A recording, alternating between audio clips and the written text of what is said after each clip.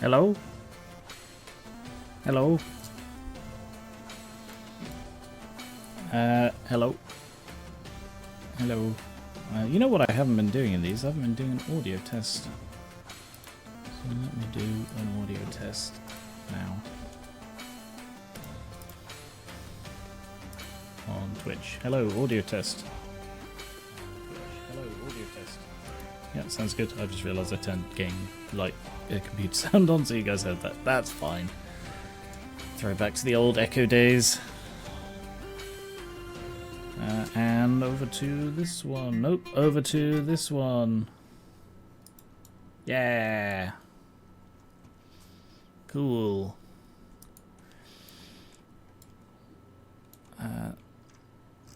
Shall we have some fog on for this one?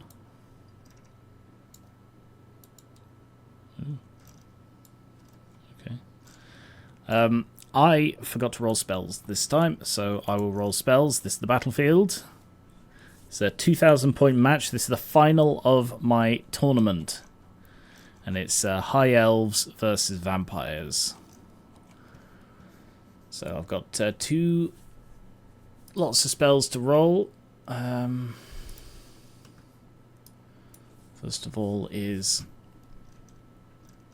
High Elves. Finding the laws of magic, light and fire. So light is the same as previous ones, and the two spells the light mage has, I'll re-roll that because it got stuck on the terrain. 2 and 4. So that's speed of light, weapon skill initiative 10, probably not necessary. And 4, net of Amintok. A hex. Passes strength test every time it moves, shoots or casts spells. Ooh. That's pretty good. Hey, Luca. Yeah, alright, I'll keep Amintok, but I will replace the other one with Shem's Burning Gaze, which is the signature spell. Net of Amintok. And that one is a 10 plus, 13 plus. So I learned something from yesterday's game. Day before, a couple of days ago. And I think I was doing vampire magic entirely wrong. So that's the law of light, law of fire.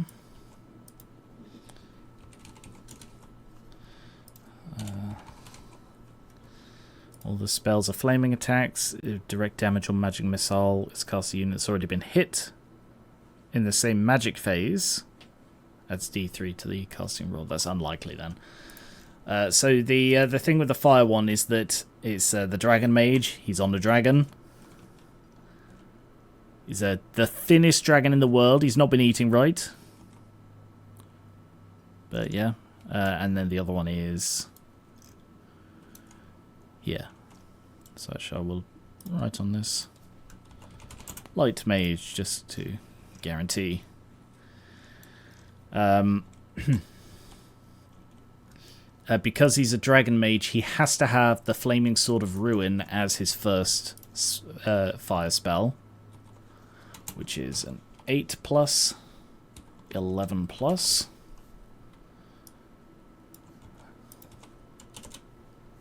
And then the second one I do roll for.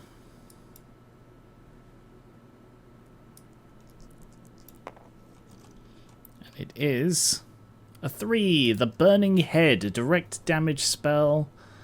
Extends in a straight line. What's the signature? Fireball. To be honest, Fireball is probably best. Because the advantage of the Burning Head is it causes panic, and that panic won't work against vampires. So I'll go with the signature Fireball. That's his second spell. And that is 5 plus, 18 plus. Wow. Okay. Now the Vampire may not have much to roll here. Let's see. Yeah, they're all level 1, so they're all just going to take Invocation of Neck.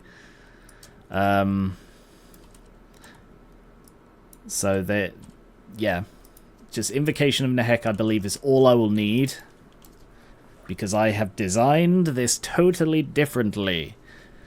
In the last one, you see, I spent a lot of magic dice struggling to cast spells because I was like throwing a lot in, hoping that the one important spell would get through, but it would, you know, they'd have a fair chance of dispelling it. Instead, I have 4 necromancers. I've got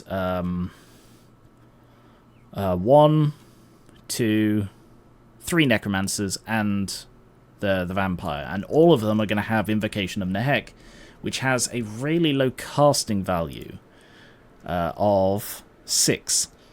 So theoretically, I can cast that on 1 or 2 dice. So if I'm casting like, press space. If I'm casting like 4 of those a magic phase, it's going to be much, much harder to get a miscast, and it's much more likely that they're going to have to burn through dispel dice to try and pick their moment to stop me. So that's the plan. Right. Next is deployment, because this is a little bit different. So this is because this is a Watchtower game. This is the Watchtower in the middle. This game can last anywhere from 4+ turns, so I think it just keeps going each turn. I think 10 is the maximum, but I'm not sure. Hey, Colonium. And it's not about victory points. Doesn't matter who gets killed and who doesn't. Whoever controls the Watchtower at the end of the game is the winner. And one of them starts off controlling it. So roll off to see who controls the Watchtower. Red for vampires. Blue for elves. So the high roll starts off controlling the Watchtower. Elves. Elves are the easy winner there. So they start off a core... Oh shit, it's a core infantry unit. I misread that. Okay, I misread that badly. Shit. I didn't... Alright. I didn't read the rules properly. Sorry, there's a hair tickling my bloody chair. One moment. Get rid of that. That's what happens when I don't read the rules, isn't it?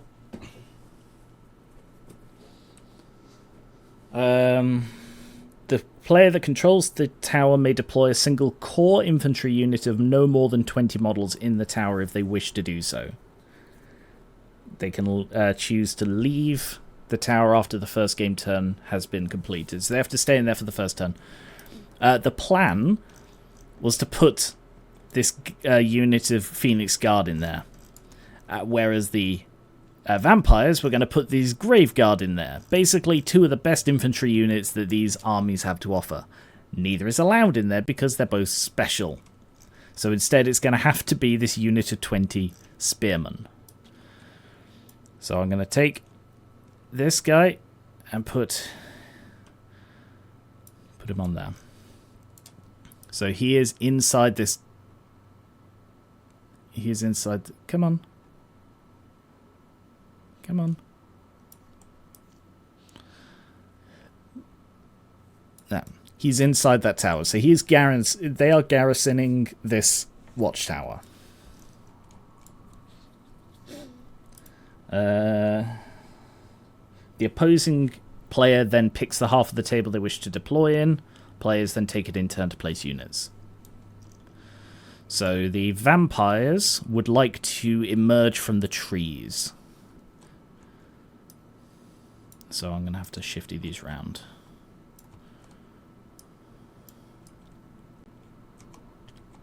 Oops. Like it was just these 2 single units then, wasn't it? I did that. Got to be careful how I move things. So I'm just going to place this there.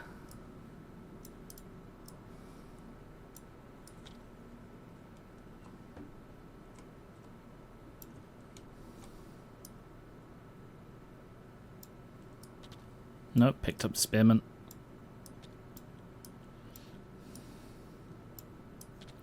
Hello. Ooh. Someone just subscribed. Thank you, Winton. Appreciate you being here. Okay. And I'll move these back over. So, of course, the vampires are, again, pretty much a horde here. Come on. Massive army. We have got... on the High Elf side, we have got the armies led by Caradrian, who is a hero.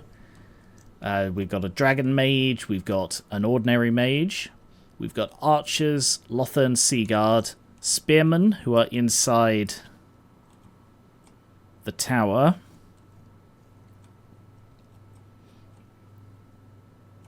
I don't know where to put these. Up here, I guess. They're inside the tower. Phoenix Guard, a Bolt Thrower, and a Phoenix. Look, it's such a pretty model, the Phoenix. Whereas the Vampire have a Vampire Lord. So I've gone for a Lord instead of just an ordinary Vampire. 3 Necromancers. Oh, these are bugged out. For some reason it just bugs out on the back corner of this particular tray. Is a bit odd. 3 Necromancers, one in the skeletons, 2 in the zombies. 30 big units of zombies and skeletons. Crypt Ghouls, which I've not used before. Grave Guard. 2 units of Hex Wraiths and a Vargulf, who is a monster. So this should be a devastating fight. So the vampires have picked their side.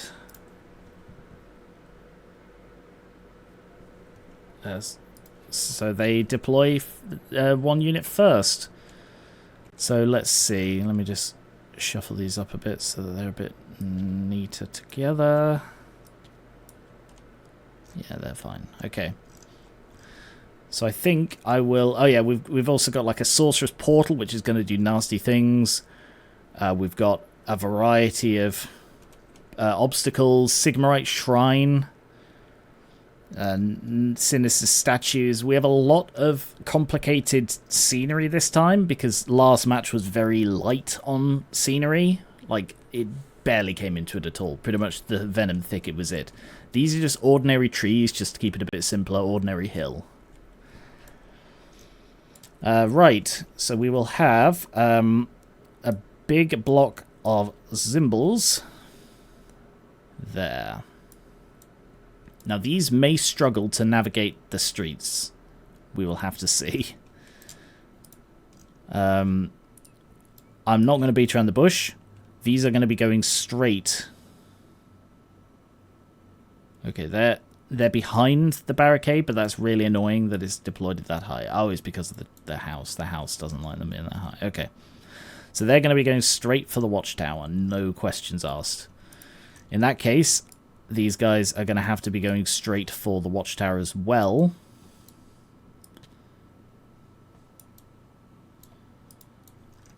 Over on this side, the archers, they're going to deploy here. To hopefully keep a watch on the surround. Skeletons... Gonna have a big block of skeletons there. Lothern Seaguard. They would be amazing to get into the tower. I'm worried about those statues. Alright, I'll have them here. Because these statues, you see, attack things that are nearby. So, they're dangerous to be near. Crypt Ghouls. And second block of zombies. God, there's just nowhere for them. They're too freaking big. There's literally... What do I do with these? They're too slow to go over there. Shit. I'm gonna have to put them here. Bolt thrower. It's going to be too dangerous to put the bolt thrower up there. Alright, I'm going to put the bolt thrower up against this barricade. Crypt ghouls. Vargulf. Yeah, alright, the Vargulf will go there. Aiming to lope around and hit them from the side. The dragon is going to go here because he can fly. Crypt ghouls. Alright, crypt ghouls I'm going to put up there. They're going to get probably smacked a bit, but they're going to be able to come in from the side here, which nothing else is in a position to. And then the phoenix is also going to go there because he's going to fly. The hex wraiths can go through terrains. They can go behind here as well. And then the last hex wraiths are going to go there because it's basically the only place I have frickin' room. Alright.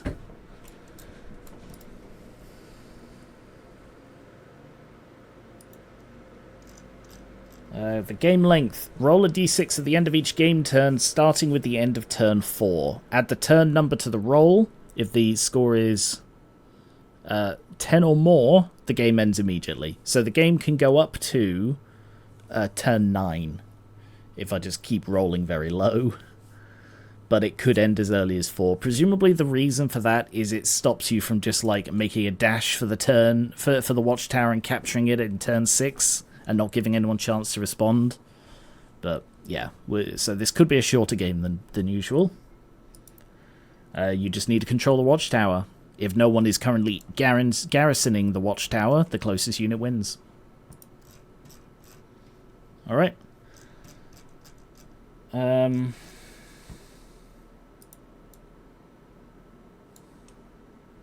It doesn't actually say who gets the first turn, so I assume it's normal rules for that. So roll off with the High Elves getting +1 because they finished deploying first. Am I right?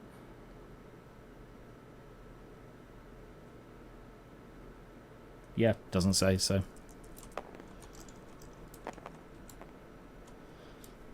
Did my headset die? No, it just turned off. Okay. High Elves get +1, so the High Elves are going first. So this could be a very destructive affair. No panic tests. Charges. No, there are no charges at this point in the game. Okay. Let me just look at buildings. A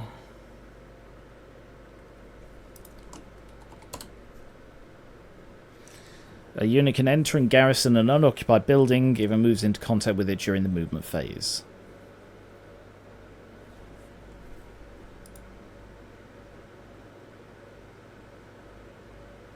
Alright.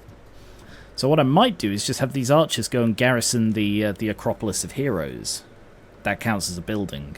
So I'm going to say that these buildings are all impassable terrain, but that one is occupiable, that one is occupiable. What does the Sorceress Portal do? When does that activate? Start of magic phase. Alright. And these things? Start of each player turn. Roll for every unit within 6 inches. Okay, nothing there. That's within... Ooh, is it? Yeah, I think it is.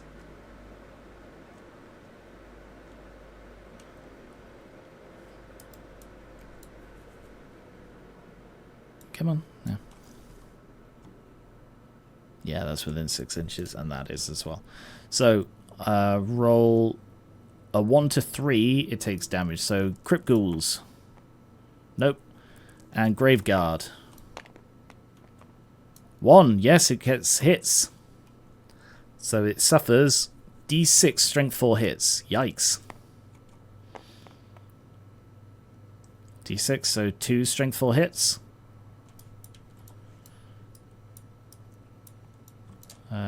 also, I need the thing to say whose turn it is. So 2 strength 4 hits. The Graveguard have a toughness of 4, so it is 4 4s to wound. 2 wounds, that's really unfortunate. They get their armor, which is 5 minus 1, so 4 plus.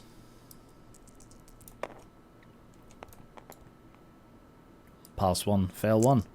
So they actually lose a Graveguard in the very beginning of the High Elf turn. No, don't move that. God, this lag is getting really... Alright, I'm going to turn off the fog, because it's barely visible, and I think it's adding to the lag. It's my biggest issue with this mod, that it lags like crap sometimes. Okay. That's those. No other terrain. Ghost Fence affects defending. Blessed Bulwark affects in contact. Alright. So, the Lothern Sea Guard, they're just going to move forward 3 inches. How fast? I think they move 5. Yeah. And then they're gonna... No, they're not. They're just gonna move... They're gonna move forward 5. These guys, how far are they from that? 6 inches. Alright, they're gonna march to garrison. So they're in the Acropolis. I'll put them up here as well. So they can shoot out of that, but not this turn because they marched. The Phoenix, I believe, flies. They can both fly 10. Sorry, there's a plane passing overhead. It's the sound of the Phoenix. It's got a lot of special rules. Yeah. Okay, I'll keep that on hand. That's a very noisy plane, isn't it? Okay. Alright.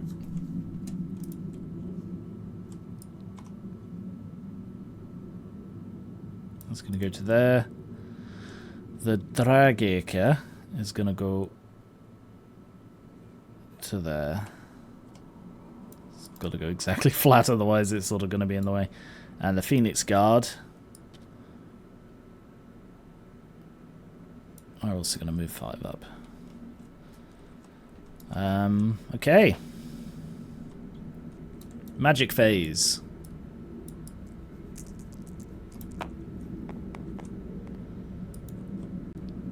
So they get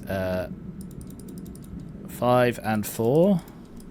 But there are a couple of things happening in the magic phase. First of all, when rolling to determine the strength of the winds of magic in the controlling player's magic phase, compare the highest d6 with the table below to determine what effects the Phoenix will have. That is a 4. The Phoenix has +1 attack. I didn't know about this. I think this is a new feature in the newer edition. So it's got +1 attack. Cool.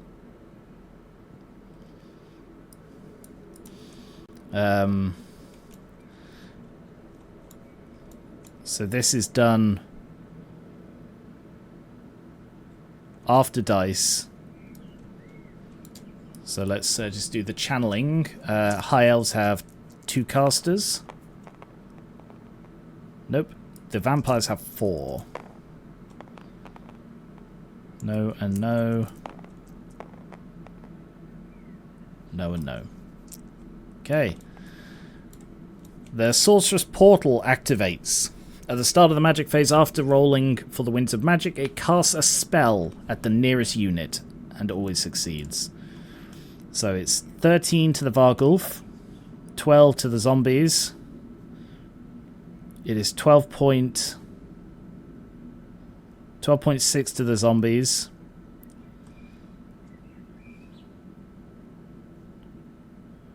Yeah. They are actually the closest. The Lothern Seaguard are the closest. It goes through all terrain as well, so... Yeah, it's casting into the Lothern. Wow, I didn't expect that. Guess that was a risk of marching forward. So I roll 2d6 to determine the spell that it casts.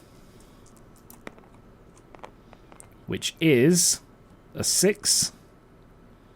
Meaning it casts Wissen's Wild Form from the Lore of Beasts. Let me just pull that up.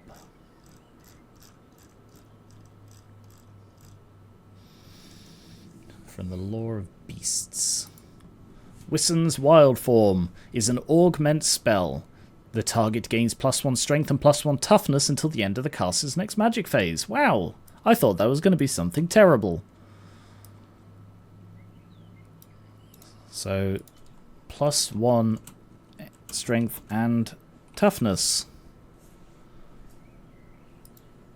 Until the caster's next magic phase. Huh. Alright. So, what spells are these guys casting? So there's the light mage in there, and then there's the fire mage there. Fireball has a range of 24. I think he's going to shoot a fireball straight away at the Hex Wraiths.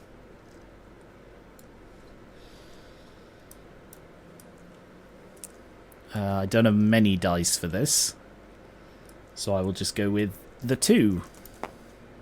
And needs an 8+. Sorry, a 5+. Oh, come on! The very first spell of the game cast by a person, and it's Irresistible Force. Yikes. God, the dragon might just disappear into a bloody cloud of smoke. D6, strength 4 hits.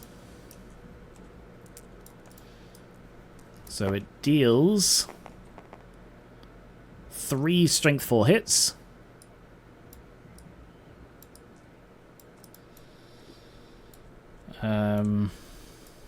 Oh, hang on. No, I can't dispel it. Never mind.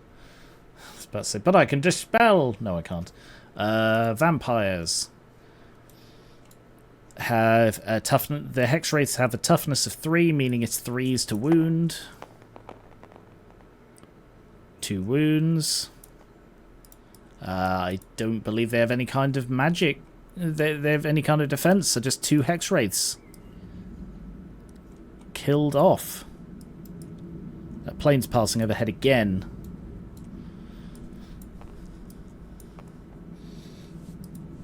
And now it's time to find out what happens to the wizard. Remember, higher is better here. 7. Detonation. Models in contact with the wizard, but not the wizard. Does that count the dragon?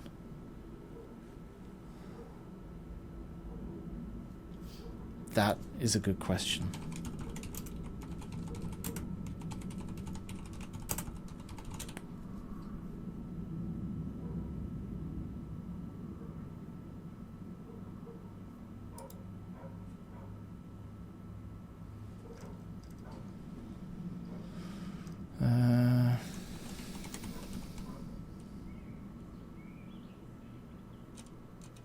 No, that's it. Does detonation hit the mount? I mean, it rules as written, no. Models in contact with the wizard. But technically the dragon is considered separate in a lot of ways. So technically there are no models in contact with the wizard, but there is also the dragon. I'll roll for it, because I'm really not sure. 1, 2, 3, the dragon gets hit. 4, 5, 6, the dragon does not. So dragon's fine.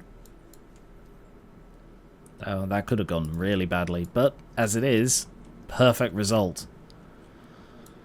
Alright, so that was 2 of those. Flaming Sword of Ruin.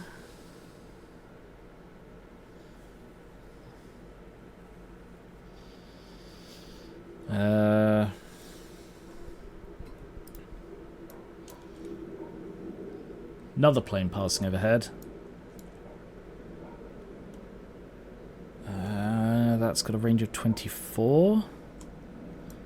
Alright, the light mage is going to cast Net of Amantok on 3 dice. Because that's all he's got. At the skeletons, so I need 10 plus. Ooh. Yeah, 10 plus.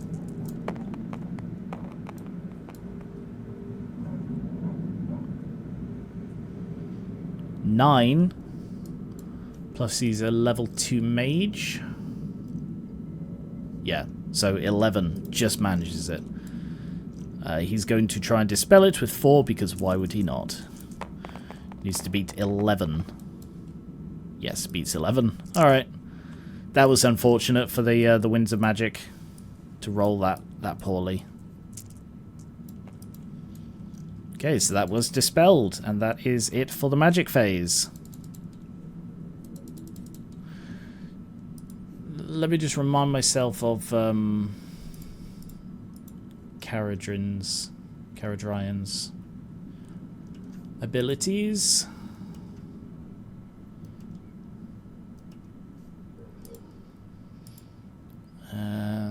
+1 strength, flaming attacks, multiple wounds. If he's killed, has a ward save. Okay, nothing massively special, but he's still not a bad guy. He's not a bad guy. They can't shoot. Oh, I'll go one side to the other. Alright, the bolt thrower is going to open up at... Actually, they might be out of range. I think it's range of 30. It's a range of 48. Easily in range. Alright, so going to open up on those with the repeater, so 6 shots.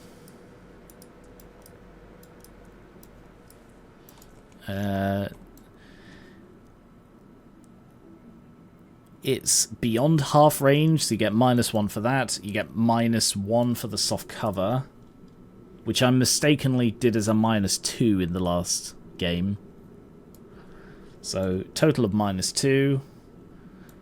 They normally need 3s, so they need 5s.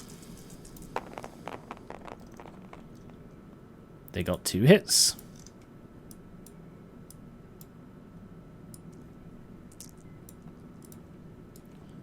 Am I short of dice? 1, 2, 3, 4, 5, 6, 7, 8, 9. I am. I'm short of blue dice. 10. 2 hits. Strength 4. Armor piercing. Against zombies. So 3 plus to wound. No armor saves because they're zombies. Yep. 2 zombies have zimbled their last.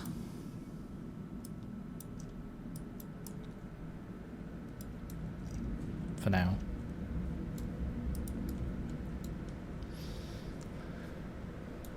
Next, the Lothern. They might be able to shoot. They're going to be at a disadvantage. 24 inches. Yeah, they're at a big disadvantage. So they've moved, so that's -1. They're shooting into light cover, that's -2.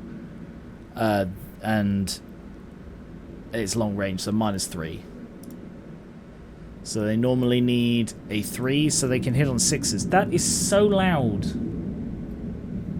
I'm very sorry about that.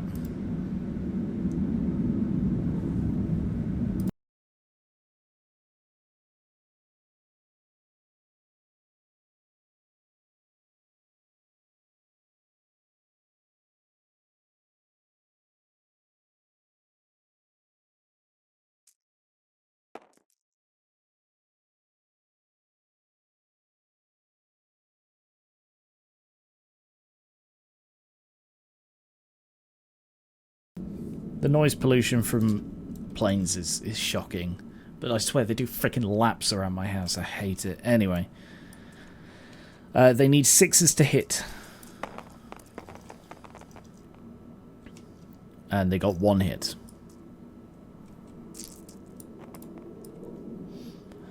They need 4s to wound, or a 4 to wound. Yep. Wounded, and it's a zomble, so... Stupidly loud.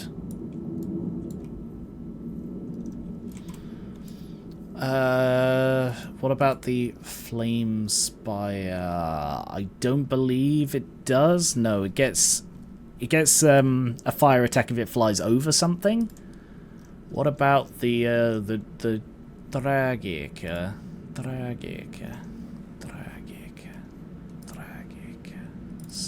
So he's on a Sun Dragon, which has Fiery Breath.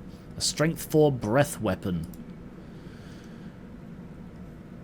Right, so compared to the Bernie flamethrower from a previous thing, this does actually just have this. It doesn't like project forward.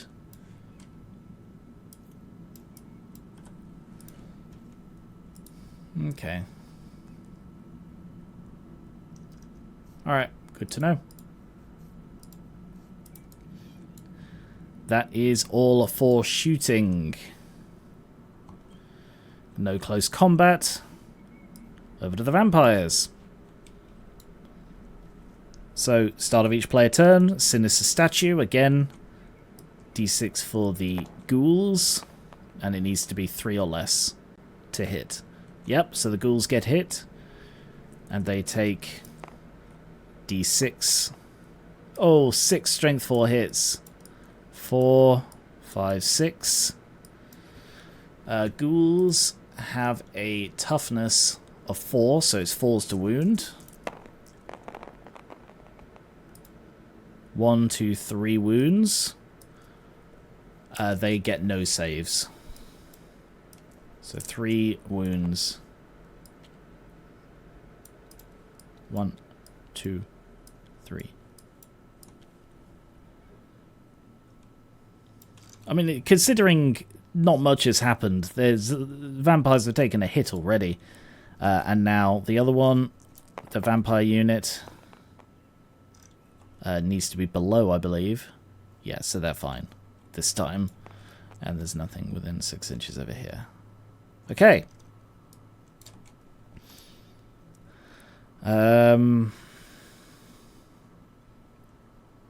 Oop, come on. Yep.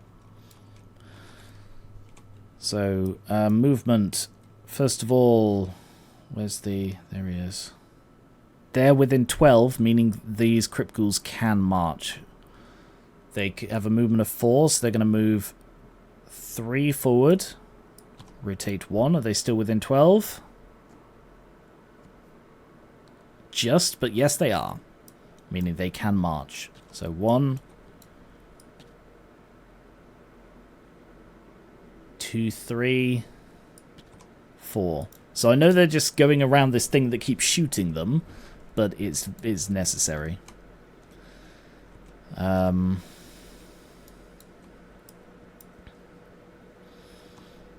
Let's see.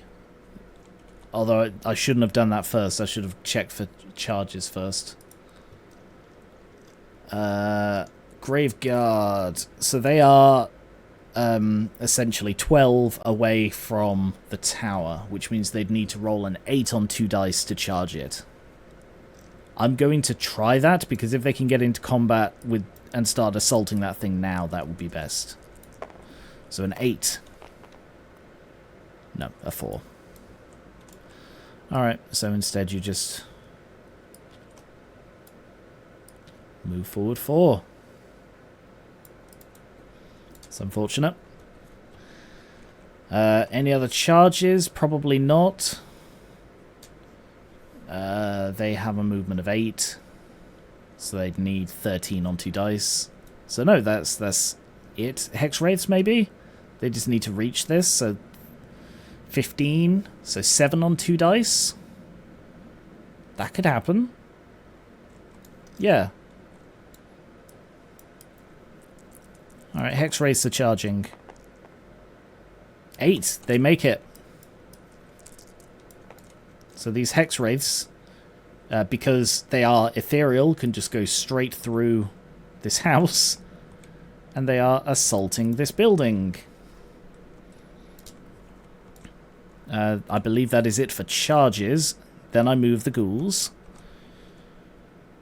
Then the skeletoons are going to move 4 forward. The Zimbles are going to move 4 forward. I'm going to really struggle to fit these through the gaps, aren't I? The Vargulf moves 8. So I'm going to move it up to... I'm suddenly really worried about getting the Vargulf going behind this thing. I'm going to have to commit. I'm just going to have to go for it. That would be really stupid, though. This thing is nasty. Like, if it gets the Fireball or Soul Blight, Plague of Rust, 3 of the options are bad. Then again, it's probably about a 50-50 whether it's good or bad. So I'm just gonna go for it. I'm just gonna have him go 8 down there, and he is vampiric, meaning he can march even without being near the general. So I'm gonna move him up to there. So he's actually out of sight as he's creeping round, and he's going to flank the bolt thrower. The zombies here will also move 4 forward, leaving just the Hex Wraiths.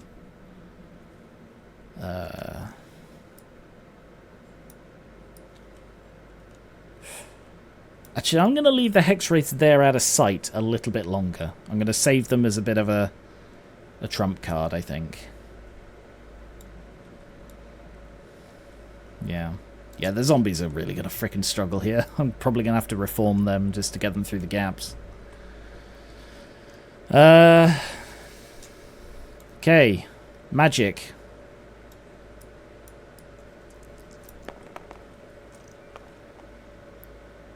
$10.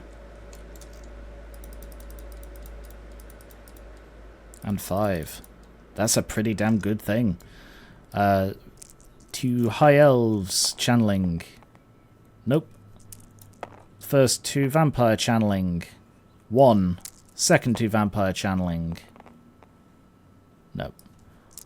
But they increase it up to 11. Next is the Sorcerer's Portal. So this says until the start of the next thing, and it has effect until the caster's next magic phase, so I'm going to count it as this. I'm going to have it as it's just a 1 turn on your own turn jobby. So the Sorcerer's Portal is obviously targeting the Vargulf, which is right next to it. Pick up 2 dice, please, and roll them. 3. Oh, that's Soul Blight. Well, buggery. That's not good, is it? From the Law of Death. Target has -1 strength and -1 toughness. Okay, that could have been worse. Because he's not going to be in combat until the start of the next thing. So I'll still give him... this. -1 strength and toughness. Okay. Yeah, that could have been much worse. So time to cast some Invocations of Nehek.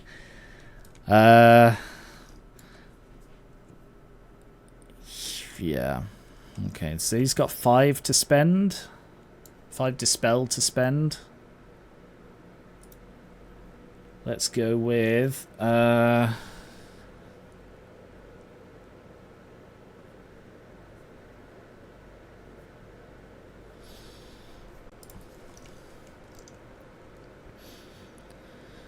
so it's also worth mentioning, this Necromancer he's called Necromancer Master because he has Master of the Dead. So in the same way that zombies, you can regen more than there are actually starting models, so you can make the units bigger than they started. The Master of the Dead lets him do that for skeletons as well. So that's why I've got him in the skeletons and them in zombies, because all three of them, casting Invocation of Nehek, can make their units bigger than they started, which is really cool. So let's go with this guy here. He's just going to cast Invocation of Nehek at the basic one. Sadly, that one's out of range, but it will affect his unit in the skeletons. So I'm going to use 2 dice to cast Invocation of Nehek. And I need 6+. That's unfortunate. Okay, that failed. That's 2 dice. Next is going to be the... this one here is going to cast it again on 2 dice. Now let's go with 3 dice. 6+.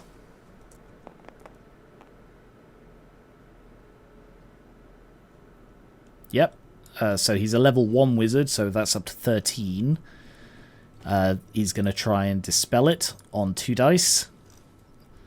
So he's got to roll very well here to do this. Nope, not enough.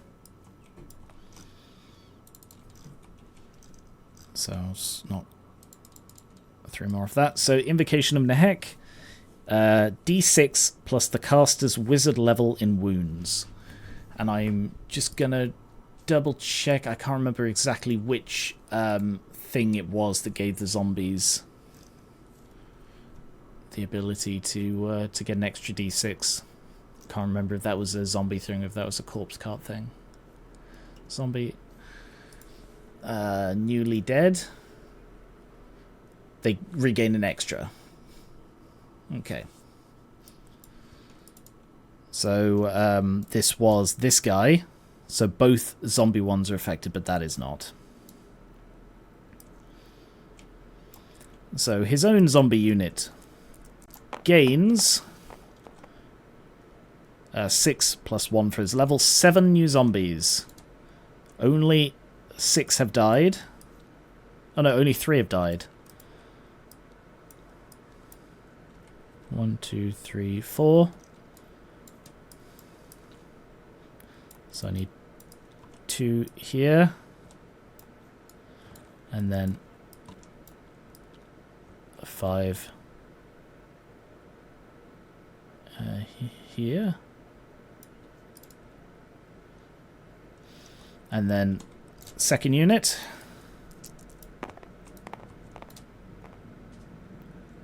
A 7 as well. 1, 2, 3, 4, 5, 6, 7. So there's space for 4 on one side. And 3 on the other. So this is a nasty, nasty ability. And the fact that I've sort of stumbled on this ability to overlap them, fill up with... Because necromancers are really cheap. They're only like 65 points each. An extra 20 for the one you can give the Master of the Dead to. So yeah, you can use these to spam this and make these unkillable bullet sponge units. So all of the shooting both of these did was completely eclipsed by their recovery. So that's pretty damn cool. Last is the vampire count, who I'm going to upcast Invocation of Nehek. Because where is he? He's there. There within 12. I don't think I've lost any skeletons, have I? No, I haven't. So yeah, it's just those two. So I'm going to upcast it with 4 dice. So I need 12 plus on 4 dice. Yep. He's also a level 1, so 15. And he's got 3 dice to try and dispel this, because he knew something like this was coming. Oh, that's poor. Nope, failed that. So I think this is where I was going wrong with the vampire counts last time. It's not about casting one very powerful invocation. It's about casting numerous tiny ones. because each of them does d6. So basically diminishing returns on the more powerful castings. So both of these regain d6 models. So they can't go above their starting, so the one Graveguard I've lost is just recovered. And they are infantry, so this plus 1, 3. They gain 3, which is all of their lost ones.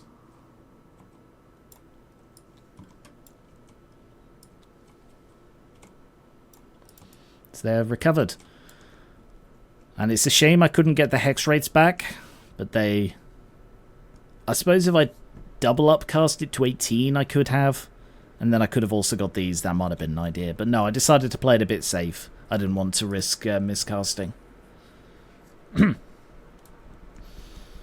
So, next, that's, I believe, all the magic. Shooting, there is none. I don't even have Terrorgeist this time to do his Death Shriek. So the only combat we have is the Hex Wraiths assaulting this building. So let me just pull up the rules for assaulting a building.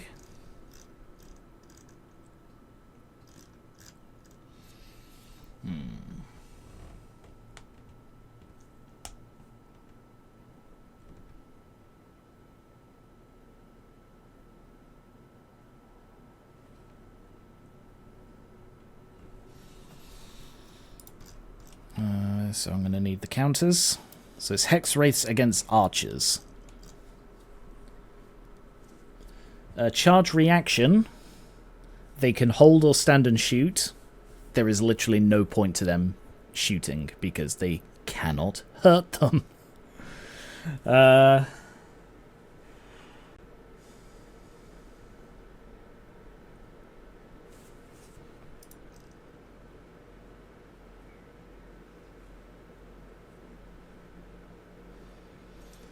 Both players choose 10 models. It's only a 10 model unit, and that's only a 3 model unit.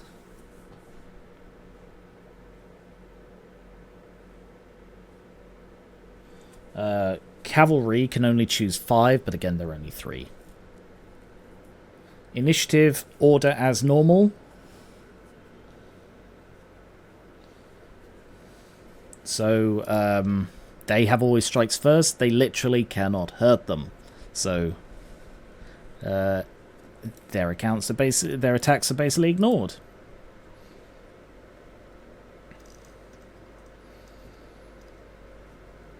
I don't believe they have a champion either. No, they don't.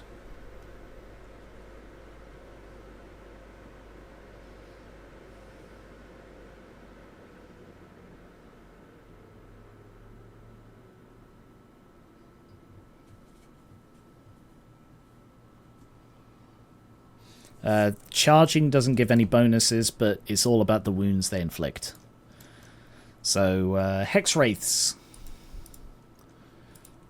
They will now strike... actually, their horses strike first, so they've got 3 horses. And I'm just going to get another dice down here, because I'm going to need that shortly. So I'm going to move all these down here. More convenient than having to go all the way to the top of the bloody thing to find them. Okay. So the horses have a weapon skill of 2 versus archers with a weapon skill of 4. So I believe that's a 5+. 1 hit. No armor saves are allowed because they're spectral horses.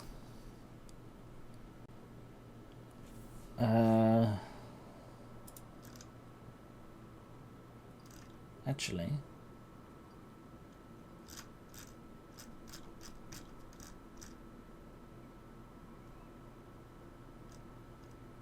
do they have to roll for terror?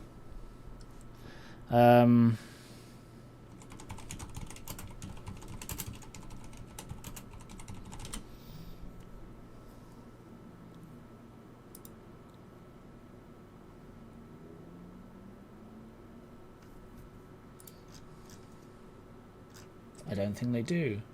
It cannot choose to flee. Even a failed They do have to roll for terror, and it counts as a fear check. So they have a leadership of 8. So terror check. They pass.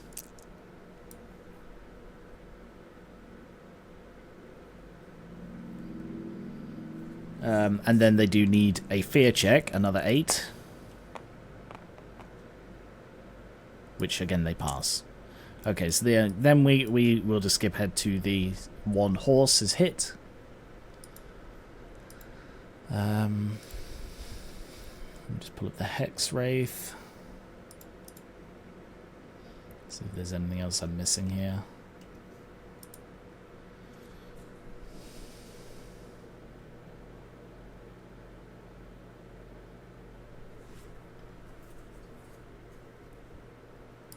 No. No.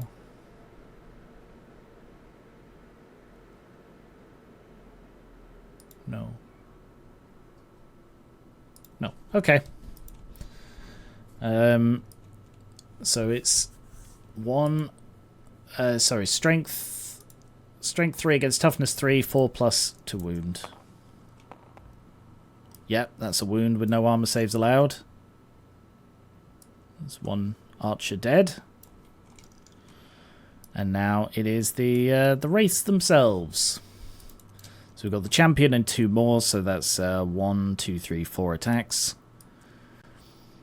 They are at weapon skill 3, so they need 4s to hit. 2 hits. It's amazing that archers have weapon skill 4. That's crazy. It just shows how good elves are.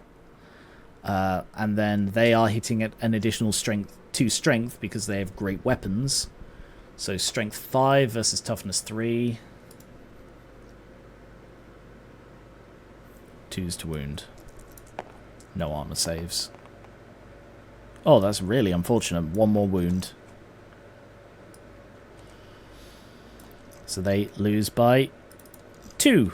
They don't have neither side has a standard, although that I don't think that matters in a garrison fight. So now they take a leadership on 6, which they fail. So what happens when they flee? If the attacker wins, they must take a break test. Oh, they're always considered steadfast.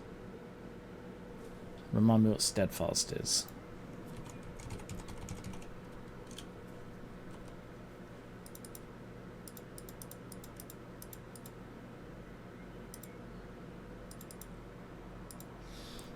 Also, they're in the Acropolis. So,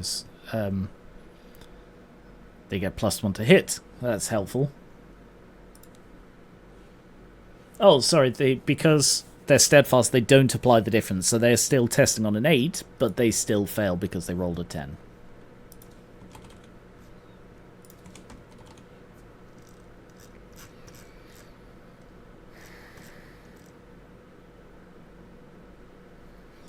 So they have to be placed outside the building, and then makes his flee as normal.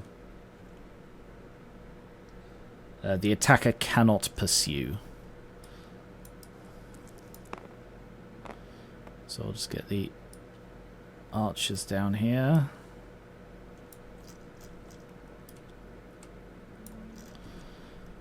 And they flee 7 inches. Now this is going to be very difficult to place because they're supposed to be placed opposite. Aren't going to say there. So it's 7 inches. So they get placed there and they flee 7 inches. And these are fleeing. Not bad for the first round. Already taking out one of the units. So they can't occupy it because they're cavalry, so they move an inch back. And end of the turn. Turn 2. Back over to the High Elves. Start of the player turn. Everybody within 6 inches. So, Crypt Ghouls. Nope, they're fine. Graveguard. They're not fine. They take 4 strength 4 hits. They need to get away from these bloody statues. Falls to wound. Only the 1 wound.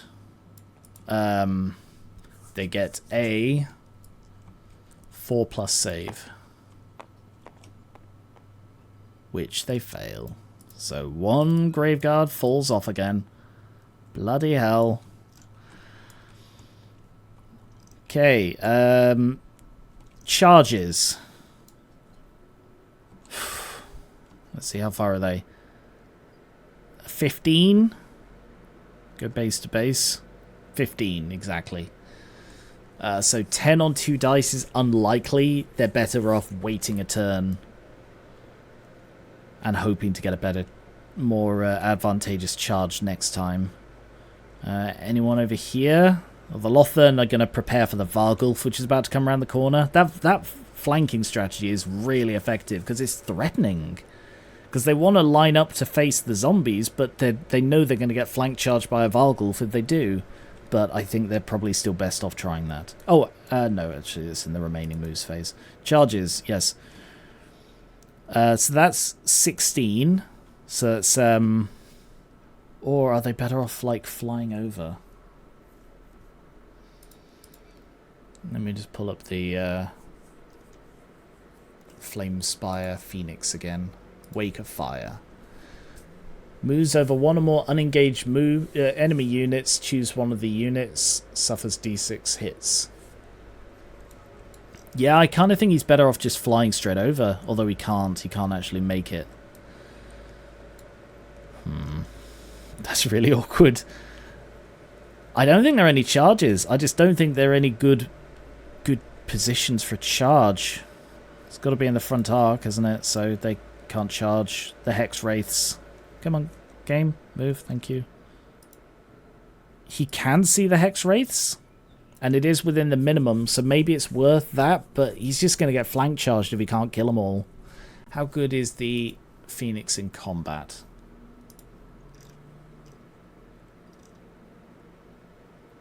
It has flaming attacks, but are they magical attacks? I don't know that they are. Yes, its close combat attacks are magical. So, that's probably the best bet to take out the weakened Hex Wraiths before they can get healed up. So he's going to charge. He's also got the +1 attack. He's going to charge into their flank. So I'm just going to shifty them all over 1.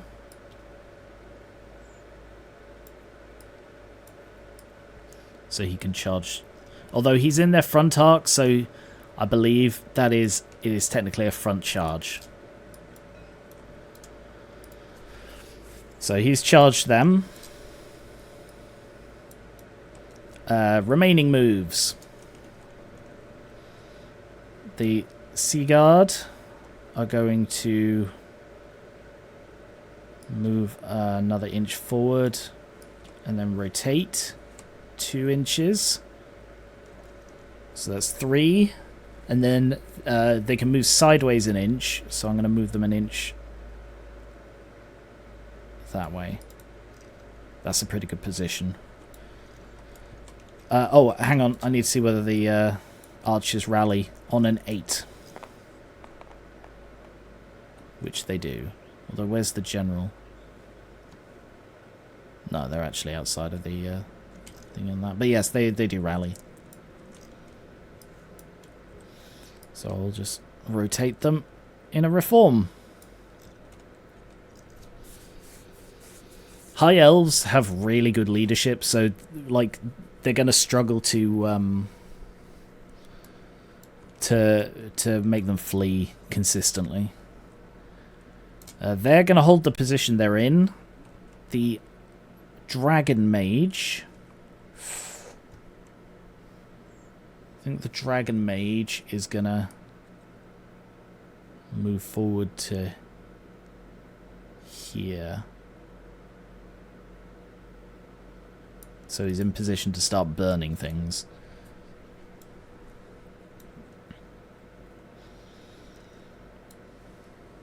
Yeah, I think that's all the movement. Magic phase.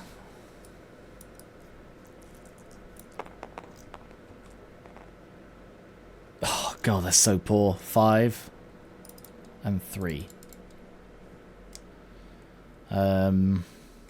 So channeling the 2 high elves. Yep, channeled 1.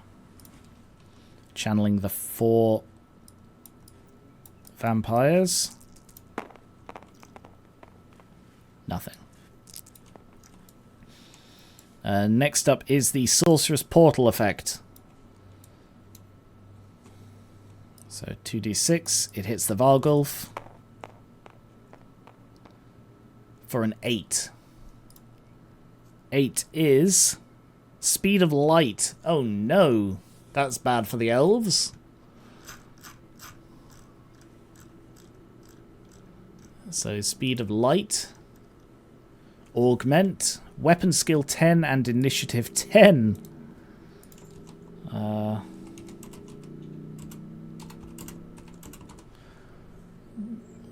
Until the start of the next phase. Wow. That's going to be nasty if he gets into combat, which he's unlikely to. He's not going to be able to charge.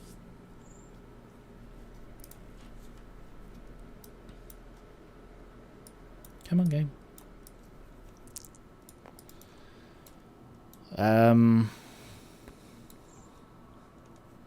Okay, magic then.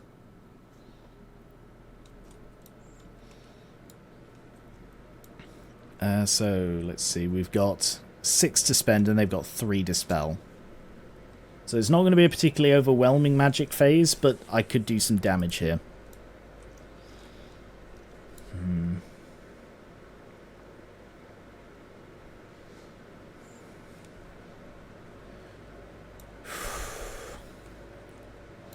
I'm thinking Fireball does... I think it actually needs to be in the front arc.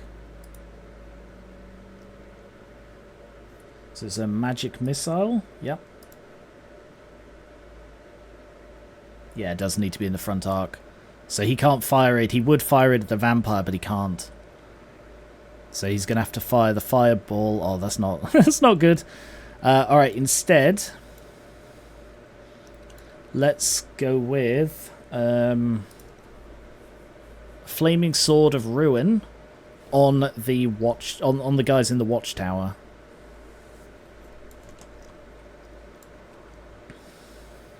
That's a pretty good one. Yeah.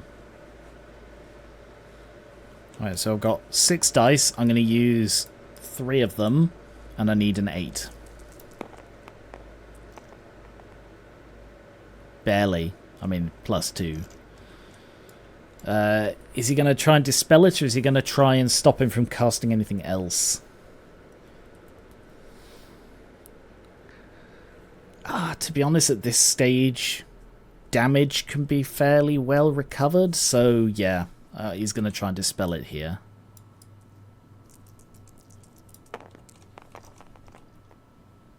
Which he succeeds. With a 17 against a 10. So that's all his dispel dice gone. Leaving him now free to use 3 more dice on a different spell from the Light Mage. So he's probably going to cast Shem's Burning Gaze or the Net of Amantok. Which is he going to go for? Yeah, let's go with the Net of Amantok. If we can lock down this unit so that it can't move, that'll be hilarious. Because it's a bit of a log jam over here. So yeah, Net of Amantok on a 10. Oh, Irresistible Force. That's not good. Alright, so that gets a... one of these.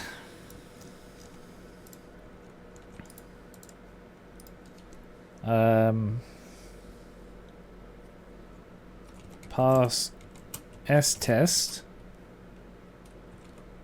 to move or cast because I can't shoot.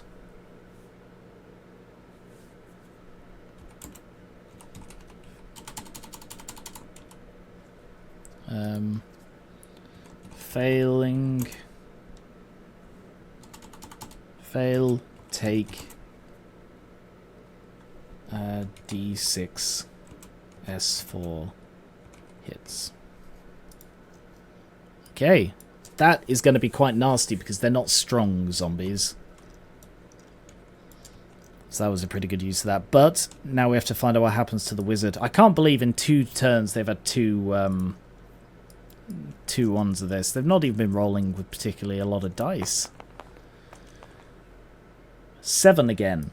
Another detonation. I mean, this one's much worse because it's surrounded by things. So, models in contact.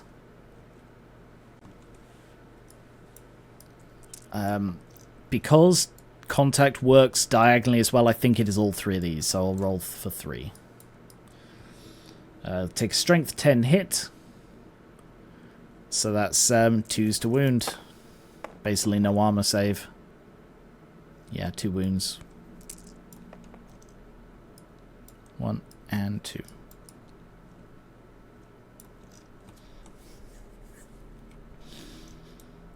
Okay.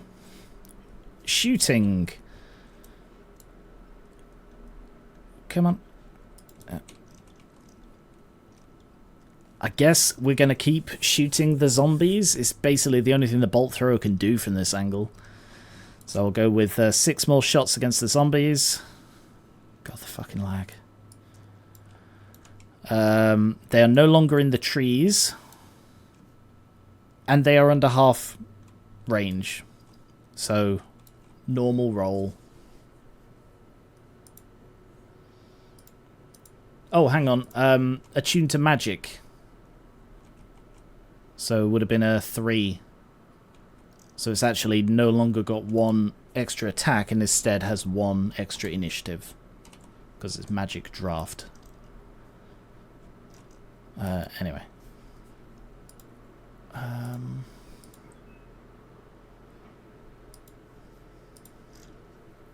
So they are hitting on 3s.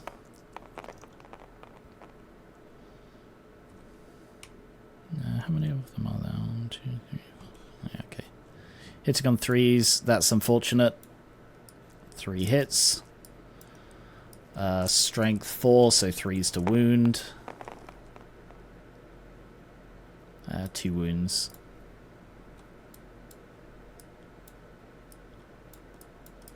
Still a larger unit than when the battle began. Next is the Lothern. Again, they have moved, but they are also just going to contribute to shooting this. So it's 24 inch, so they are still over half.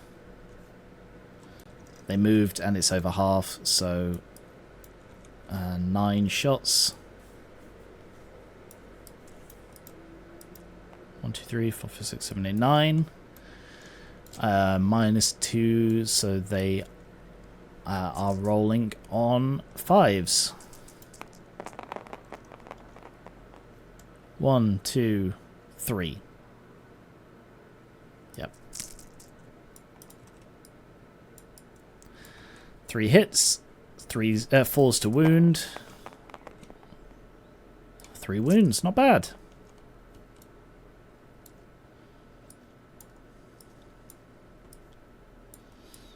Has very little effect here, but not bad, you know. And then the dragon breath weapon. So, dragon mage, sun dragon has a fiery breath, strength 4 breath weapon with the flaming attack special rule.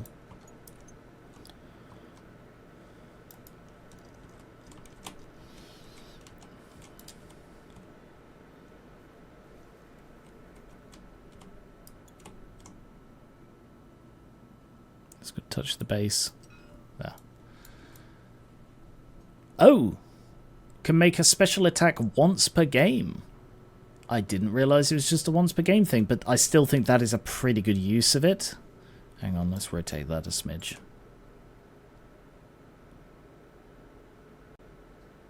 Like so. Can be used even if they marched or reformed. Place the flame template so that it lies entirely within the front arc with the now end touching the creature's mouth. I think so.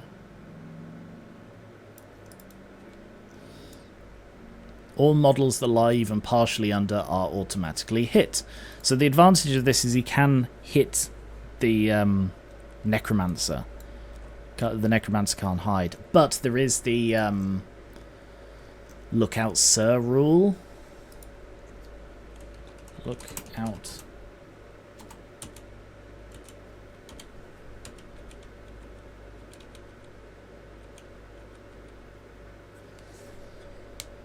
If a champion is hit by a template, there is a good chance a comrade will shout a warning or physically push them out the way. Roll a d6.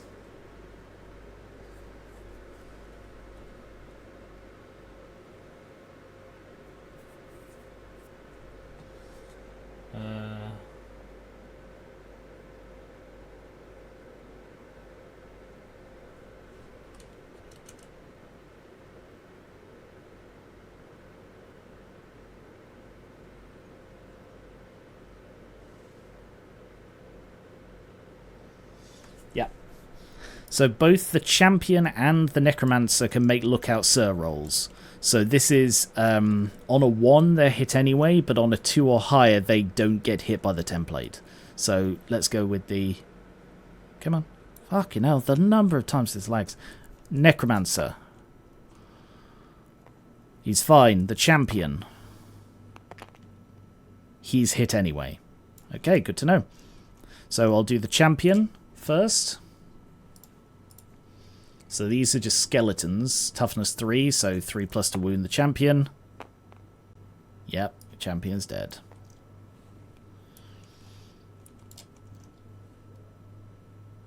Can I grab the champion out from under there? No, I can't. Okay, so 1, 2, 3, 4, 5, 6, 7, 8, 9.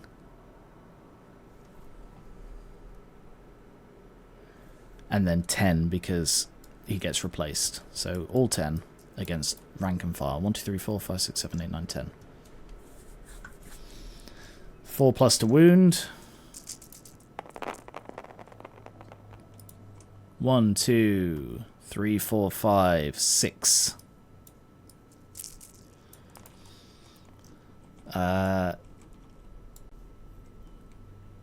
They don't get a parry save, but they do get a... Do they get a ward save? No, that's the parry save, Garen. But they get armor. So they get a 6, 5, strength 4, so a 6. So the champion... I forgot he gets one as well. On a 6. Nope. And then 10.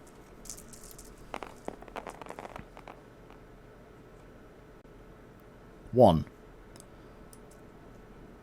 I can't remember how many actually I should have rolled there. Sorry. I don't think all of them... Gotta pay attention.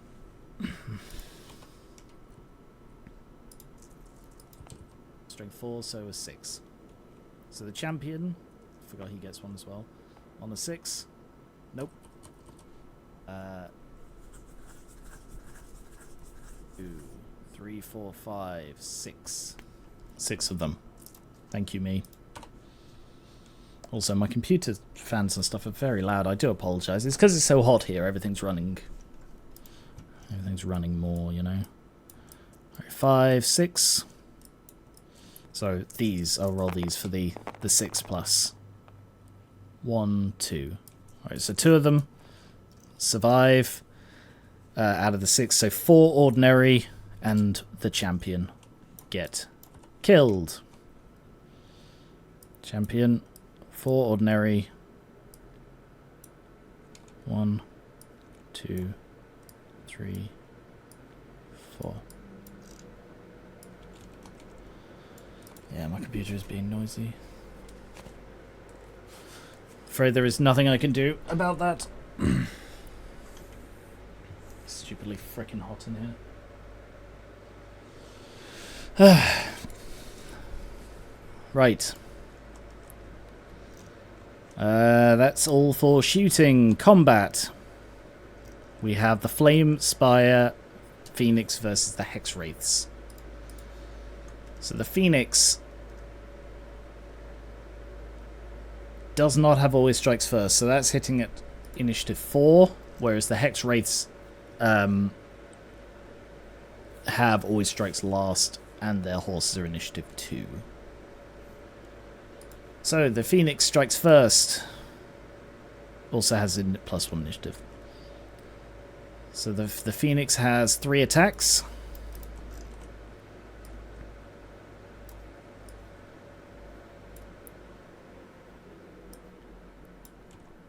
See if there's anything I can close that could speed this up a bit. I don't think there is. It's just too hot. So that gets 1 for charging. 3 attacks. They're flaming and magical. I think the Phoenix can actually kill them all off, you know. Weapon skill 5 versus 3. 3 is to hit. 3 hits.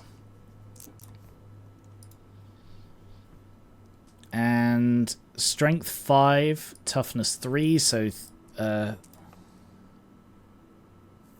to wound.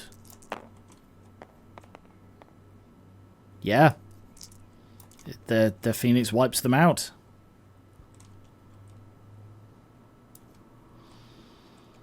And then it will take a leadership test to reform.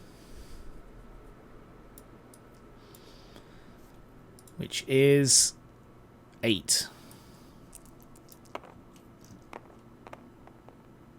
Which it passes. Okay.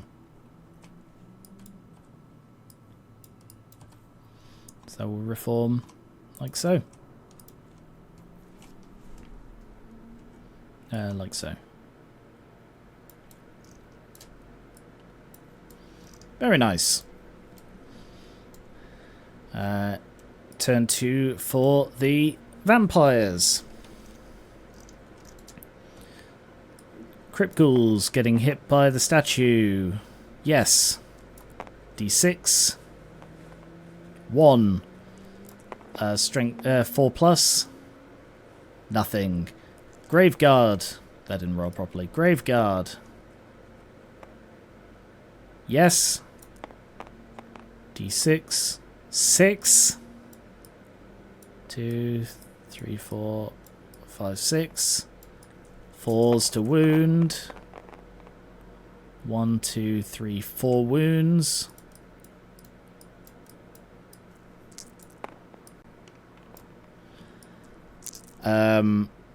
They get a 4+ armor. 5+ armor. Wow, 3 saves. That could have been a lot worse.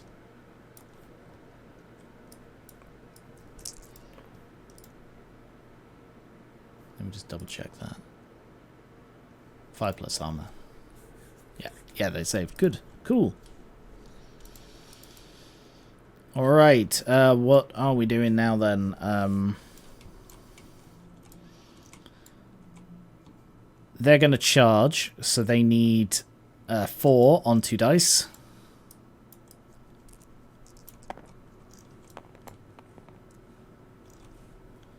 Which they've succeeded, so they charge. They're now assaulting the building. Any other charges? Skeletons against a dragon.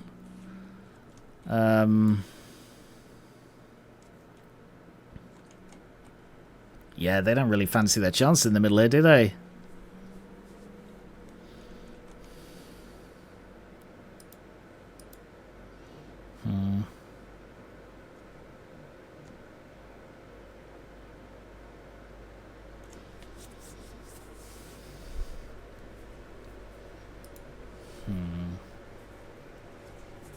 They could charge either.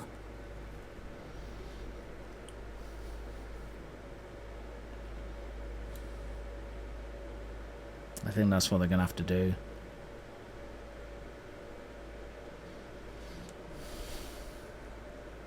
It's a very threatening dragon.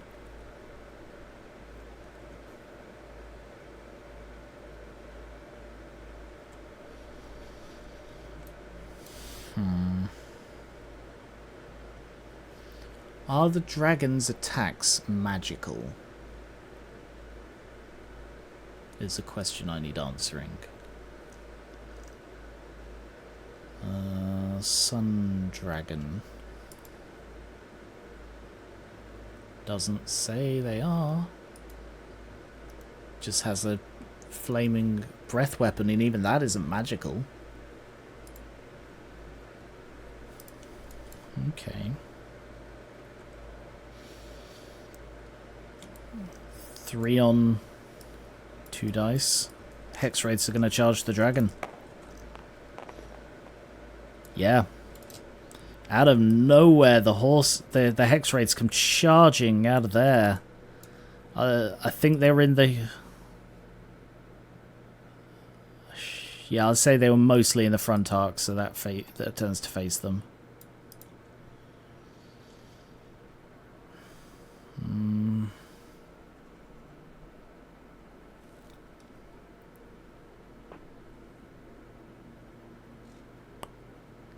Yeah, the skeletons are sort of in the wrong place here. Alright, I'll charge the Phoenix with the skeletons. 4+. Yeah. But I think the Phoenix will actually take a flee reaction.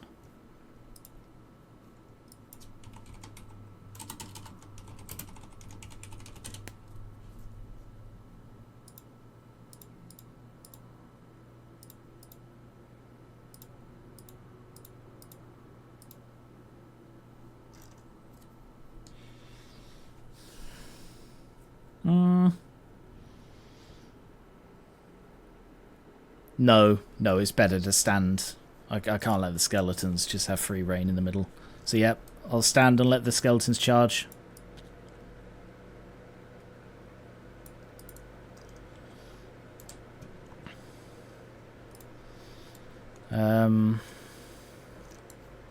So we've got a whole load of combats right in the middle of all of this.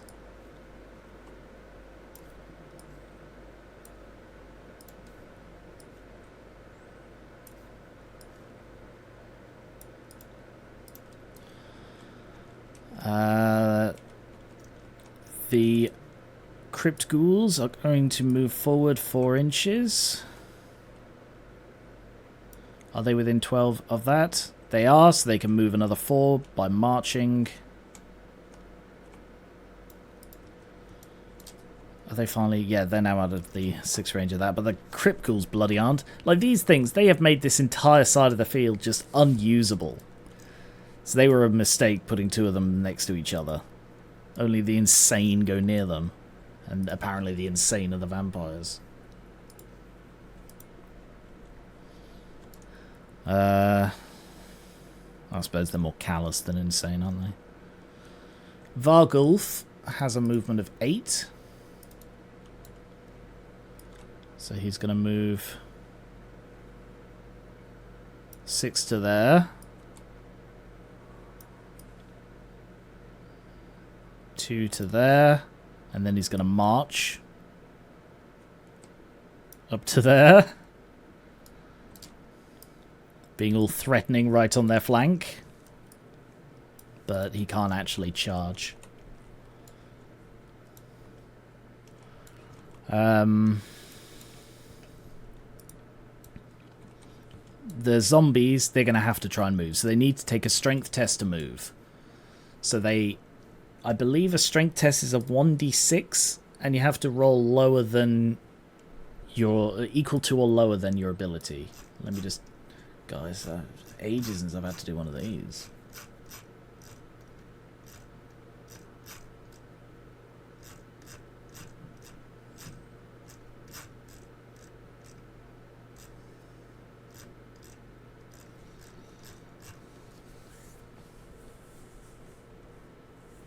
Equal to or lower. So they have a strength of 3, so I need to roll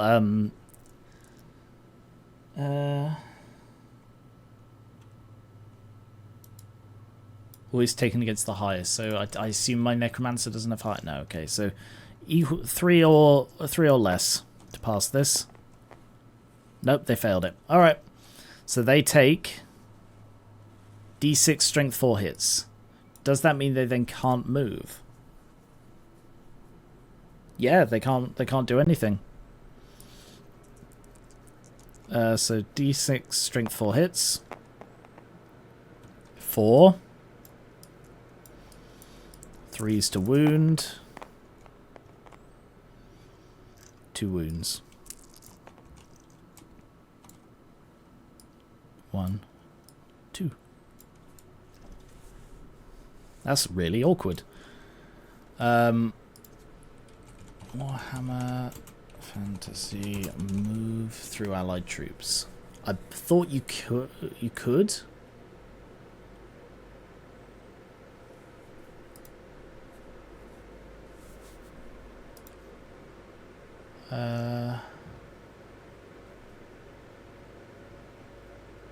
But I don't know that you actually can.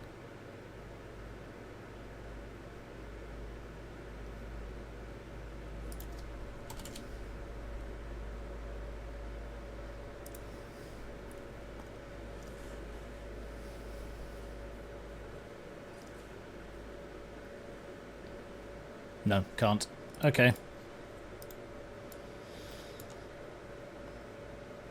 In that case, what I'm going to do with these guys is I'm gonna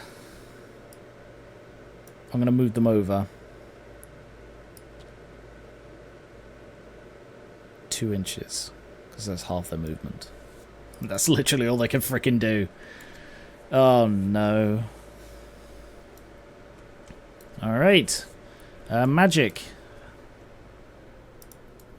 phase.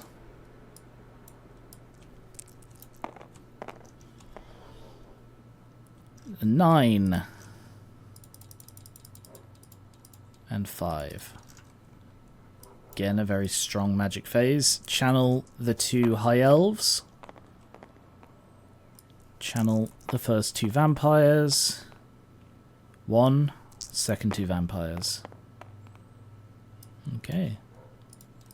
10 and 5. Next is the Sorceress Portal. 11, 9. So the zombies get hit by a 6.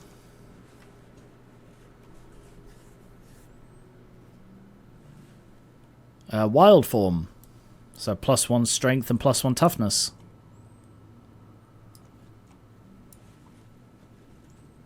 Oh shit. That's so annoying.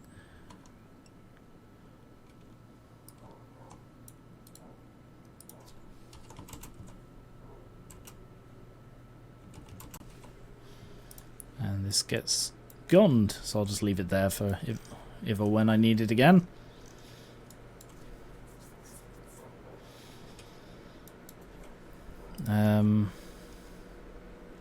That'll actually really help with the strength test that they're going to have to do when he tries to cast a spell. Interesting.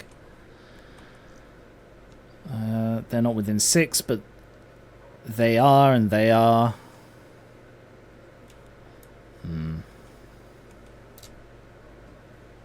They're not within 6. Neither are they. Okay. So we've got 10 to spend.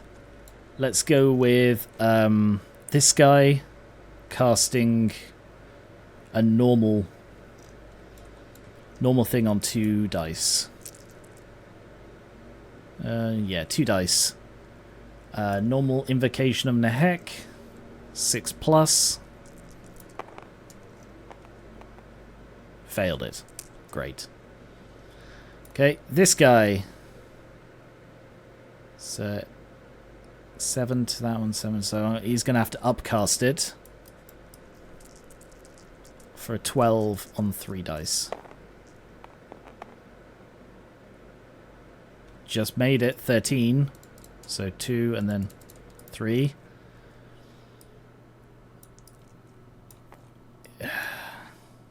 $13.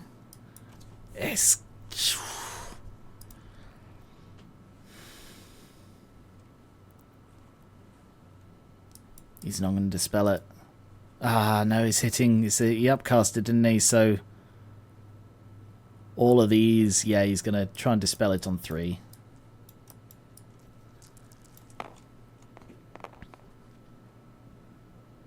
No, failed it. What did I give thingies? Thought I gave him something. No, I didn't. I gave him a shield. Okay. So yeah, he casts Invocation of Nehek. So zombies, within 12. So the lower zombies gain 2d6 plus 1. Hey Nathan, it's going. It's certainly going. 9, so they gain 9 more zombies. 1, 2. The lag is intense and the heat is intense. 3, 4, 5, 6, 7, 8, 9.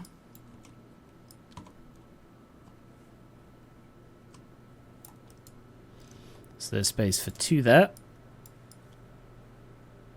Which it can't go in because of the bloody 2 there, and then 7 more. Just tuck that back in there. His own one gains 2d6 plus 1. Oh, 11. 11 more Zimbles. They Zimble and Zomble, but they'll never stay down. I'm actually going to get a copy of that. So I copied the dice for some reason. So 11 more zombies. 1, 2, 3, 4, 5, 6, 7, 8, 9, 10, 11. So 2... Oops. Come on. Come on, game. Bloody catch up. It's really struggling. 2 there. And then the rest of these go onto a new row. That zombie unit's so big. Look at them all. Look at them all. Yeah. And also these skeletons.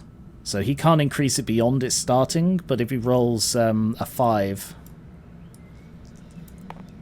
or a 4, I guess, 3. So he gains 4 back, starting with the champion, and all but 1. So the champion comes back, and then these ones do as well.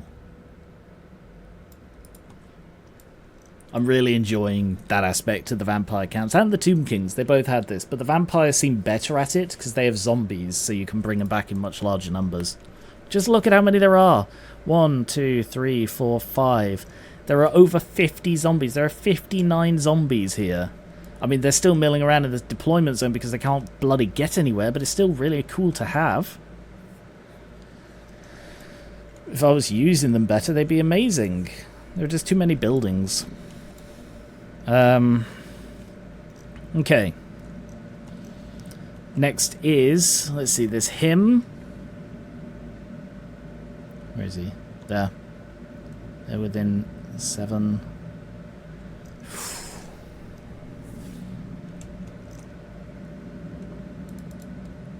I think that was trying to dispel it on 3.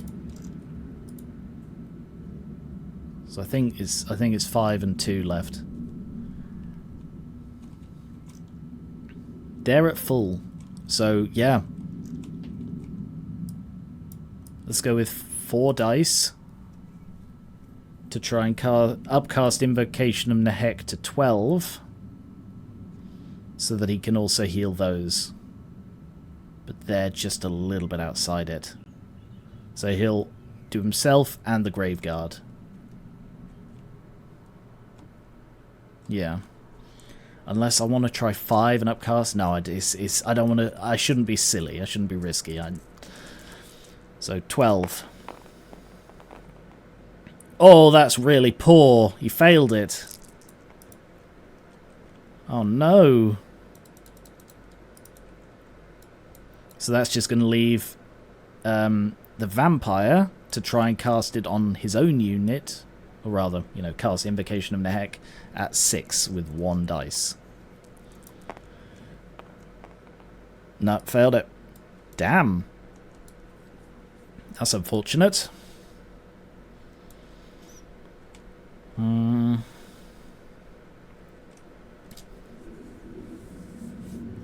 Shooting. There is no shooting. Combat. There's another plane passing overhead. Apologies.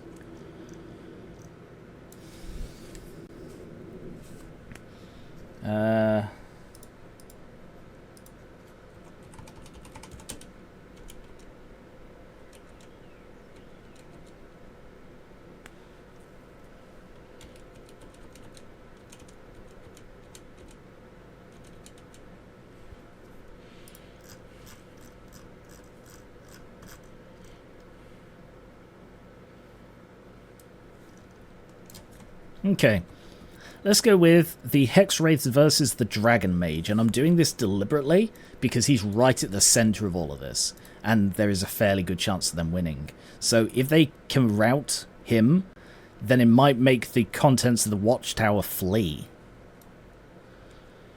without having to fight them.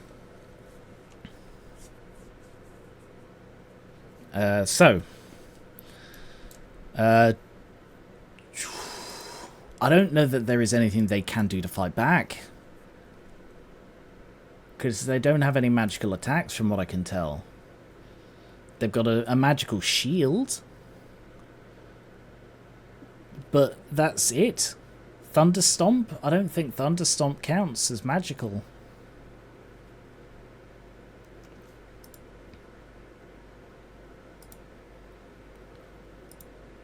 Yeah, it's just a normal stomp. There is nothing the dragon can do. Like, the mage can shoot magic, but the dragon himself and the mage in physical combat, there is nothing they can do to hurt the Hex Wraiths.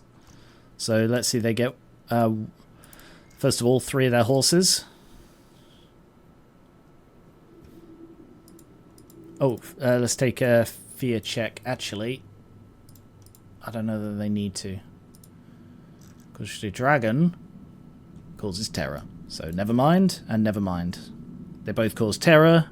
It's cancelled out. So he doesn't need to take a fear check. I will just double check that last bit, actually.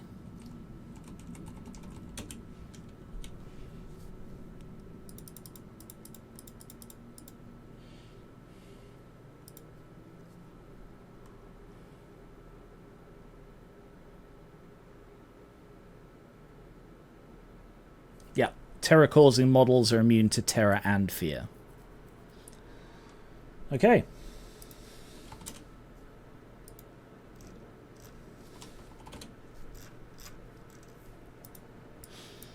So 3 horses. They are going to go for the mage, because frankly the mage is more dangerous than the dragon, which is weird, but it's just to the Hex Wraiths, the mage is more dangerous. Is that how it works with ridden monsters? Planes passing overhead.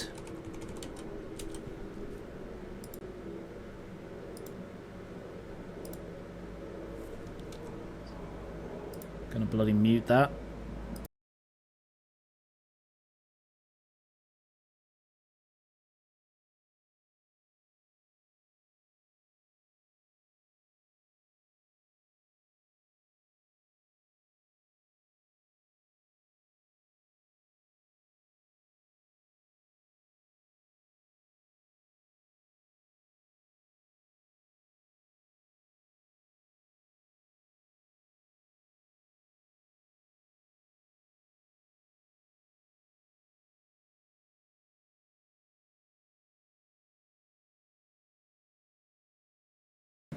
Okay.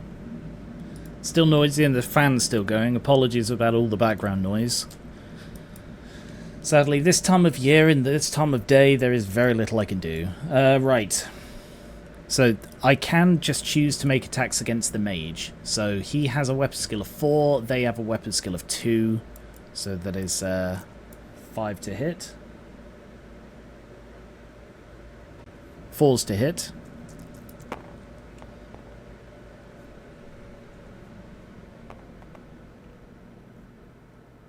Two hits.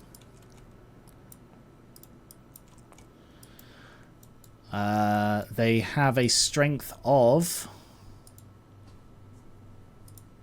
3 against his toughness of 3. So this is 4's to wound. 1 wound. And he does get a ward save, because he is carrying the Shield of the Merworm, which would give him an armor save, but also gives him a parry save of 4. 4 plus. Oh, that stopped. So I'm going to re-roll that. No, he failed it that time. Alright, because he passed it that time and it stopped, and then that one, I'll... Best of 3. Failed it, so he takes a wound.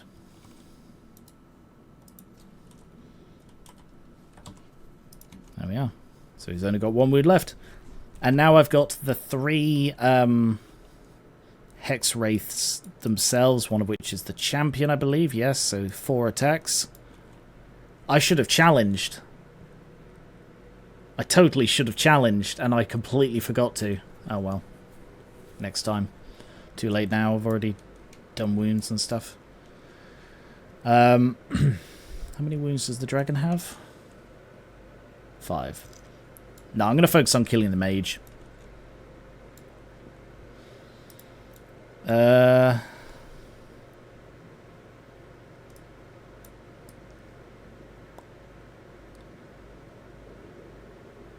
Yeah, I could probably be smart and allocate them bit by bit. Don't know if you're allowed to do that. Let's have the champion attacking the mage as well. So the champion, the Hell Wraith, has a weapon skill of 3, so hitting on 4s. And my headset just died again. Hitting on 4s, so that's 2 misses, and then the other 2 are also going to hit the mage. Oh, for fuck's sake, guys. Come on, no hits? I mean, 1 extra for that, but anything within 6 inches of this is stubborn.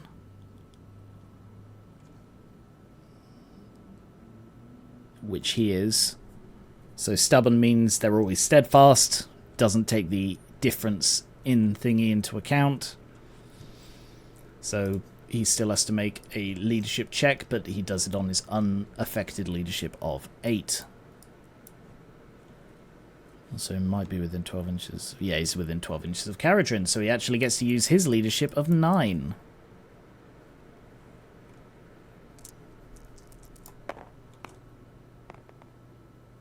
Which he just passes. If he wasn't using Caradrian's, he would have failed that. So yeah, he's fine. That's unfortunate. Okay, let's go with the Phoenix, I think. I'm guessing the Phoenix strikes first, because he was quick before. What's he's got? He's still got the 1+1 initiative. So yeah, alright, we'll go with Phoenix attacks. So he's got 3 attacks. Strength 5. Flaming attacks. Not that that really matters. Oh, he's going to allocate attacks on the Necromancer. He's going to allocate all of his attacks to the Necromancer. Ooh, that's clever. So, 2s to wound. Oh, that's so unfortunate. 1 wound. Strength 5. I don't believe he has any kind of recovery. No, he's nothing. So he takes a wound. Very, very unlucky that he rolled so poorly, because that could have been devastating. Alright, striking back. Weapon. Oh, hang on. He causes terror, so he's immune to it. Never mind.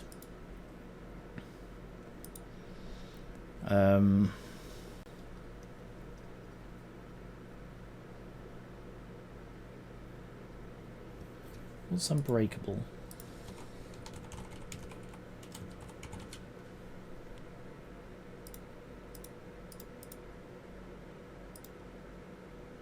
Immune psychology, okay. Just, I thought that's what it was, I just wanted to double check. Right. So, are they all weapon skill? No, the skeletons are lower. So the Necromancer has weapon skill 3 versus weapon skill 5.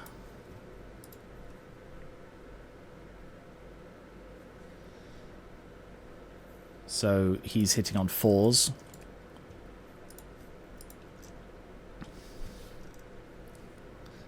One attack on 4 plus. Yes. Strength 3 versus toughness 5. 6 plus to wound. Unlikely. Oh, wow. He has a 5 plus ward save.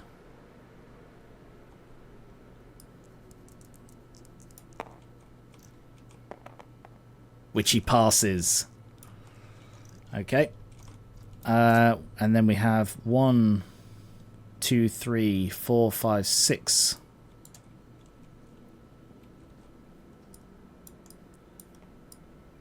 Six skeletons. Bloody another plane passing overhead. Come on.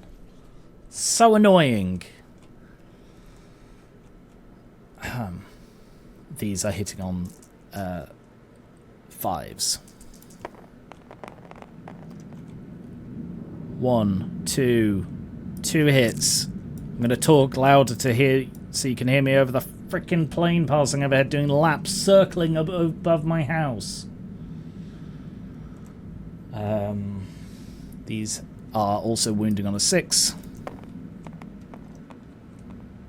No. Okay. They have a standard, so they win by 1. So the Phoenix has to check. Phoenix is within 12, so gets to use his leadership of 9. And fails. Oh, no. Oh, hang on. Sorry, we're not done yet. They get a Thunder Stomp, so he gets D6 extra hits. Almost forgot that. 4 extra hits. So that's probably going to sway it. These are at strength 5. So 2s to wound. So yeah, this is going to sway it. 2 more wounds.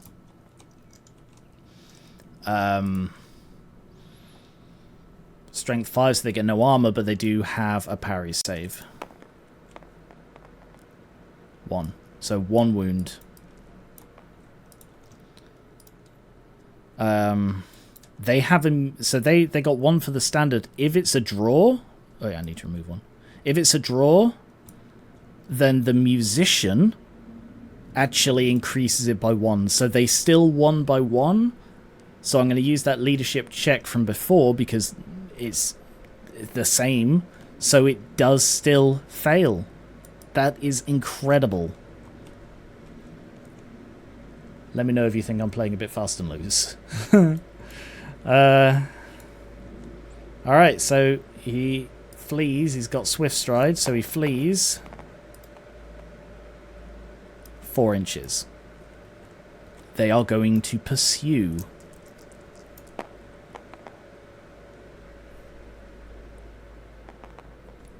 And they catch it. They run down the Phoenix. But the Phoenix does have, it being a Phoenix, an ability to do with this. As soon as the Phoenix loses its last wound, including unsaved wounds that killed as a result of multiple wounds. Remove the model and place a Phoenix Reborn counter to mark the center of the death spot. At the end of the turn, roll a d6. So it could come back. So the Phoenix is removed. And that gets placed there. And they overrun by 9 inches.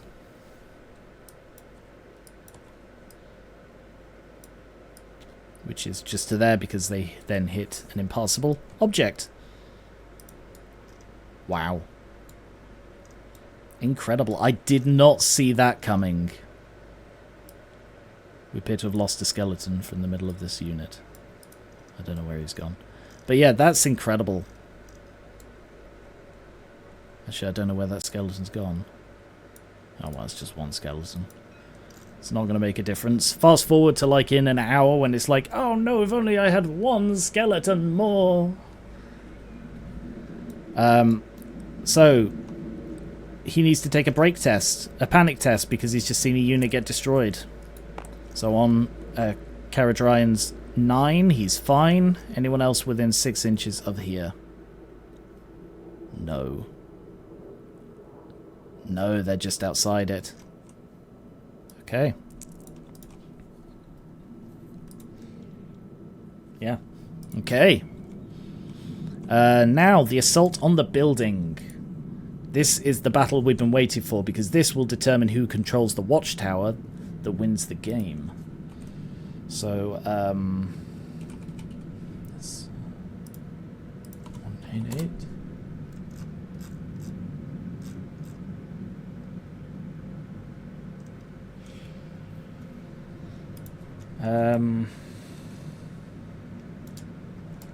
So it's the first 2 rows of these that are going to be fighting it, and the first 2 rows. So it's 10 ordinary spearmen, one of which is a champion, 8 ordinary graveguard, one of which is a champion, 9 ordinary graveguard, one of which is a champion, and the vampire lord.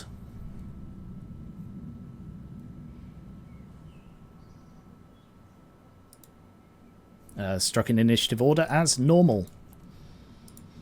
So the vampire, I gave quick blood. So let me just remind myself what these do. So I gave the vampire armor of silvered steel, dragonbane gem, quick blood, fear incarnate. Quick blood means he has always strikes first. Fear incarnate means they have to re-roll their fear tests. So thank you for the reminder. Fear test. They are within 12 of the general, so 9s. They have to re-roll it, which they again passed.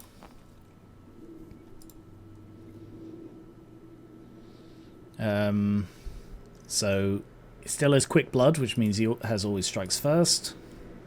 Armor of silvered steel. I'm gonna have to search for this one.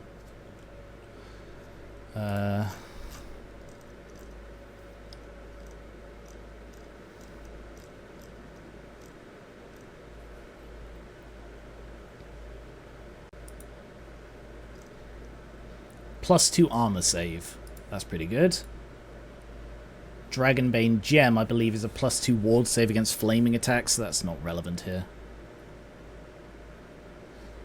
Right, so... Oh, no, it actually says on my thing. I didn't need to go looking. Right, so here's initiative 7. The spearmen have initiative 5, so he does get to go first. Well, they technically strike simultaneously, but... He has 5 attacks and gets to re-roll misses. Although I don't know that he does when it's... Hang on. I don't think he does.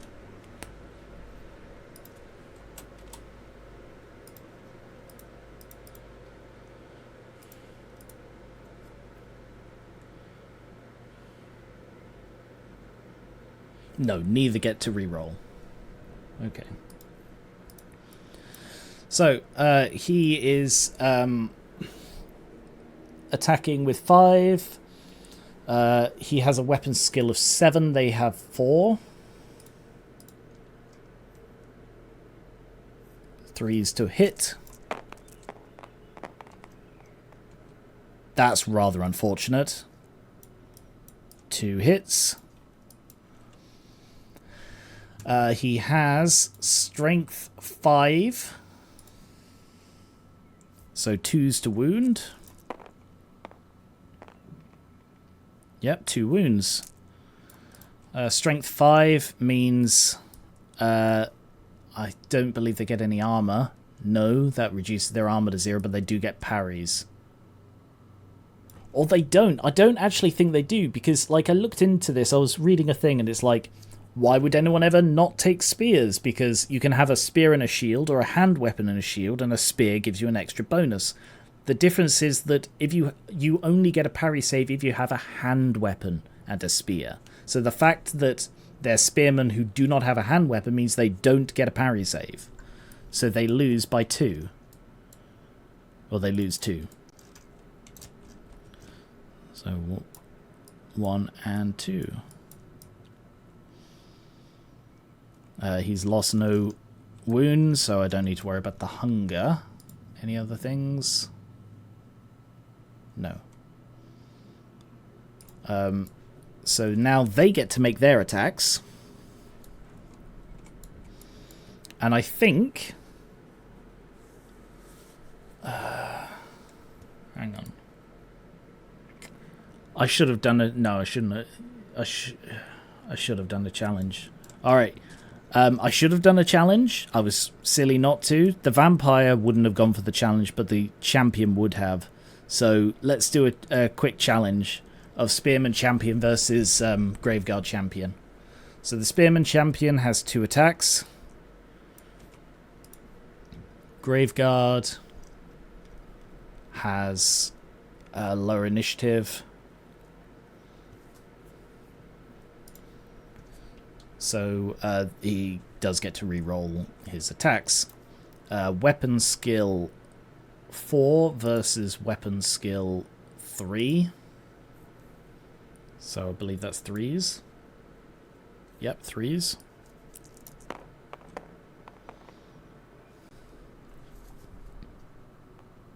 One hit. Gets to re-roll the miss. Yep, 2 hits. Strength 3 versus toughness 4, so 5s to wound. 1 wound. And he has a 4+ armor. And a parry save. No, he actually failed everything. So he actually did defeat the champion. Wow, that's really surprising. Okay.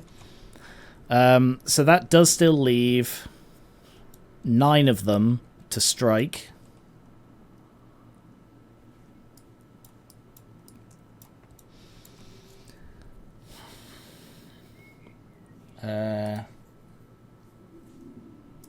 Plane's coming back again. Just gonna look something up and mute myself while I do.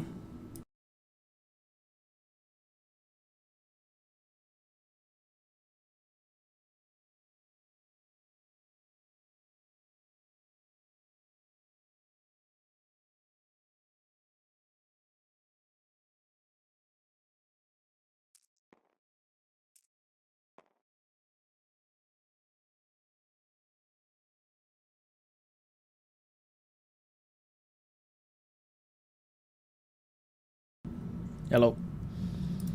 Up to half of the things can focus on a single guy, so 5 of them are going to attack the Vampire Lord. So they have weapon skill 4 versus weapon skill 7.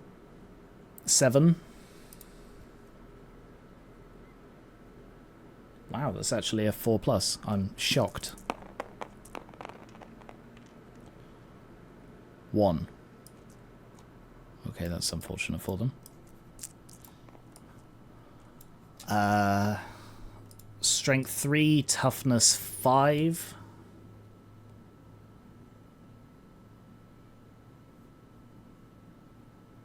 +6. They didn't realize how hard he'd be to kill. No. And even if that had failed, he'd still get a 2+ armor save. So yeah, there's that was a mistake on their part, but you don't know what magic items your enemies have, so they wouldn't have known how hard he would be to kill. So the other 4 are going to go for the Graveguard. So they are hitting on 3s and reroll misses.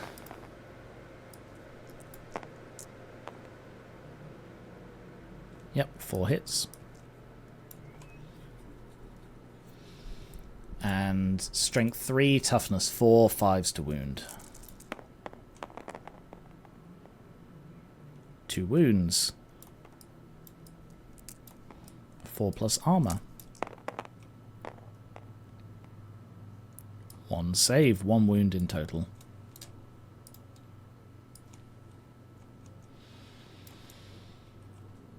Okay, now the Graveguard get to fight back. So 3, 6, 7, 8 Graveguard. Remind me how Killing Blow works.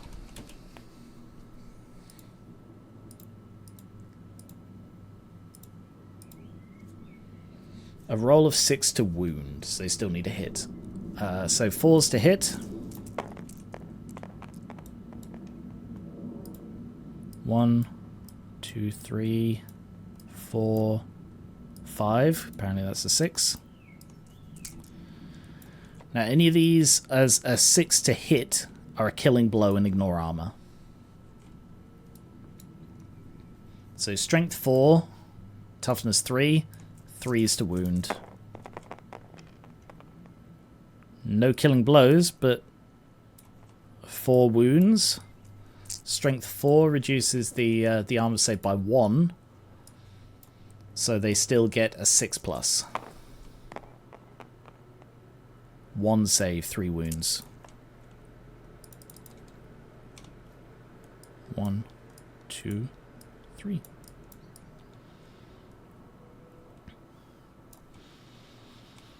Okay, so they lose. They're steadfast because they're in a building. They're within 12 of the general, so they take a leadership on 9, which they pass. So they're fine. So this moves back an inch. And that is it for the second turn.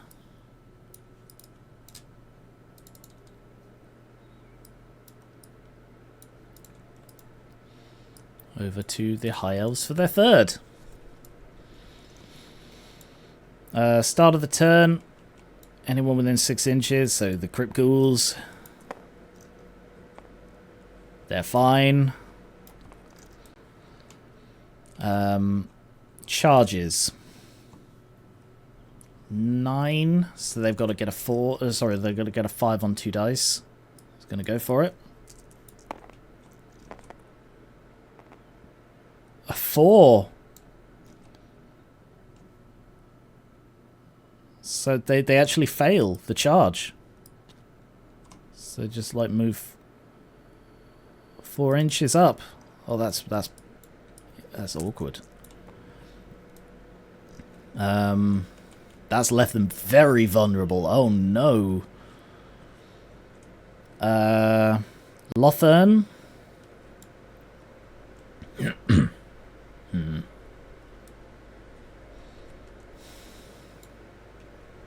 Very difficult to maneuver around all these buildings.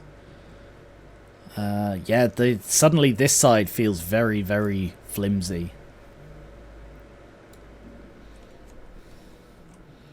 I think at this point the elves are thinking they've clearly just stacked this side of the field with their fodder units, and all of their best stuff is down the other end, fighting the one unit we have down there. So they're not pleased.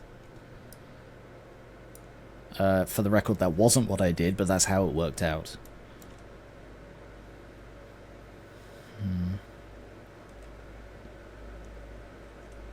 Okay, let's go with... Oh, God, I don't know what to do. Alright, let's try a quick reform. So we have a musician. So 2 dice leadership. Sea Guard have a leadership of 8.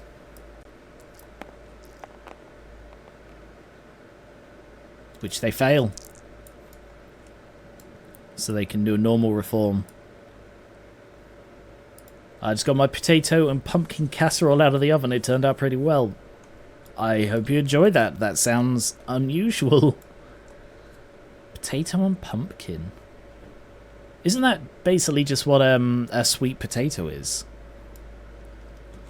It's a potato crossed with a pumpkin. Sort of a sweet yellow potato. Alright, what happens if you fail a swift reform?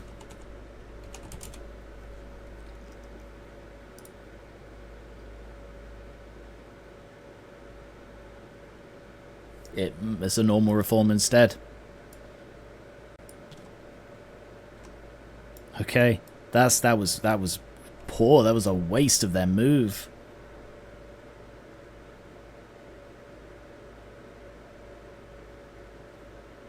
So I don't think they're going to be able to shoot.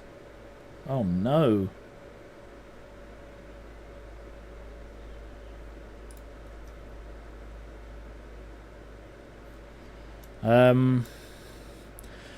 Archers.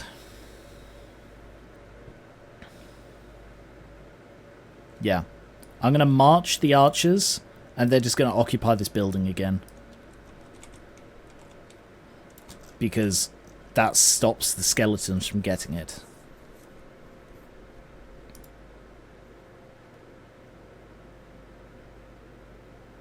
Oh, hang on. At the end of the turn, roll d6 for each... Oh, I forgot to roll the Phoenix Reborn.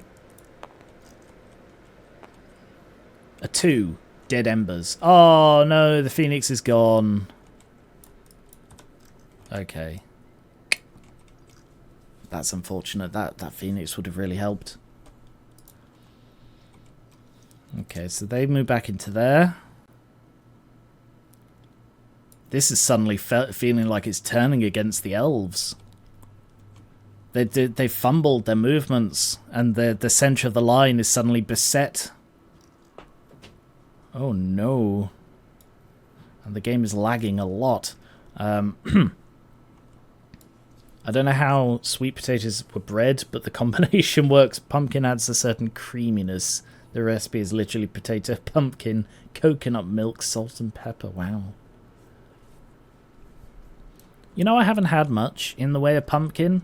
Like, it's a much bigger thing in, like, America. You get, like, all kinds of pumpkin-flavored things over there, but you don't so much get them here. Alright, shooting. Yeah, this suddenly feels like it's turned. I guess we're just going to have to shoot with this at the zombies. It's literally the only shooting we can... Oh no, sorry, magic phase. Magic phase first. 7. And 4. Channeling the 2 elves. Channeling 2 vampires. And the other 2 vampires. Oh, that didn't roll. Nope. Okay, Sorcerer's Portal. Who is the nearest? It's probably going to be these guys again. 9.5. Yeah. Don't suppose it's these, is it? No. It's the zombies. 8. Light speed. Speed of light. How long does the net last?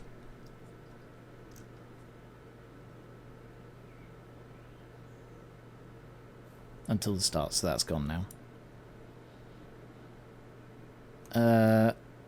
So that's actually a positive.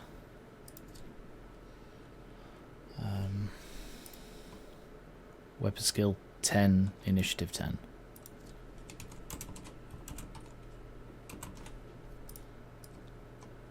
Wow. Very fast zombies.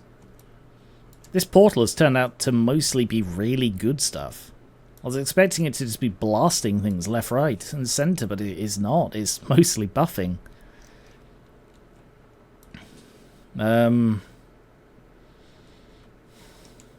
Okay. What are we doing then?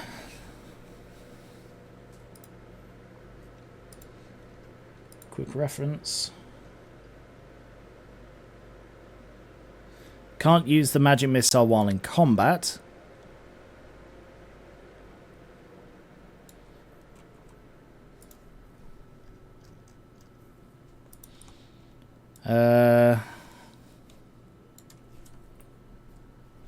I think he needs to start doing some damage because this is going very poor very quickly.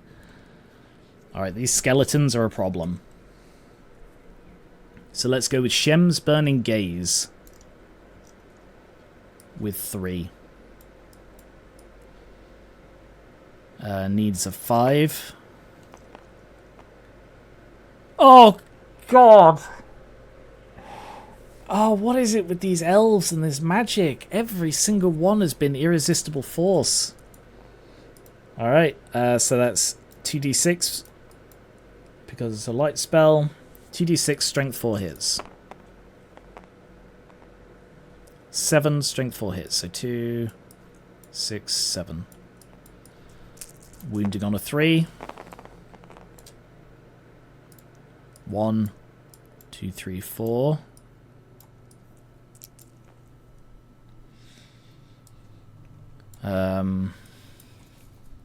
Yikes.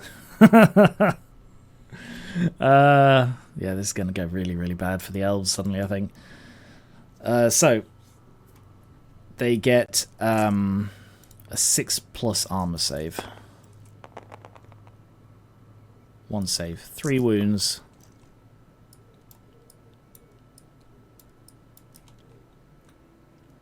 I'm sure that's great consolation for the guy who's about to have bad stuff happen.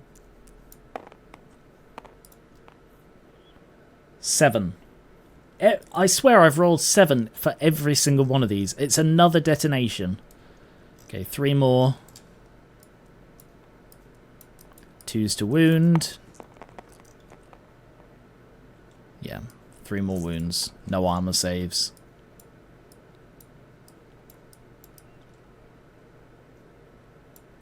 Bloody all the Lothern that have died have been because the mage keeps exploding.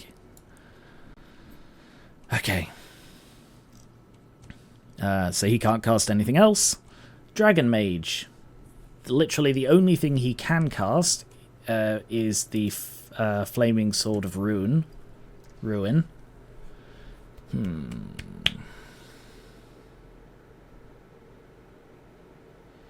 He's going to cast it on himself.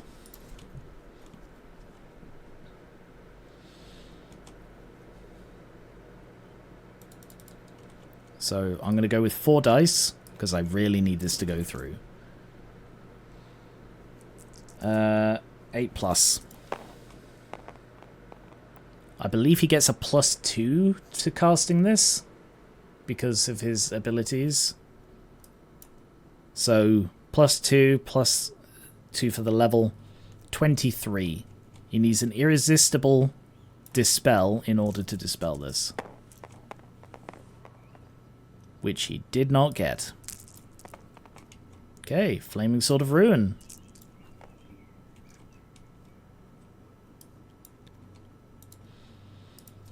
Which means +1 to wound.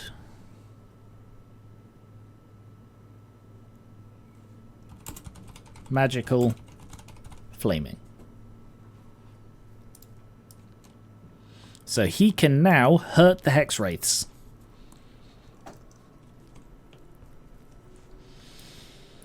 Alright, that's all the magic. Shooting. Yeah. He's going to have to just take 6 shots before he gets killed, because there's nothing he could do to stop the Vargle from flanking him. They've not moved, so it's 3s, I believe. Yeah. 4 hits? 4 hits. 3s to wound. Oh no. 4s to wound, because they're oh no, they're faster, they're not buffed. 1, 2, 3. 3s to wound, so 4 wounds. No saves.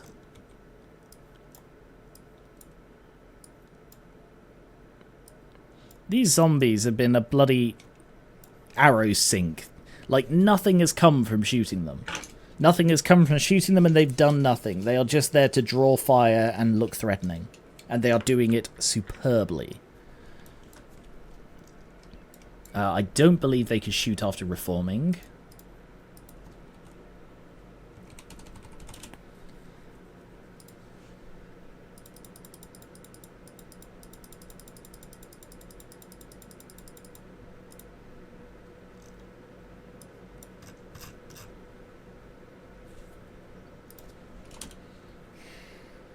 Yeah. So, no one else can shoot. I'm amazed that the elves have got so little shooting that they can do, and it's because the archers are having a bad time and the Lothern are just getting bogged down. Combat. So, Dragon Mage versus Hexwraith is the only one. So the Dragon Mage gets to strike first, because he always strikes first.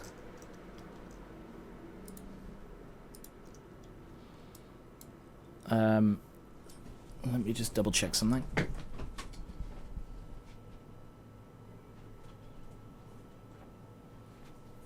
I'm fairly sure. Hey, Colinium. Just to check, Colinium, are you just sort of dipping in and out? Because you asked that, like, on a lot of these. Does the mage...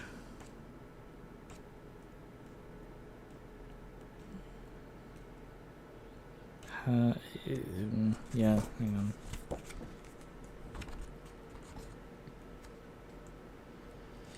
on. Dragon Mage of Calidor.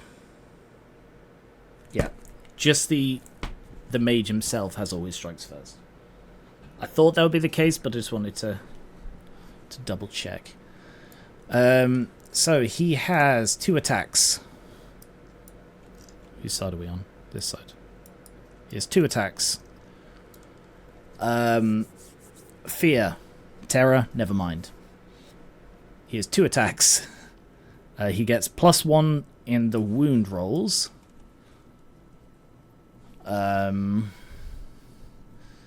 He has initiative 6, so he will get to reroll these. So weapon skill 4 versus, I believe, 3, so 3s to hit.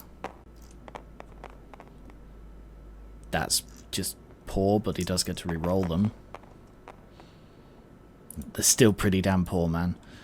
+1 to wound, and he's got strength 3 versus toughness 4. Toughness 3, so 4s to wound, and he gets +3, so 3s to wound. Gets a wound. It's a magical attack, so he does actually wound.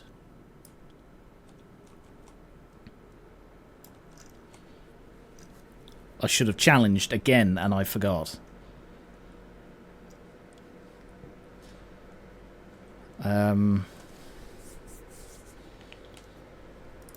The dragon. Yeah. The dragon has initiative of 4. They have initiative of 3, so the dragon gets to hit next. He is also affected by it. He has 4 attacks. Weapon skill 5, 3s to hit. 4 hits. He might just wipe them out. Strength 5, so 2s to wound. You wiped them out. Bloody hell. That was the difference. If you can actually hurt the hex wraiths, that's the big weakness with the hex wraiths, from what I understand. They're really good at killing things that can't fight back. If anything can fight back, they have no defenses. So that was a good move if they'd managed to rout him last turn, but as soon as he could fight back, the hex wraith just stood no chance. So he's going to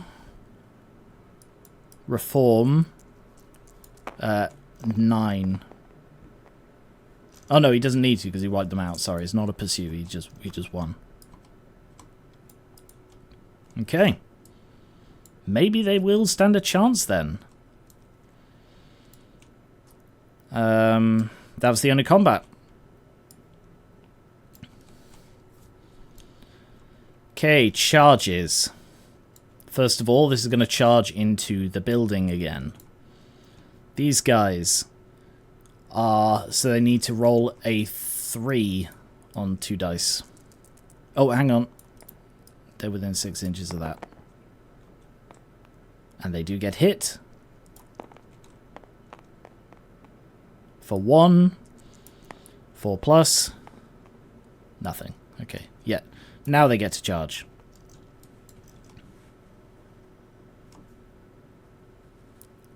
Oh no, 6. So I said base to base before, so they are within the minimum charge distance.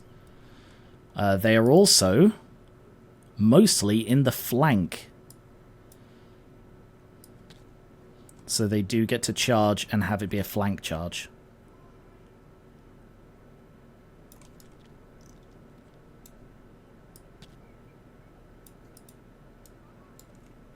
Oh, God. Broken them.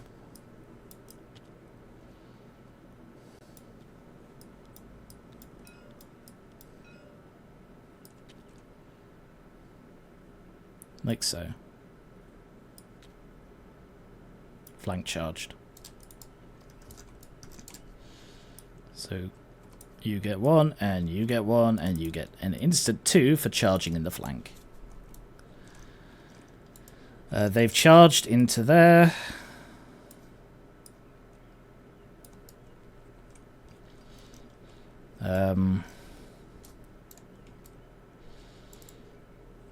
Skeletons. Ooh.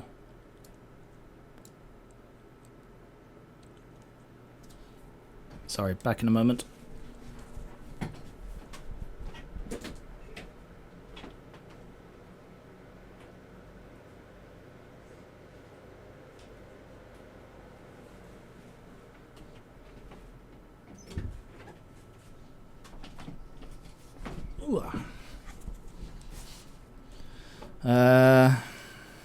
The Vargulf, he's charging. There's nothing they can do.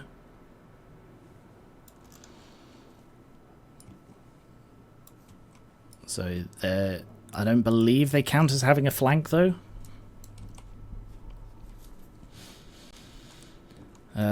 Zombies.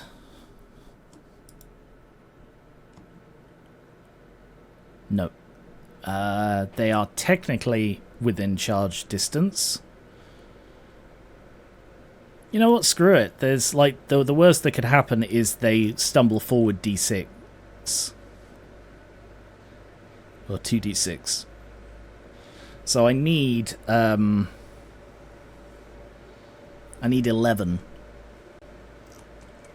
11 on 2d6.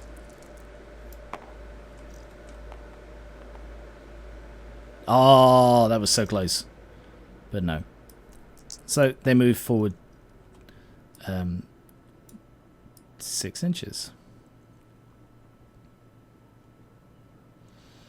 So I think I'll just move them up to like there and then pivot them.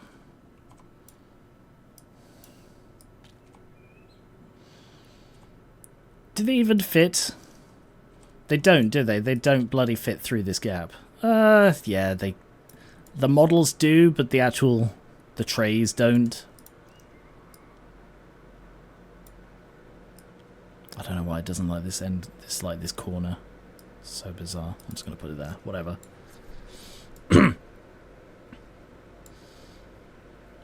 Would Warhammer's game system still work if they used the alternating turns thing like Conquest? Good question. I think it would be worth an experiment. I think I'd be happy to give that a go. It would require quite considerable homebrewing of the rules. Yeah, particularly the magic phase. Everything else is pretty much okay. But the difference is Conquest has like a unit activation, whereas Warhammer has phases. I don't remember, does Conquest have phases? I don't even remember, it's been years.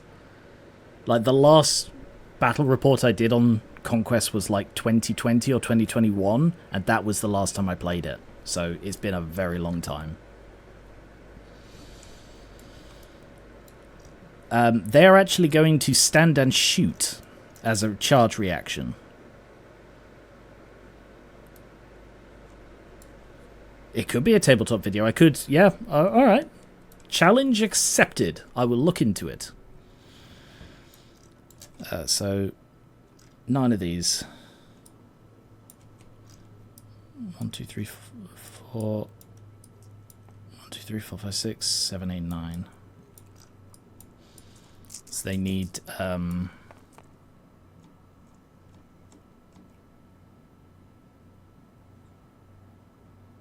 it's over half, isn't it? Yeah, 24. So it's over half. So they get 4s to hit. 1, 2, 3, 4, 5, 6, 7, 8, 9. Oh my god, all of them hit. Wow. 4s to wound. 1, 2, 3, 4.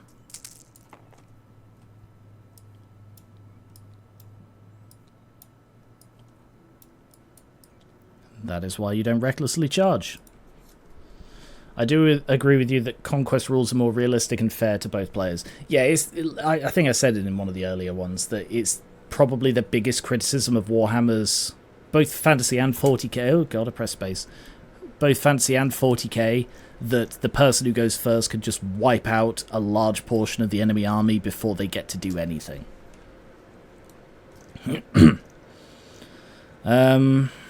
Charged. What are these skeletons doing? Are they charging?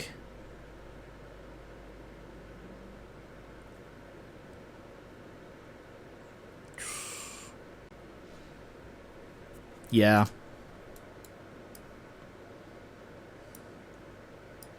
They're going to charge into here.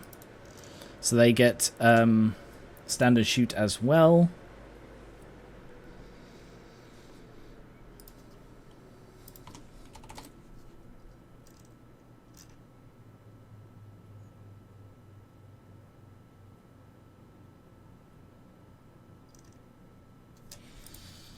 And only 5 can shoot. 4, 5. I don't know, this is the best thing for me to do here. No, I've changed my mind. I'm gonna reform. Like so. Because the dragon's gonna charge them. These guys are going to charge the dragon. I need to get into this watchtower. If I don't take the watchtower, the game could end in a turn. So, how are we doing on time anyway? Almost 3 hours. Fucking hell. God, this has been a long one. Anyway. Feels like stuff's been happening a lot as well. Sorry, I should crack on. Oh. Okay, that's all for the charges. Additional moves, these guys. They're gonna rotate.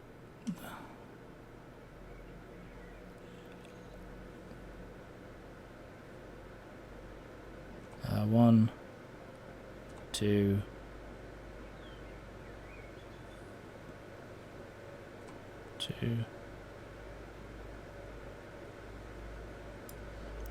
Yeah, the issue is I cannot bloody maneuver this massive freaking zombie horde through the space. Like, if I could just walk forward, that would be fine, but I just can't.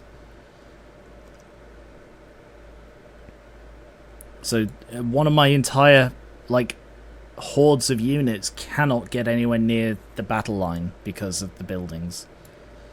Alright, actually, scrap that. I'm gonna reform.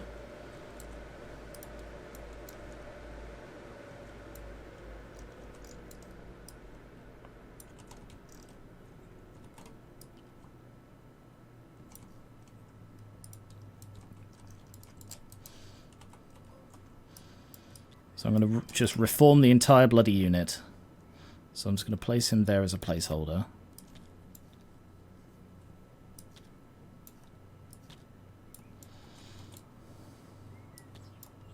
One, two, three. Yeah, this could take a sec, guys.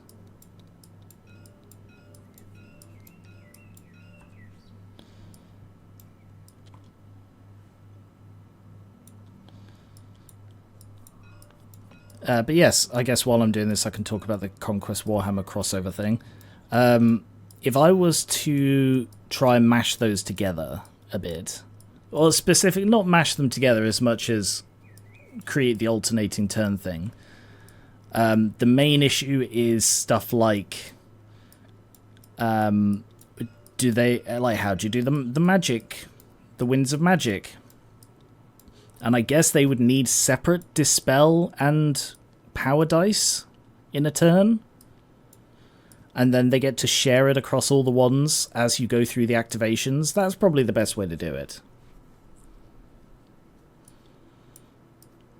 Alternating actions is a good thing in games. It's just because of the way Warhammer is designed so that you don't alternate, it is harder to translate.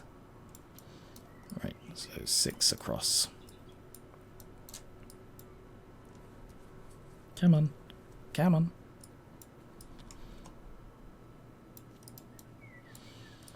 One more goes in there. And then 1, 2, 3, 4, 5, 6.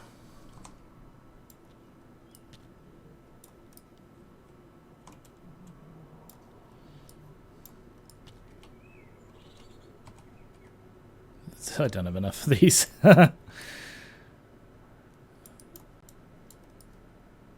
4 of these.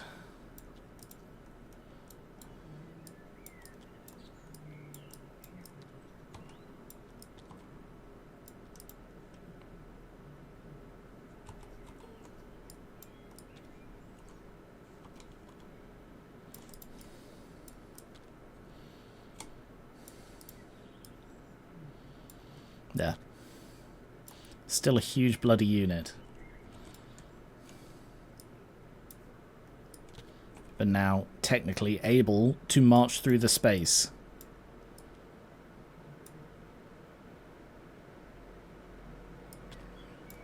Get on the thing, would you?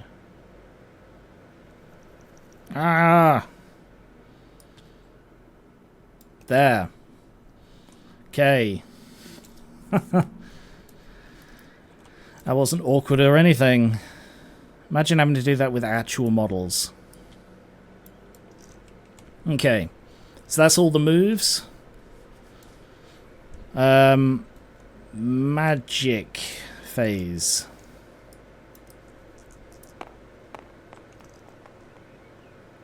Nine. Again, rolling really well. Channeling the High Elves. Nope. Channeling vampires. 1. Channeling vampires. 2. Okay. Sorcerers. Definitely the zombies right next to them, obviously. And they get 6. Wild form. This one. Let's put that there.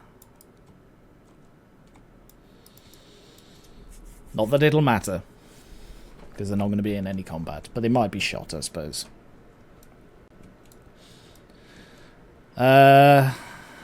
Magic.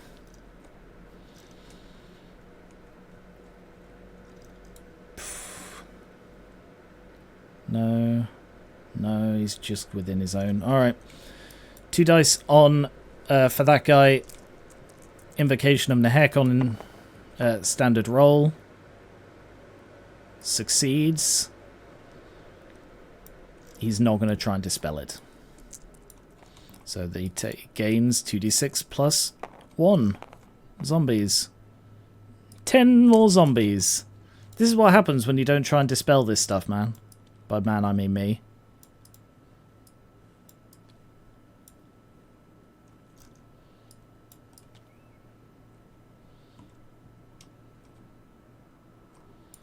One, 2, 3, 4, 5, 6, 7, 8, 9, 10.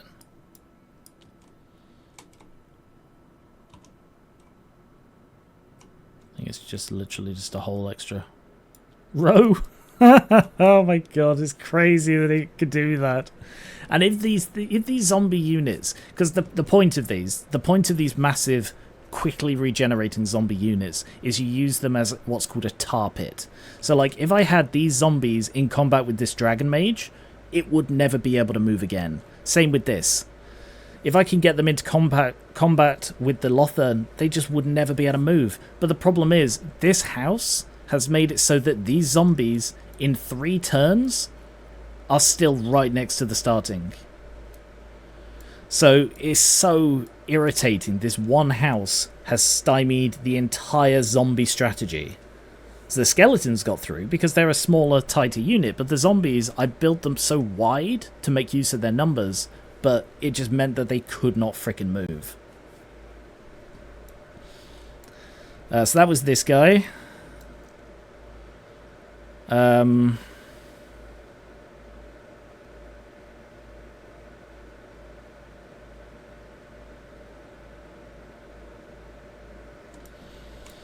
This one is going to cast it as well with 2 dice, 6 plus. Failed it, actually. This one is going to upcast it, so that's 4 I've used. It's going to upcast it with 3. Yeah, upcast it with 3. So I need 12. Yeah, so 16 total. And he's going to try and dispel that with 3. So 16 total. No, not enough. 12 total. So he's managed to upcast that. So he regens. Well, the actually within 12. Yeah, they get it as well. So that was a pretty good upcast. This one down here gains 5 more zombies. So I need another.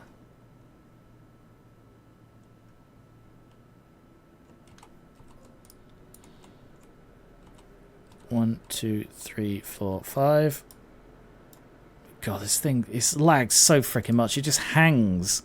And part of it's because I'm streaming. It doesn't hang this much normally when I'm just playing. It's still bloody annoying.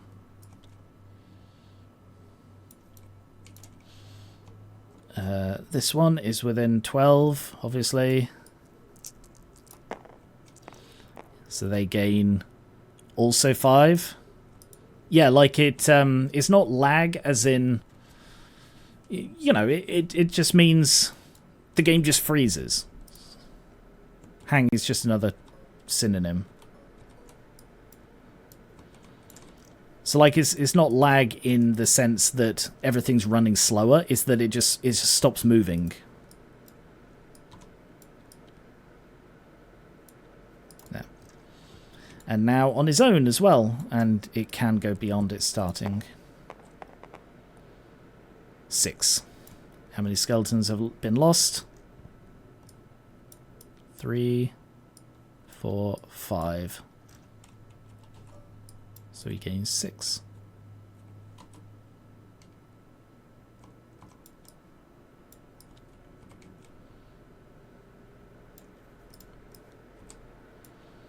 Nice. Shame I can't bring the Hex Wraiths back. And these guys, they also get D6. Plus 1. 3. That's not as good. But the champion is one of them.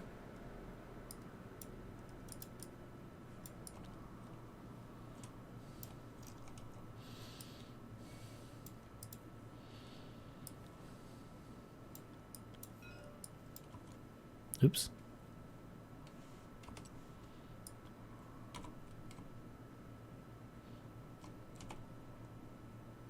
No. Still pretty damn good.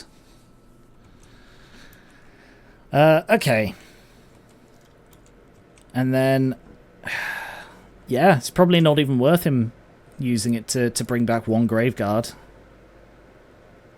You really should have tried to dispel that one.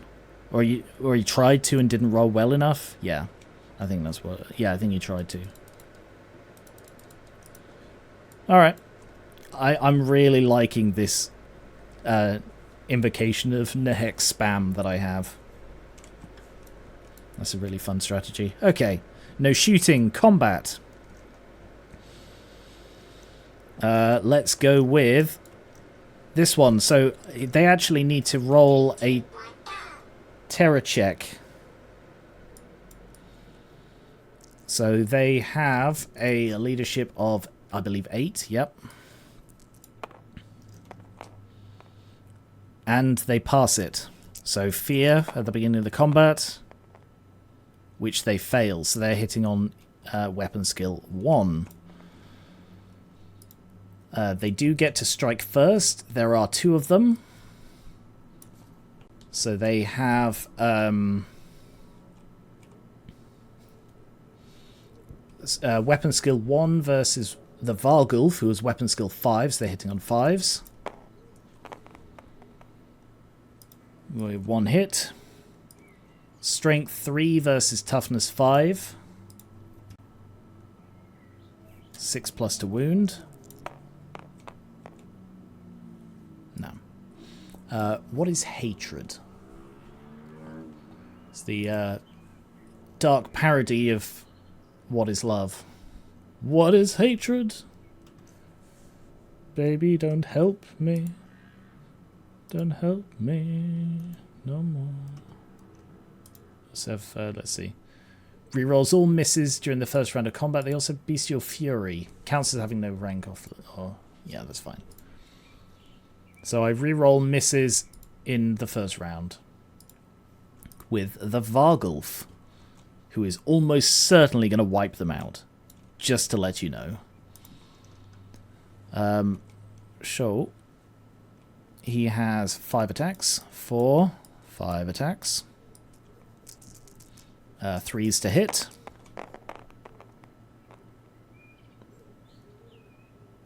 That's 3 hits. 1, 2, and apparently that's a 3. That's a 4, so 3 hits.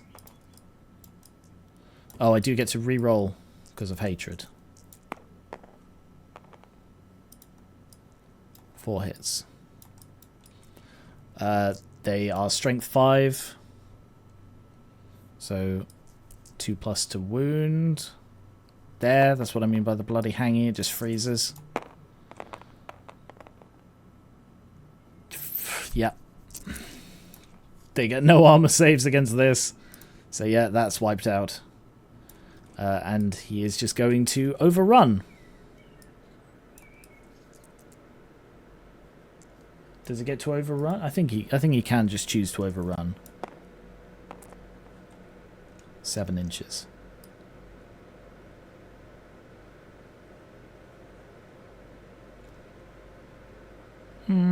Yeah, okay. I chose to overrun, so we'll go with that.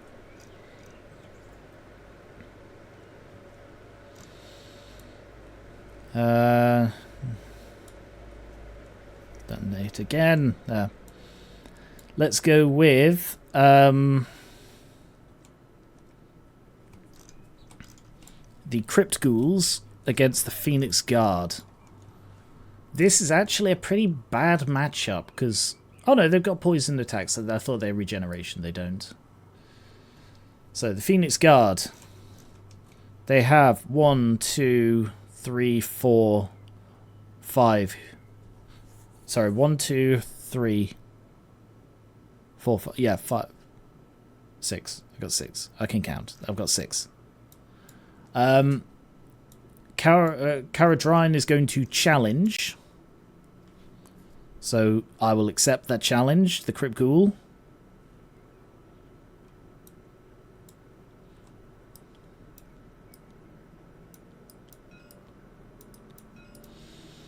So we'll do that first. Caradryan. He has 3 attacks.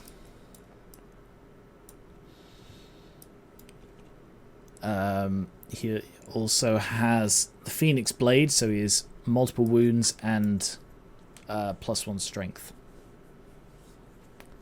He probably shouldn't have challenged. Probably should have been the Phoenix Guard captain, but whatever, it's fine. So he has roll for fear. I don't believe any of them. Oh no, they cause fear, so they're immune to fear. Never mind. So that's 3s to hit, I'm guessing. Crypt Ghoul, yeah, 3s to hit. Wow. You do get to reroll 2 because always strikes first. Higher initiative. Still wow. Alright, 2. +1 strength, so strength 5 against toughness 4, so 3s to wound. Oh, that's unfortunate. No wounds. Yikes. What is Mark of Azirian? I think Mark of Azirian is just a... I don't know. What is Mark of Azirian? Caradryan. Mark of Azirian. Oh, if he's slain. Okay. Good to know. And now the Crypt Ghast gets to strike back. He's got 3 attacks. Pick them up. 3 attacks. Weapon 3 versus weapon 6. 4s to hit.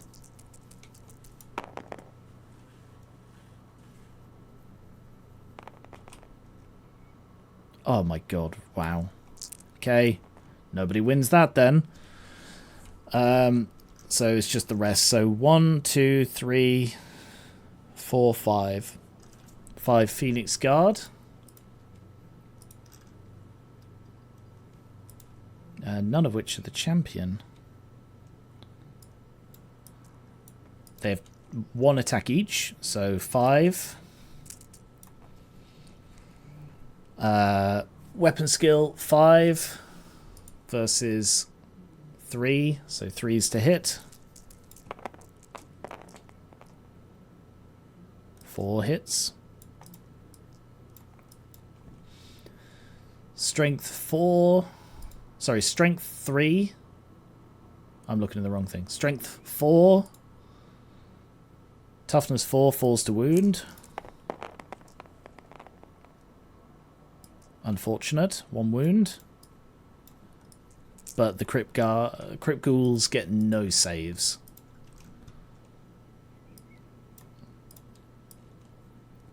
That is actually rather poor. For, like, the best combat unit I have. Except maybe the dragon. Alright, so now we have 1, 2, 3... 1, 2, sorry, 5. 5 of them. They have 2 attacks each. So 3, 4, 5, 6, 7, 8, 9, 10. And they have poisoned attacks.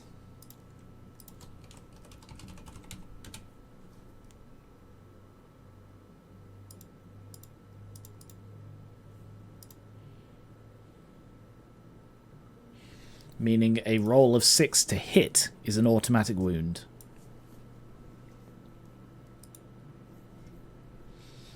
So 3, weapon skill 3 versus weapon skill 5.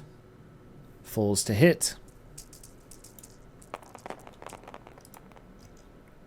With 6s being automatic wounds. Falls to hit.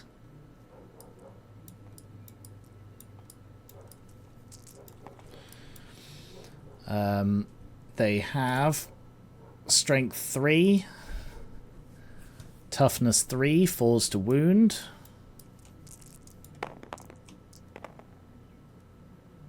What's that dice doing there?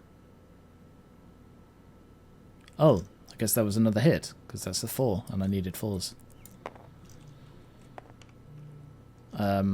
No wounds from those, but 2 wounds from poisoned.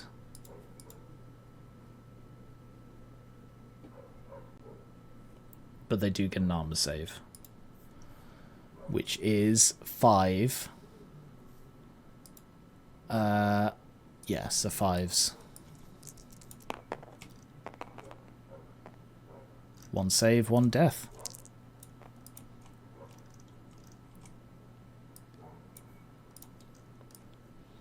Crypt Ghouls win the combat. Ranks. I don't believe he's anything like always steadfast. Phoenix Guard. Oh, hang on. Witness to Destiny. They have ward save.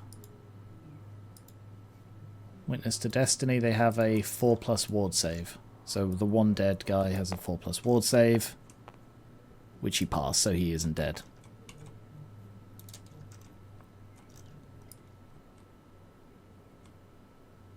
So they still lose the combat. Oh no, they have a banner and a musician. So they win the combat by 1. Meaning 1 more Crypt Ghoul gets killed to unstable. That is the first guy to lose to to die to unstable. The vampires have fought really well this game. So he is going to reform. He kind of wants to. Yeah, okay. He's going to have to reform like that.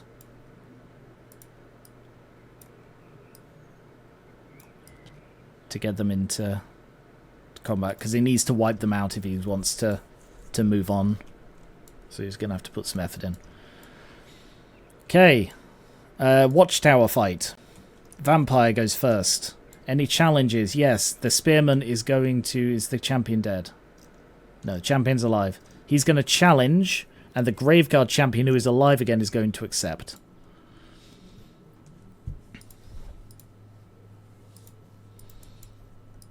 So we'll do that first. Spearman.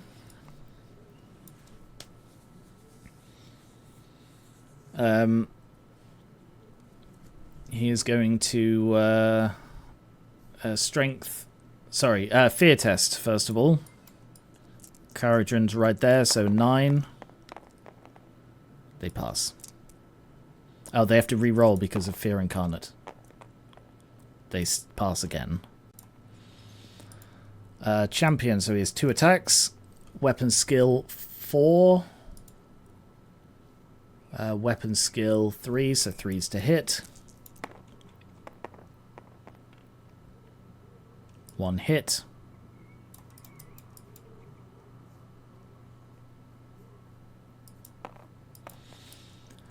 Uh, 5 to wound.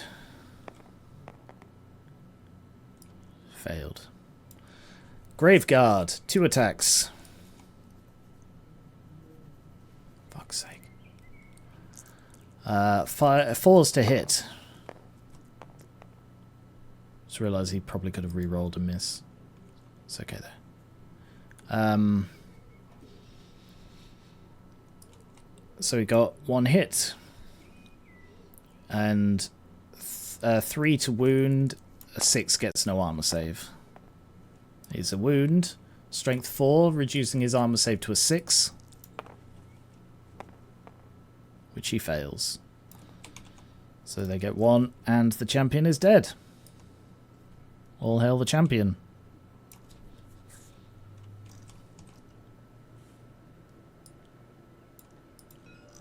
So they still have 10.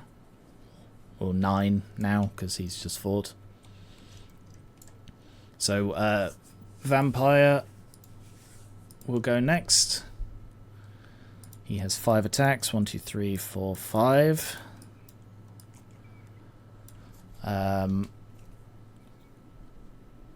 7, so he's sitting on 3s. 1, 2, 3, 4, 5 hits. He has strength 5, so he's wounding on 2s. 4 wounds. Strength 5, so they get no armor save, but they don't get a ward save because they're spears. So yeah, 4 wounds. 1, 2, 3, 4. So that's going to be devastating for victory, but they do still have all of the ones who are currently fighting. So 5 of them are going to hit. This is technically simultaneously. They're going to hit the vampire. So they need 4s to hit. I'm fairly sure it's 4s to hit. Yeah, it is. So that's 3 hits. They need 6s to wound. I've just realised they're not supposed to be doing this. I completely forgot that they can't bloody hurt the guy. So the other 4 are going for the Graveguard. They need 3s to hit. 2 hits. They need 5s to wound. That didn't roll properly.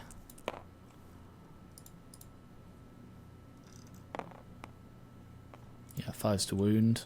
No wounds. Graveguard. 8 of them. 5, 6, 7, 8. I think they only have 1 attack each. Yes, they do. They need 4s to hit. 1, 2, 3, 4.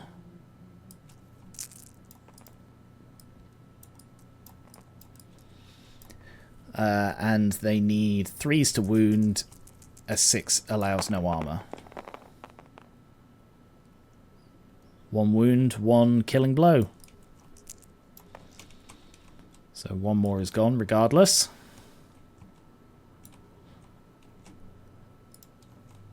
And they get 1 6+ save. Nope, another one gone.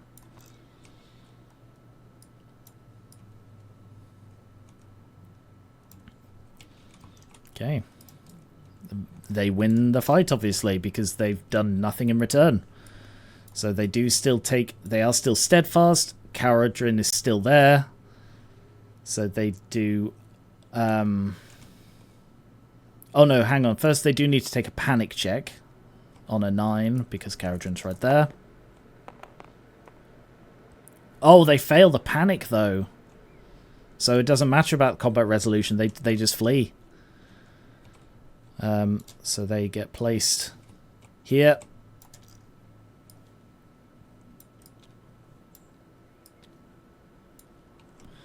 And they flee 6 inches. They get placed there and then they...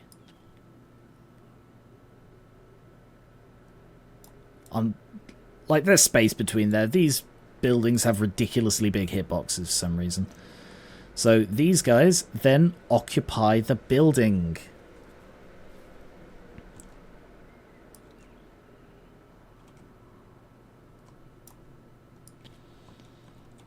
So they are now garrisoning the building and are therefore going to be incredibly difficult to move. So that may have just won the game for the vampires. That is all for the combats. So it is over to turn 4. Anyone within 6 inches of one of these? No and no. Finally! A turn when the crypt ghouls aren't getting blasted by statues. Charges. They're in combat already. Oh, hang on. These guys are fleeing, aren't they? I'll deal with that in a moment. Charges. Oh, come on. Come on. Come on, game. Keep it up. I know it's bloody hot out, but... Alright, the dragon is the... Wow, the watchtower isn't actually in the front arc. Oh, no. Okay, but these guys are, so he's going to go and charge the flank of them. So they get one for the charge and one for the flank.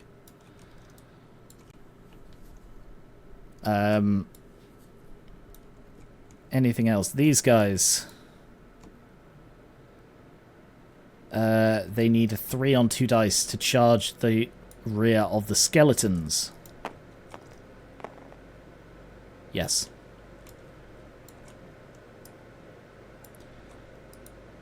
Oh, actually, hang on. They broke, didn't they? So any... They need to take a break test on 9. Oh, that's close, but they are fine. I think that's it. From there, yeah, that was it. Okay. Yep, the Lothern Sea Guard charge into the rear of the skeletons. Again, giant building footprint stopping me from getting close. Yeah, I think I built this place too close together. There's just not enough space for maneuvers.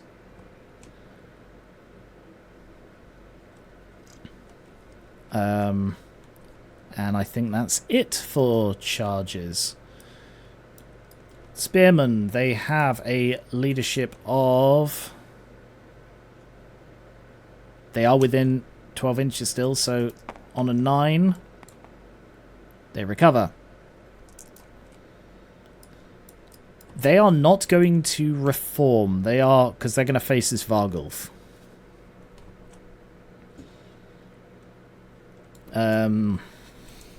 Okay, magic phase.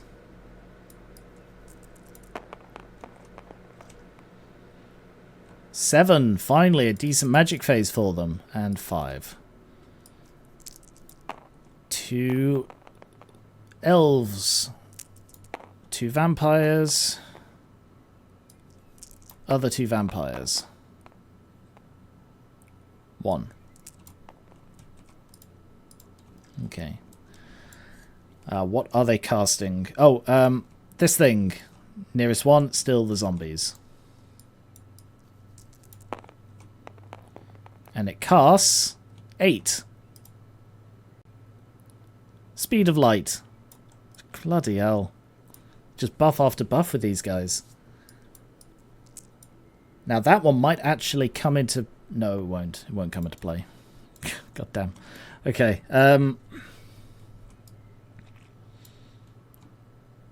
Yeah. That's fine. It's at the start of the turn. Magic, yes. So that's gone now. Flaming Sword of Ruin. He's going to cast... he's going to cast Flaming Sword of Ruin again. On 4 dice. On the Phoenix Guard. Yeah, on the Phoenix Guard. So, 8 plus. Gets actually plus 4, so 4 plus. So that passes. So a total of 14 to dispel.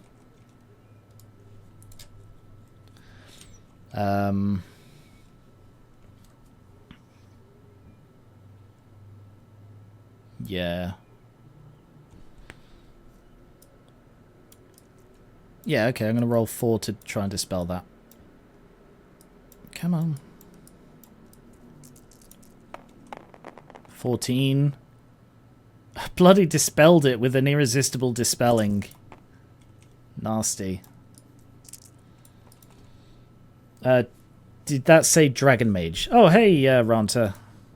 Yes, this is it's a mage riding a dragon, and he's called a Dragon Mage. specialized in fire. How does it work with dispelling? I think you can still cast other things. I think it's just if you fail to cast. I don't know. Cards 49.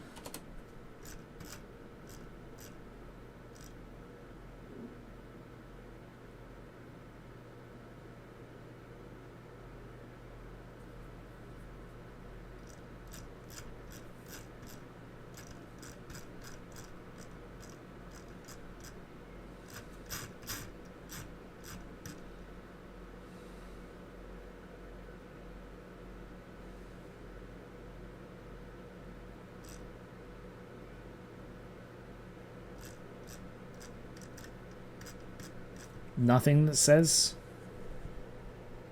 Oh yeah. Yeah, no, he is unable. Sorry, I found it. I'll be honest, I just heard Dragon Mage, saw a dragon and went, well, clearly that dragon is a magician then. Like, dragons, they're...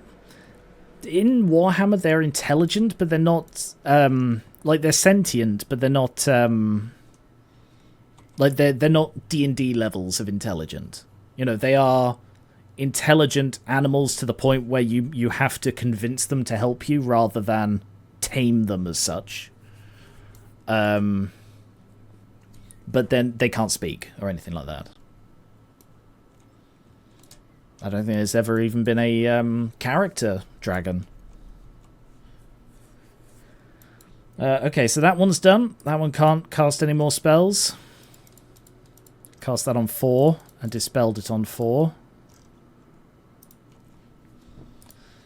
So this guy can only cast a hex, I think.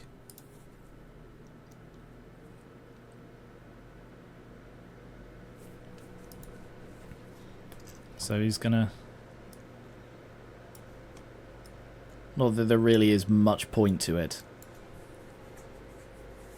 Yeah, screw it. He's just not going to bother. He's not going to risk the miscast. Okay, shooting. I don't think there is any shooting that can be done. Oh, no. These guys can shoot the Vargulf. So, sorry, I was moving around the field quite a lot there. So they're going to shoot at the Vargulf. They have a range of 30... So they're within half. So they just get a straight roll. 3s to hit. Only 5 of them can shoot, but still. Wow, 3 hits. Strength 3 against toughness 5.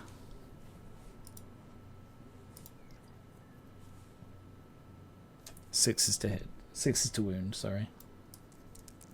Vargulfs are tough. No. Should have been using a Vargulf this whole time instead of a Terrorgeist. Smaller footprint, much more dangerous, apparently. Okay, that's all the shooting. Combat, then. So we have a big combat here. And we have a combat here. I'm going to do this one first. So get 1 for charging and 2 more for charging in the flank. Only these 2 are actually in contact with an enemy. So 1, 2. So it's a Lothern captain, the Sea Master. So it's 1, 2, 3, 4, 5 attacks. Come on. Thank you. Fear. They have the mage, so they have a leadership of 8. Which they just pass. Come on! My god! Bloody, bloody, bloody blood.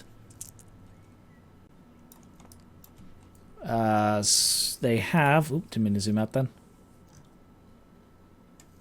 Weapon 4 versus weapon 2, so 3s. 1, 2, 3, 4 hits. Falls to wound.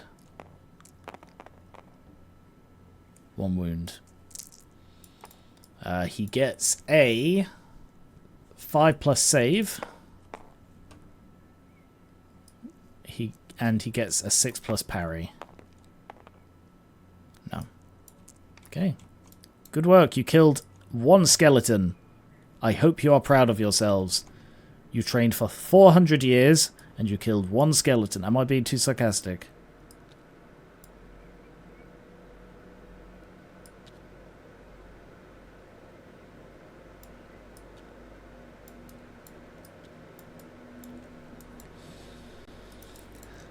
And now 5 of them get to hit back. 3, 4, 5. Hitting on 4s. 3 hits. Wounding on 4s. 2 wounds. Saving on 5s. 1 save, 1 wound.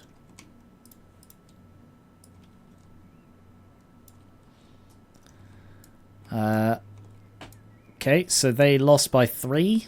Oh no, they've got a banner each. They still lost by 3, so they lose 3 more skeletons.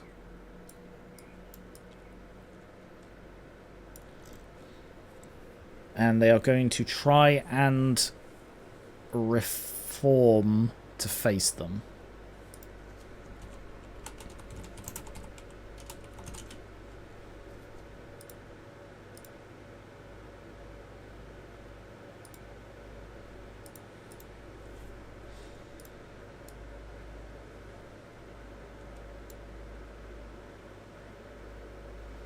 It's just taken on the unmodified leadership because they're unbreakable, so it is done on a 7. And they pass it. Game's frozen, but they pass it, so they do get to about face. Like so.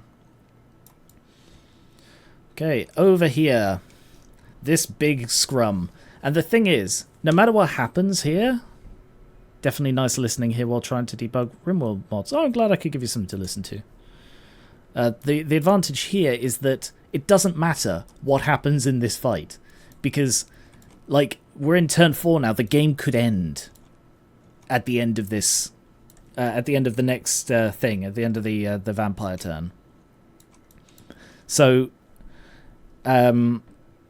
it doesn't matter what happens here. If all these crypt ghouls die, we're still in, like I say the vampires are still in control of the tower. So if they all die, then it will leave them able to attack the tower, but it's still like it doesn't really matter. Right.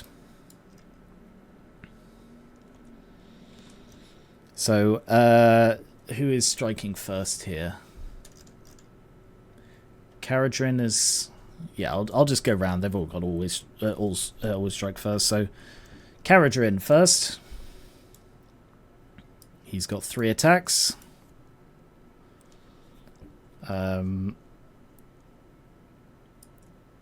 Fear test. They've got 1 on terror. How does this work with multiple combats?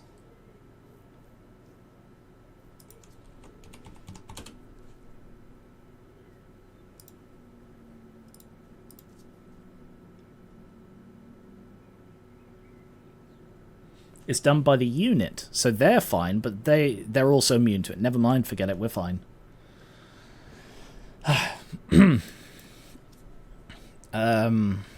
Right, so they have 3s to hit. I think my headset's actually fully died now. Ugh. Not that there is really any sound for me, there's just the rolling of dice, so I'm just going to leave my headphones off. And I'm just going to use them to cancel some of the noise. Get to re-roll the misses. Yeah, 3 hits. Oh, hang on. No, he's going to challenge, and the Phoenix Guard captain is going to accept. So I'll finish Caradrin's, and then I'll do the challenge. I forgot again.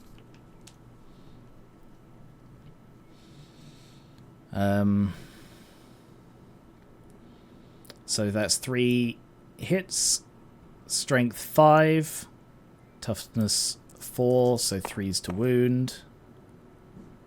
Game froze. 1 wound. And it does actually get multiplied. It's to D3, so 1 wound becomes 3 wounds. 1, 2. Oh god. 3. I think the crit ghouls are screwed. Like they're the most fighty of all the core units in the Vampire Count's army, but they just can't stand up to this. Now it's the challenge. So Phoenix Guard Captain has 2 attacks.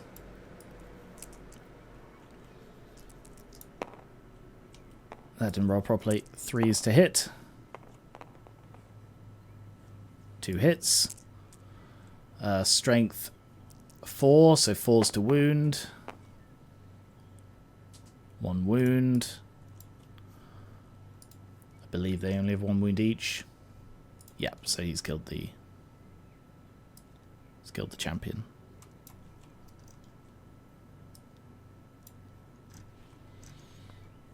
Okay. And now the rest of them. So 1, 2, 3, 4, 5, 6, 7, 8. 4, 5, 6, 7, 8. 3's to hit. 1, 2, 3, 4, 5, 6. Reroll the 2 misses. 7, 8.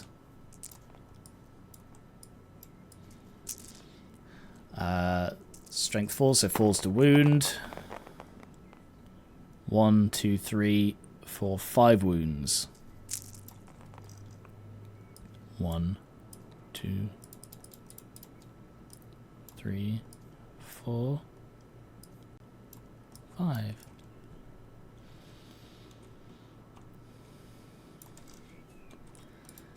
Next up is the Dragon Mage. He has 2 attacks. And he has still a 3+ to hit. 2 hits. And a 5+ to wound, because he has slightly lower strength. Nope, no wounds. What about the Dragacre? He's got a higher initiative, I believe. They are not fast things. No. Okay, Dragacre next, who has 4 attacks.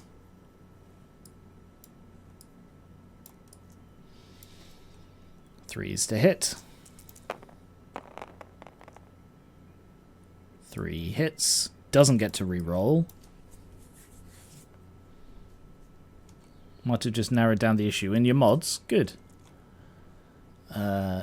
Strength 5, 2's to wound. No, 3's to wound. How much to wound? 3's to wound. Oh, that saved them. So there's 1 more wound.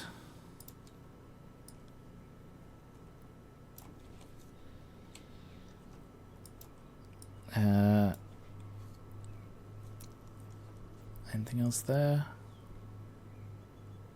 No, got Thunderstomp, but I'll come back to that. Crypt Ghouls. Let's see.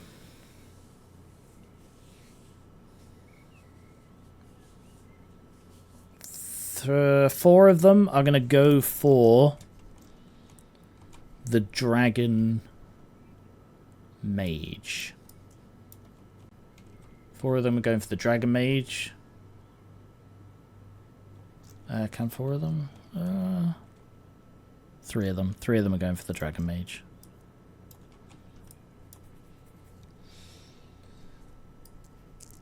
So they have weapon 3 versus weapon 4, so they need 4s to hit. 1 is poisoned. So one other hit. So they need strength 3, toughness 3, 4s to wound. No, just the poisoned one. And he has a 6+ armor save, which is reduced, so he's got no armor save, but he does get a parry save. Oh, sorry, he's got a... Yeah, no, what? Yes, no, yes. 6+ armor. So no, he failed to save. Parry save of 4+. Oh, he saved it. Well, that was my best chance. And then 10 hits against the other unit. Wait, what? 8 hits.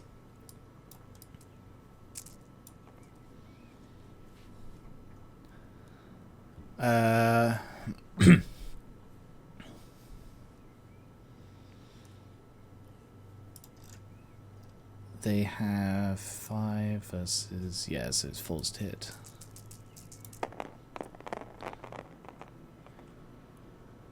One, 2, 3. That's pretty poor. Come on. What's their toughness? 3, so falls to wound. 2 wounds.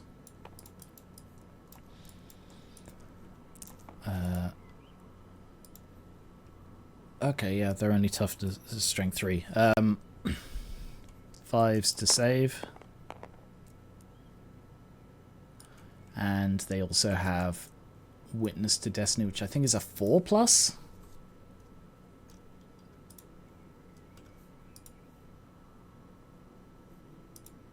Yeah, 4+ ward save, damn.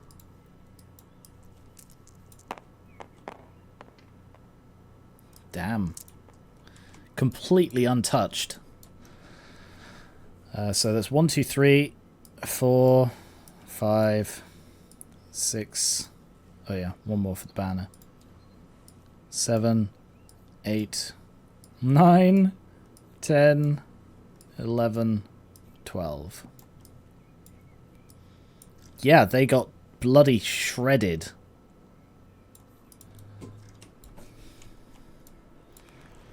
And that's the end of that combat. So over to the vampires' 4th turn. Charges. Damn. But here, yes, they are within the minimum. Anyone within 6 inches of this? Yes! He's fine. Damn! Really wanted an elven unit to get hit by that. Alright, so they're charging in. They're charging in. And they barely bloody fit, but I'm going to say that they do, because they do there, and they can probably... Yeah, they do there. So they do actually fit. So they've charged in the flank of that. So, I'm going to move that over here, so that's 2 for charging in the flank with this massive horde of zombies. Vargulf is going to charge at them. That is, he needs a 1, a 3. Does he have Swift? Oh, hang on, Thunderstomp. Forgot about Thunderstomp. 2, so I knew I'd forget Thunderstomp. So 2, 2+. 2 more wounds. Which means they lose a total of 4 more. 2, 3, 4. Because 2 for the wounds and then 2 for the additional losing the combat. So those Crypt Ghouls got absolutely minced. But I suppose they did get charged by the 2 most fighty units that the High Elves brought, so I suppose that makes sense. The Vargulf charges, needs 3. Yep. So they're in combat, although they're floating. Ignore that. And these guys are going to rotate and then move 3 inches. Are they now within 12 of this? Yeah, so they can march. Bloody hell. And another 3. I've just got so many floating units here just because the bloody space isn't all wide enough. But look, you can see they fit. God, ridiculous. Okay. That is it. So, Vargulf combat. This combat, this combat. Okay. Magic.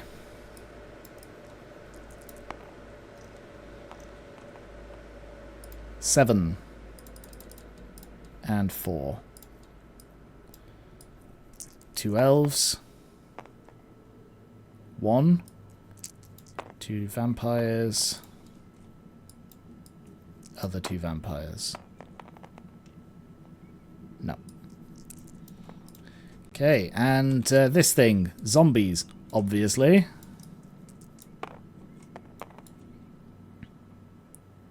Seven. Plague of Rust. Oh, what is Plague of Rust?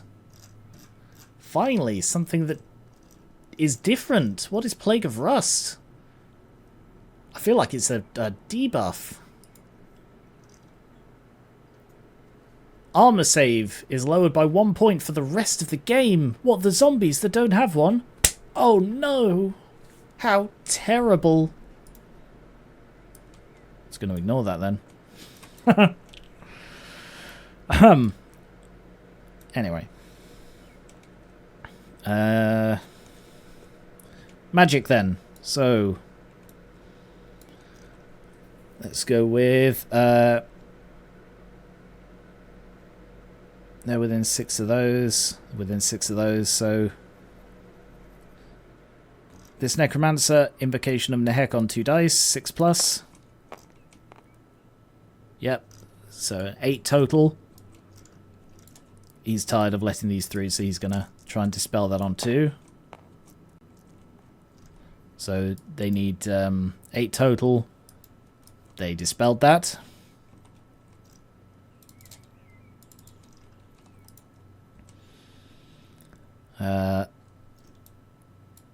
This one. This one. He's not within 6 of those. He is within. He's not within 6 of those.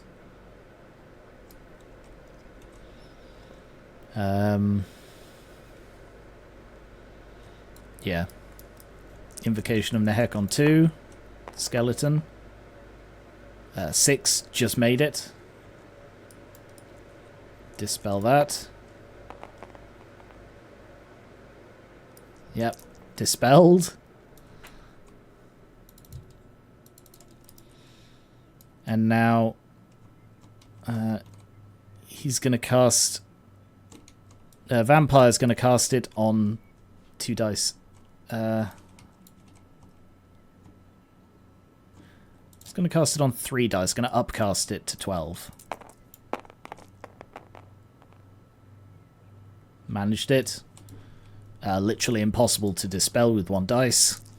You got baited, son. So he gains d6 plus 1. 2. Great. That's going to make all the frickin' difference, isn't it?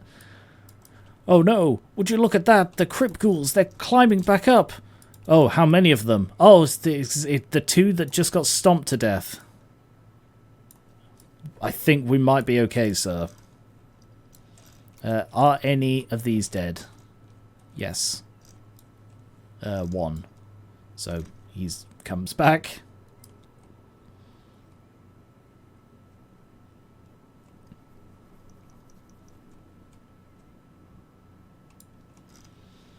Upcast it, so 12 zombies.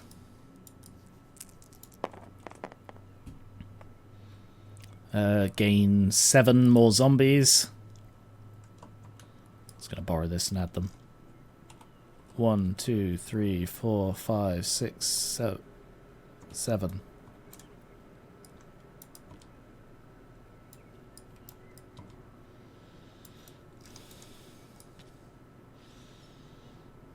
No. Anyone else within 12? Oh yeah, skeletons. Can't go above its starting, so are there any dead skeletons? There are 4 dead skeletons, so he needs to roll... God, stuck again. 3. Needs to roll 3 to bring it back up to full. Okay, only 3 come back.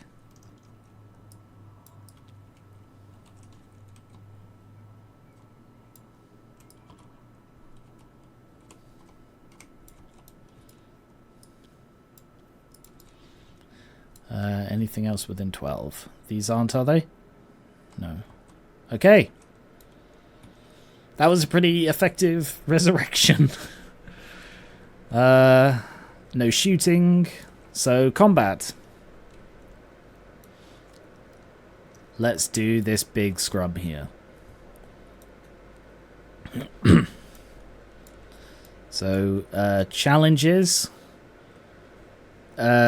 The Seaguard champion is going to challenge the skeletons, who is going to be accepted by the skeleton champion.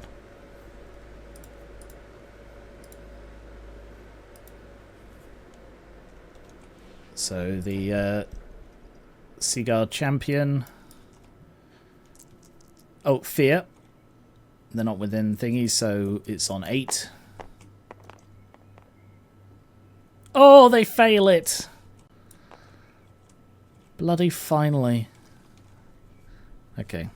So they're hitting on 5s. Oh, hang on. Skeleton champion. Weapon skill of 2. So no, they're hitting on 4s. They do get to re-roll because they are still quicker. No. 1 hit. Wounding on a 4. Yeah. He gets a 5+ save. And a 6+ parry. No. Okay, he actually kills the champion. Good for you. If champions, you know, mattered, that would make a difference. We'll do the light mage next. Although is he the same? Weapon 4, strength 5, strength 3, weapon 4, strength. Yeah, he's the same then. So he's got 1 attack, so it's just 1 extra attack. 1, 2, 3, 4, 5, 6, 7, 8, 9. 1, 2, 3, 4, 5, 6, 7, 8, 9. Falls to hit.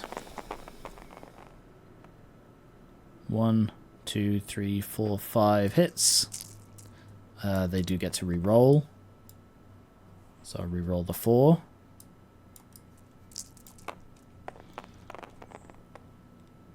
One more, so 5, 6 hits. Falls to wound. 1, 2 wounds. Yikes. 5+ save.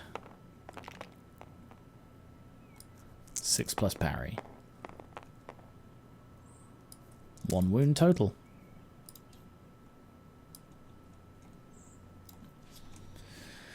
Oof. Okay. And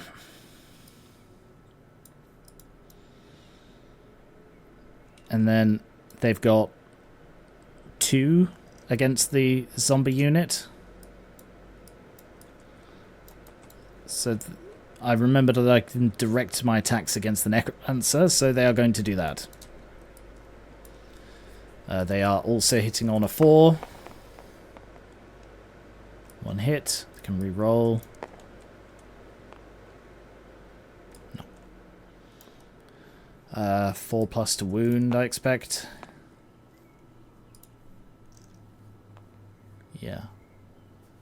Failed. Okay. Next is the Skeletons.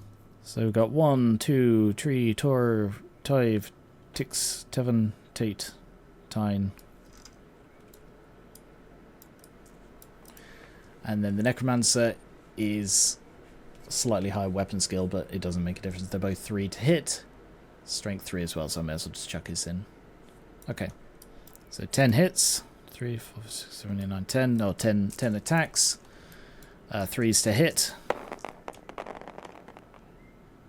1, 2, 3, 4, 5, 6, 7.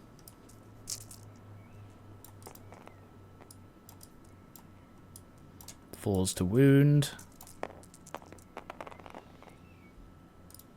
1, 2. That's pretty poor.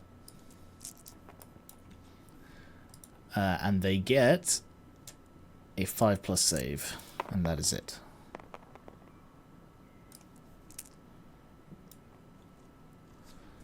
They are armed with spears. I've remembered this now. So they actually get an extra... Oh, damn, they're also elves. God, I completely forgot how elves fight. Sorry. They actually get an extra 10 attacks. Alright, 9 attacks, because that one's in combat. Because they get an extra row for the spears and an extra row for being elves. 1, 2, 3, 4, 5, 6, 7, 8, 9, yeah. So, 4s to hit. 1, 2, 3. Gets to reroll misses. 3 more. Yeah, it's really awkward that I'm having to remember 2 bloody armies worth of special rules. That's why in the next tournament is going to start off with like Civil War stuff, so I can learn the individual armies better. Okay, 4s to wound. 2.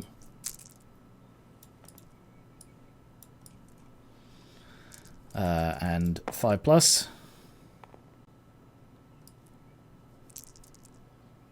What's that doing there? Okay, I guess that was an extra one. So I'm assuming that was in with the wounds. So yeah, failed that one as well. 6+. No. 3 more losses.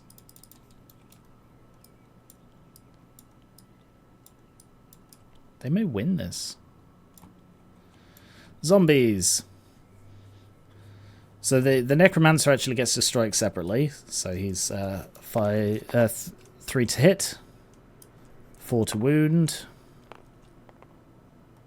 5+. Okay, he actually got a wound as well.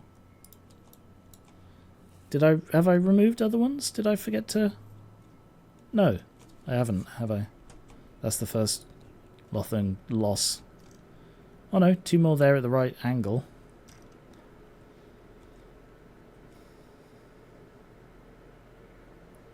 I don't remember. I assume so. I assume I just didn't count them. Maybe that was last round. I don't remember. I don't think so. Oh, God. I really wished I had better memory for this stuff. And the YouTube one's really far behind.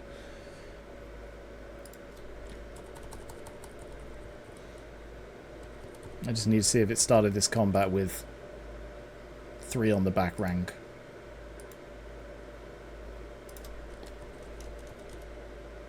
5 on the back rank. 5 on the back rank when they got charged. So yeah, I did forget to add them to the thing. Alright, now the zombies. 1, 2, 3, 4, 5... 1, 2, 3, 4, 5, 6, 7, 8. Because they're a horde, they get hit with an extra row.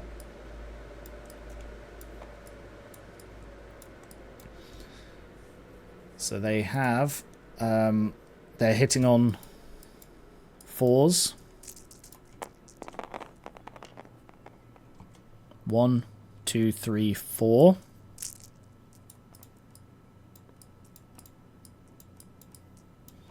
Wounding on 4s.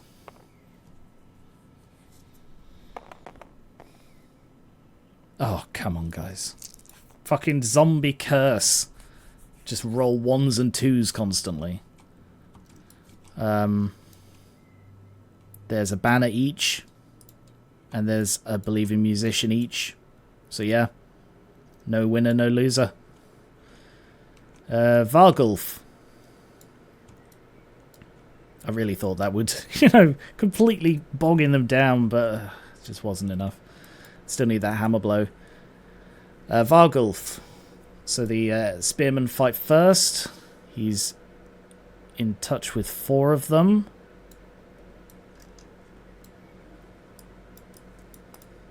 So 4, 5, 6 for the support. I believe the champion's dead, so yeah. Okay.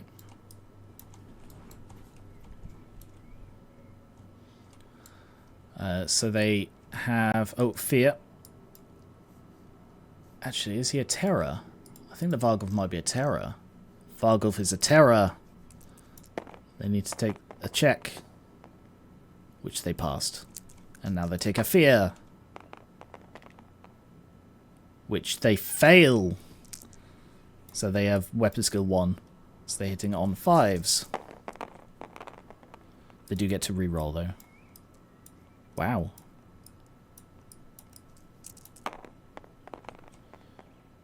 Wow. Zombies can't hit on 4s. Elves roll 3 6s. Bloody double standards. They are wounding on strength 3, toughness 5, 6s. 1, they got a wound. And it has regeneration, so that's a 4+. Saved it. So he gets 1 for the charge, doesn't he? His turn. He has 5 attacks. Hitting on 3s. 1, 2, 3, 4 apparently.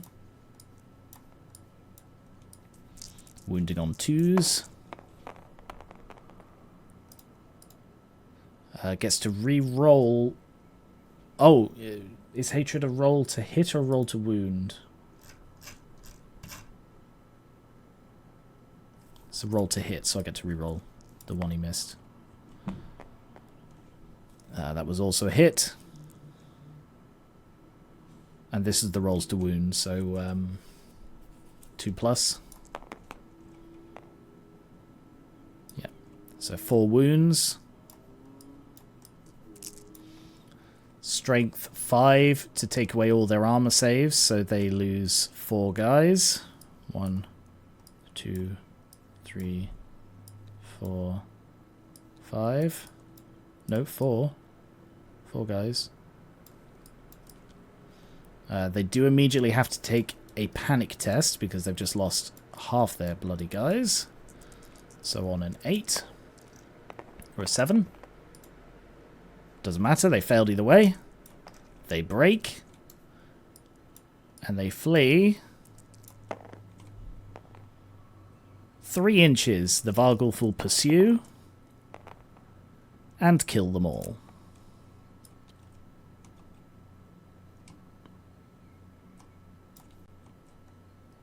And that one as well. He's dead too. Sorry. Oops. That's why I moved them out the way, because I just accidentally deleted the Vargulf.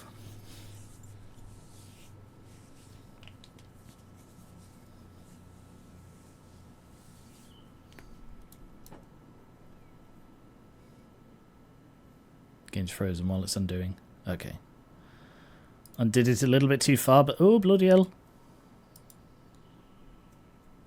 Oh. Reloaded. We're okay. Right? Loading complete. Loading doesn't feel complete.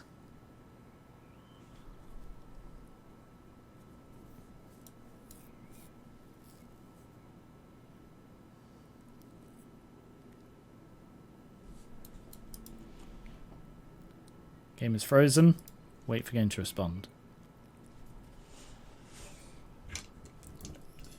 Use the Control Z in Tabletop Sim at your own risk. I tried to undo because I deleted the Vargulf. There we are. We're okay. Alright, bring that back. So that's the board. I undid because I deleted the Vargulf, but oh god, it really doesn't enjoy you undoing. Now I'll move these other way and then do that. So he overran. I can't remember how much he overran by.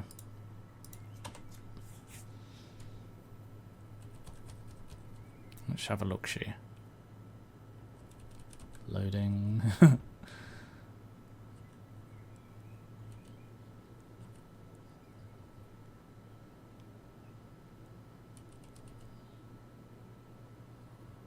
He pursued by 4 inches. So he just goes charging through 4 inches there. Okay, so they just got wiped out.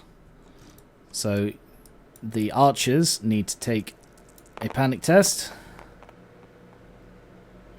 9, they also fail. So they flee from the towards the edge, or they flee 7 inches away from the nearest enemy unit, which would be the skeletons. So let's get those archers out here.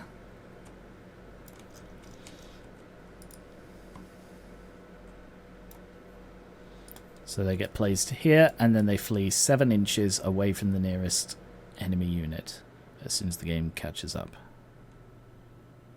7 inches. Anyone else within... Well, they just failed a...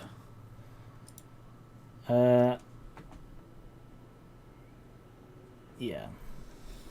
So no one's fled through them, so they don't need to take... But then again, hang on. Here... No, they're too far away. Okay, yep, that's all. And then this one, is it even worth fighting this one? Let's do... What's his face? Caradryan. He has 3 attacks. Don't need to do fear checks. 2 hits, gets to re-roll.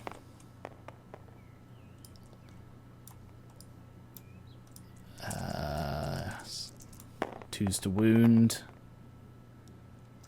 Yeah.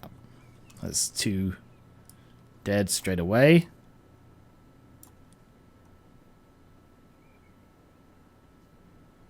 No, the Caradryan was actually in base contact. Whatever. I'm willing to play a bit fast and loose at this point. They're dead.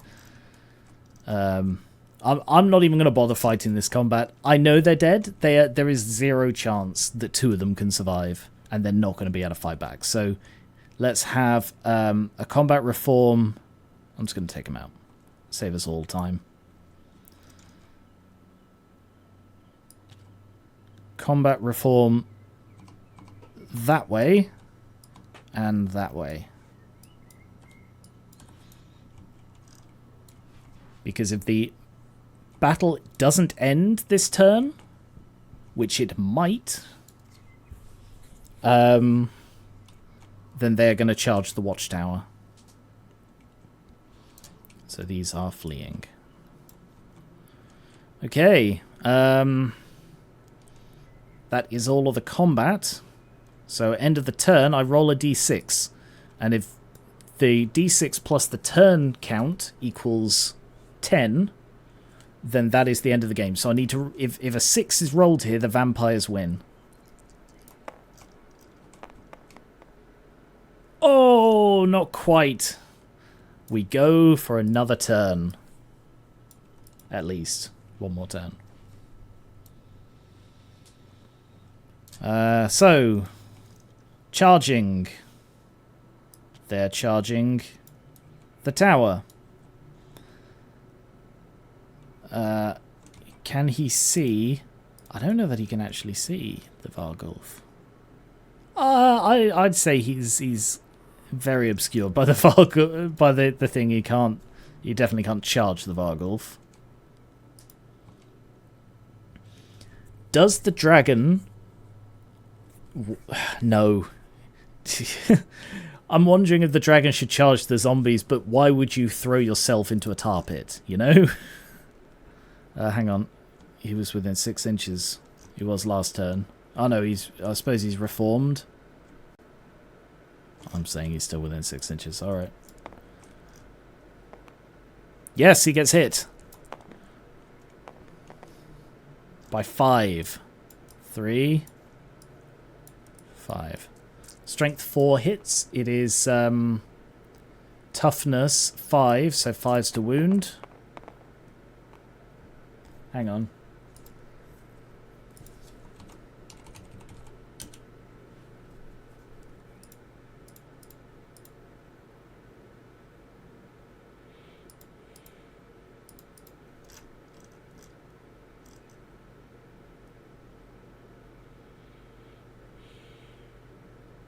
Right. Once you've established... Sorry, hang on. Once you've established how many hits have been scored, you appropriate them between the rider and the monster. So on a 1 to 4, the dragon's hit. On a 5 or 6, the mage is hit. 1 to 4, the dragon is hit. Oh no. The mage gets hit 4 times. So strength 4 against the dragon first. So that's he's got toughness 5, so 5 to wound. He's fine. The mage has toughness 3, so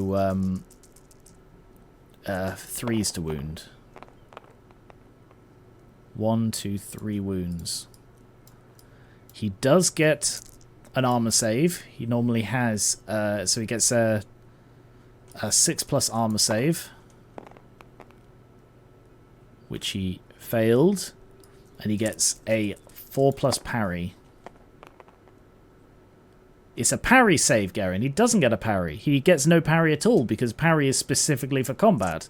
So he just takes 3 wounds. Oh no! The mage is dead. The dragon is still alive.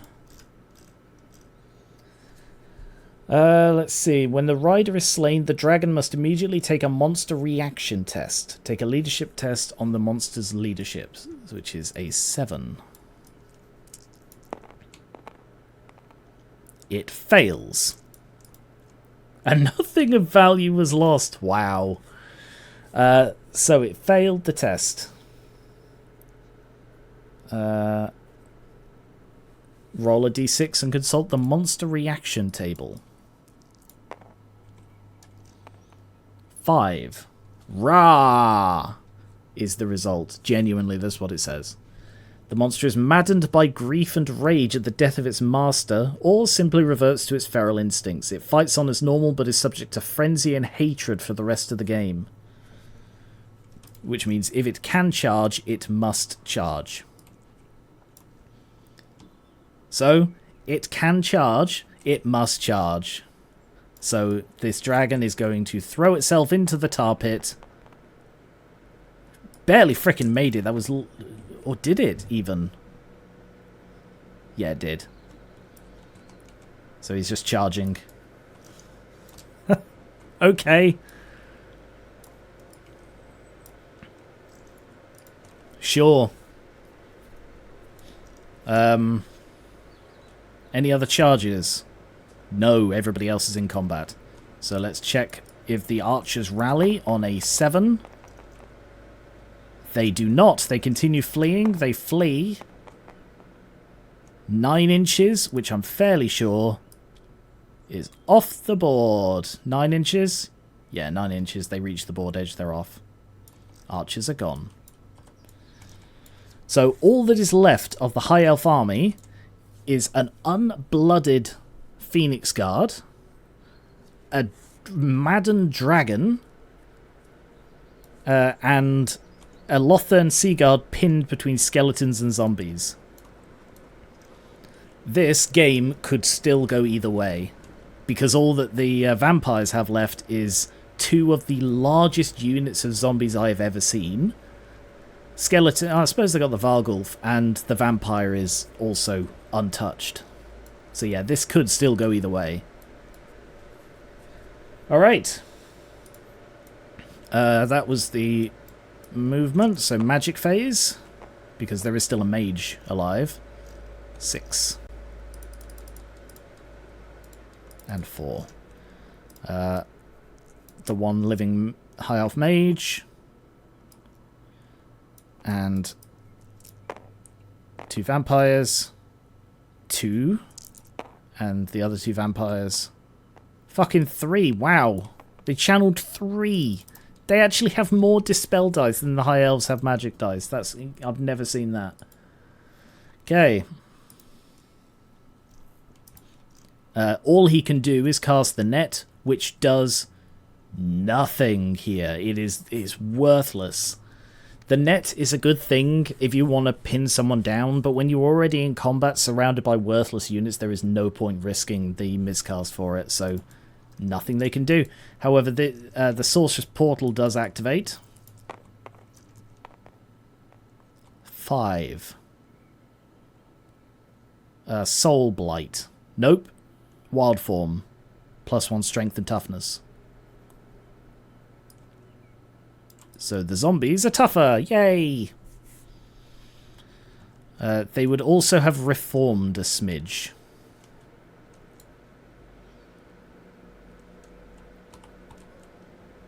Yeah, bloody hell.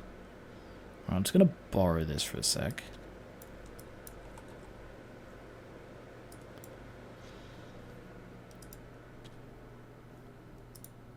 Come on, game.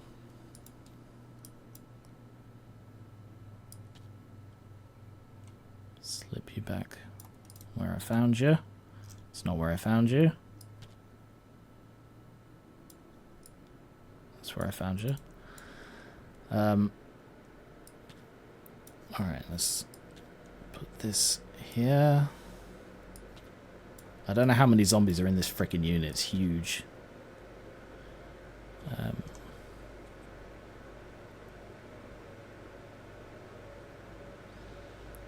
I think to close the door...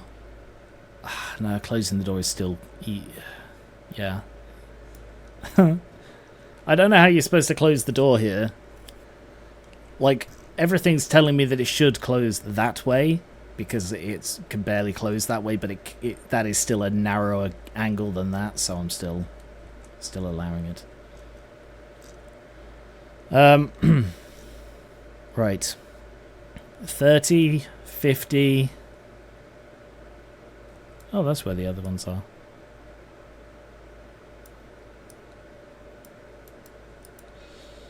50, 1, 2, 3, 4, 5, 6, 56. 1, 2, 3, 4, 5, 6.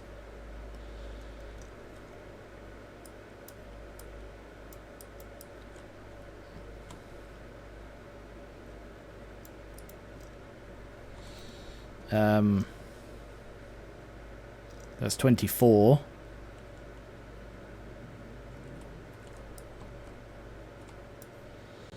So that's this whole front thing used. And then 4 more. 2, 3, 4. So there's just 30 left.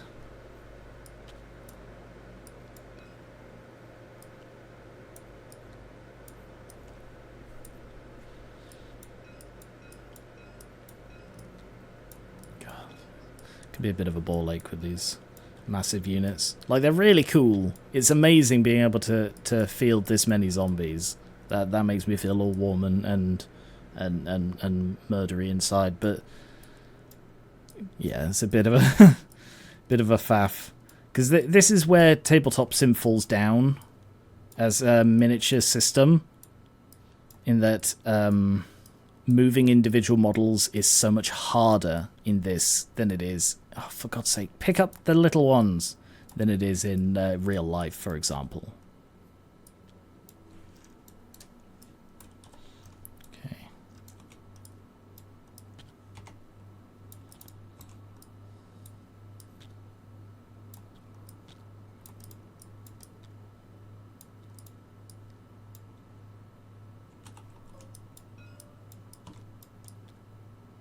There, bloody hell.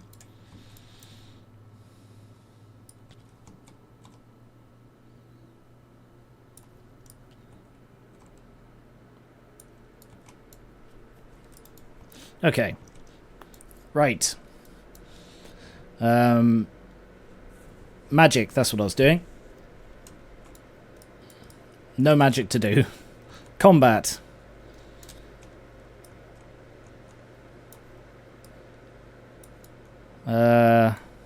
Let's do this one.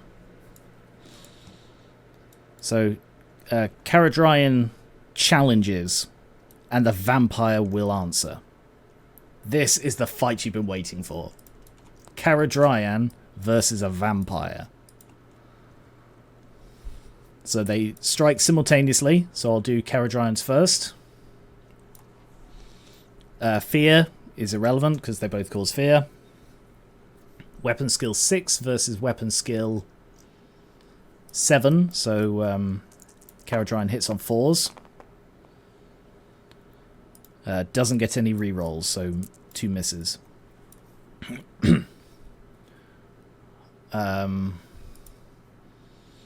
He has strength 5, toughness 5, so wounds on a 4.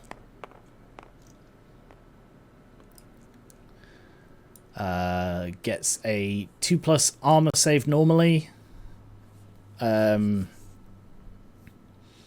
Reduced to a 3+. Sorry, a 4+ because of this strength. So 4+ armor. Saves. Vampire's turn. Also, for the record, the vampire has a 2+ ward save against flaming attacks, which is what all of these are. So, yeah, it's going to be very hard for them to kill the vampire in this.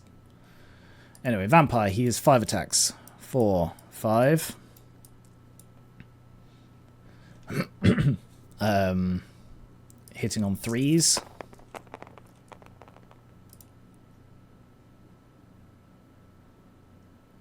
So that's 3. He has 5 strength against toughness 3, so he's wounding on 2s. I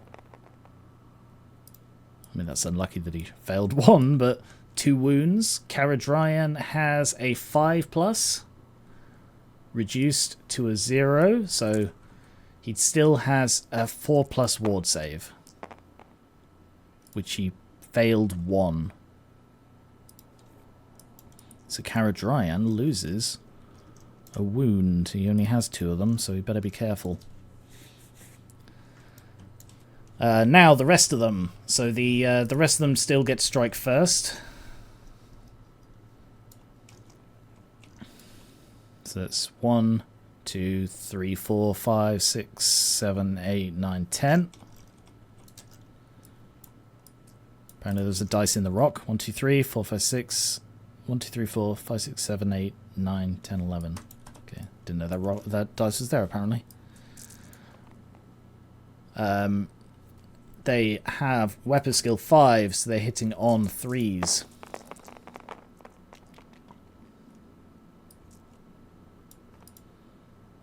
And they do get to reroll.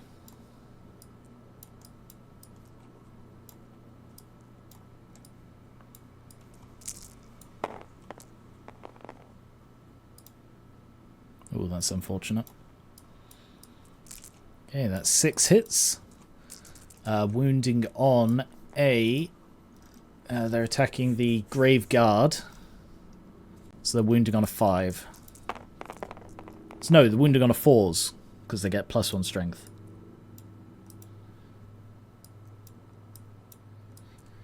So it's 2 wounds. Yeah. 2 wounds.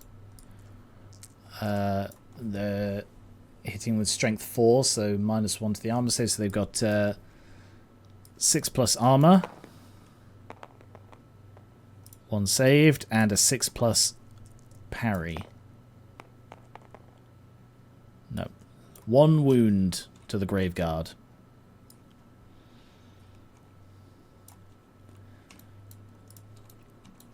Now it's the Grave Guard's turn to strike back. And they have 1, 2, 3. I think they only have... Yeah, 1, 2, 1, 2, 3, 4, 5, 6, 7, 8, 10 as well. 1, 2, 3, 4, 6, 7, 8, 9, 10. They are hitting at 4s.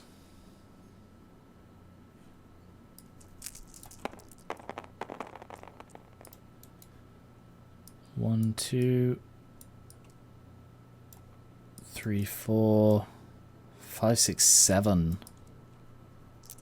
7 hits. They are wounding on 3s with any 6s, ignoring armor. 1, 6.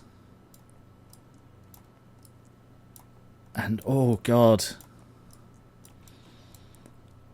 Okay, so these get an armor save of 6s. Nope. And all of these get ward save of 4. Bloody hell! Seriously, 5 6s and a 5. That is crazy luck. Okay. It's a draw. That astounds me. Just to check, the killing blow does allow a ward save.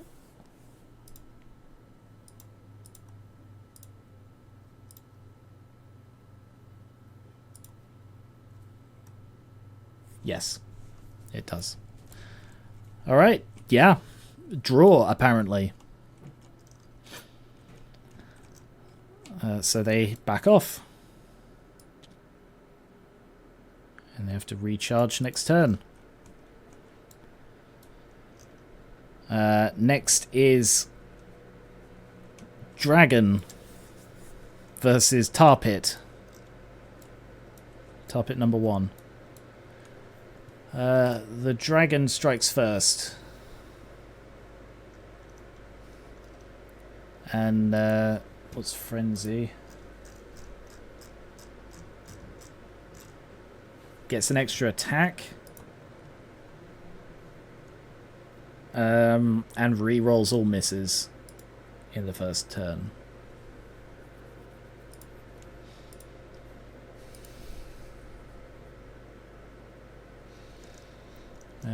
Dragon. Extra attack, so he's got 5 attacks.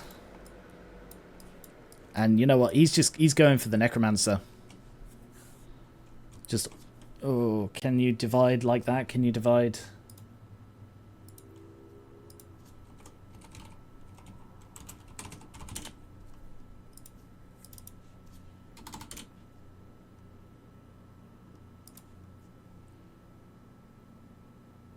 Yeah, it can divide them freely. Okay, so I will go with 2 against the Necromancer and 3 against the unit. Let's go with 3 against the Necromancer. I want to make sure the guy's dead. So he attacks. He causes terror, so doesn't need to roll. 3s to wound. 3s to hit.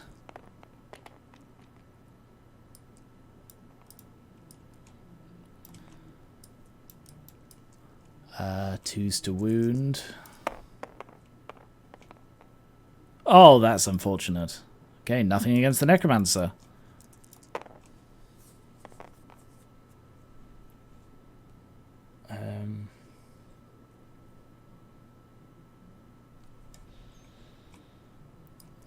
Threes to hit, so hits 1 against zombies. 2s to wound.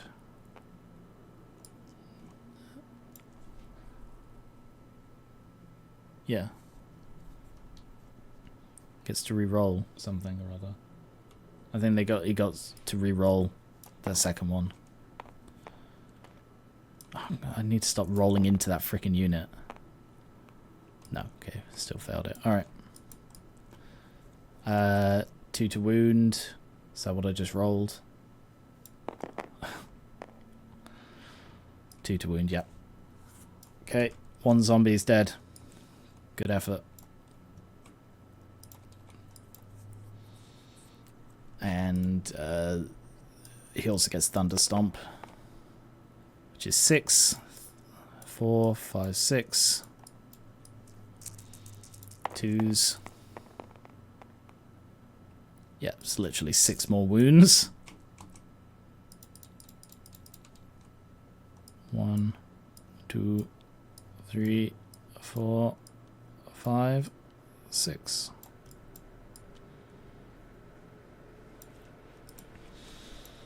Now the Necromancer and zombies may as well all hit at once. 2, 3, 4, 5, 6. 3, 4, 5, 6.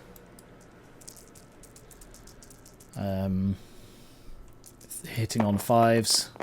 Oh god, I'm rolling into the bloody hill now.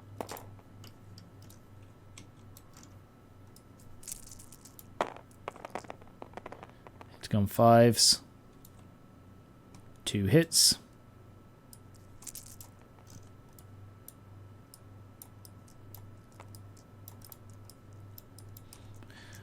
Wounding on 6s.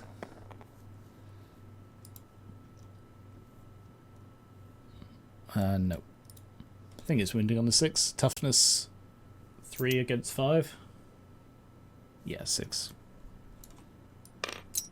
What the fuck is this? Did I just grab a bit of river? Okay.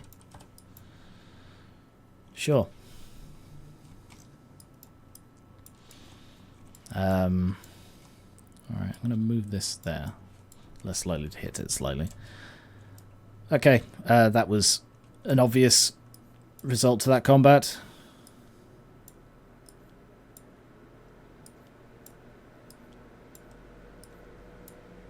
Eight.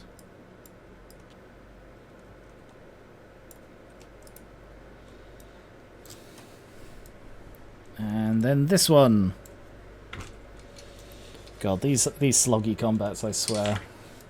Like, I enjoy the strategy. It's a clever strategy. It's just fighting them is a fucking ball ache because there is no quick way to do it. That's why I really liked in the Conquest thing there was that dice roller. That was really handy. Right, so 1, 2, 3, 4, 5, 6, 7, 8, 9, 10, 11, 12, 13, 14, 15, 16, 17, 18, 19. So I'll roll 10 then 9. 1, 2, 3, 4, 5, 6, 7, 8, 9, 10. Yeah, that was a much easier dice roller. Having to physically do it is just so messy. A fear check. They pass. Yeah, so they're hitting on 3s against the skeletons. 1, 2, 3, 4, 5, 6, 7.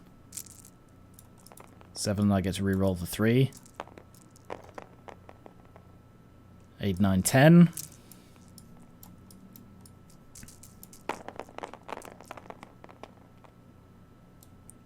11, 12, 13, 14, 15.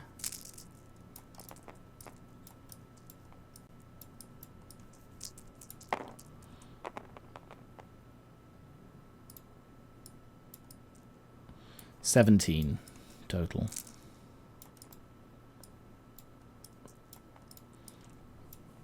So I'll do, I don't know, 10 then. 10 then 7. 4s to wound.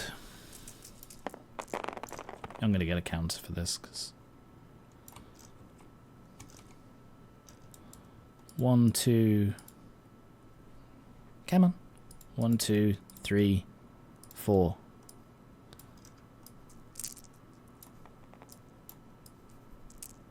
So I'll take out 3 and re-roll these 7 for the next slot. 4s to wound still. 1, 2 more. Okay, 6 wounds. So they get 5, 6. So they get a 5+. 1, 2 saves. And they get a 6+. Wow, 3 more.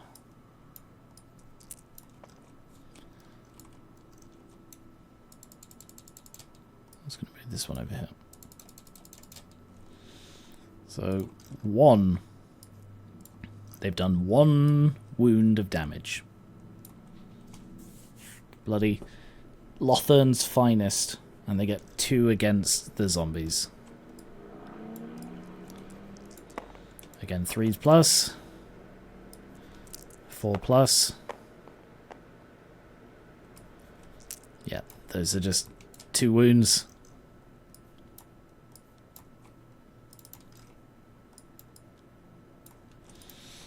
Now the skeletons.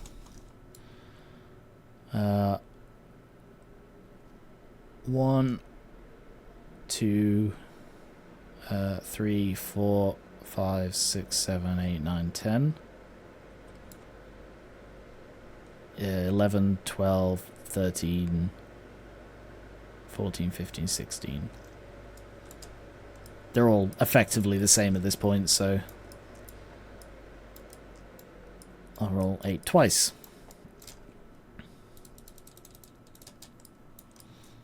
Uh, 4+ to hit. Although, actually... No, hang on, they're not the same. Zombies hit on a 5. Oh, they're also 1 higher toughness. Fuck's sake. God. There are just so many little things in this that it slows you fucking bloody down. Oh my god. So many tiny little details that make it so irritating to play this fucking game. Okay. I'm going to re-roll the wounds against... I don't remember how many it was.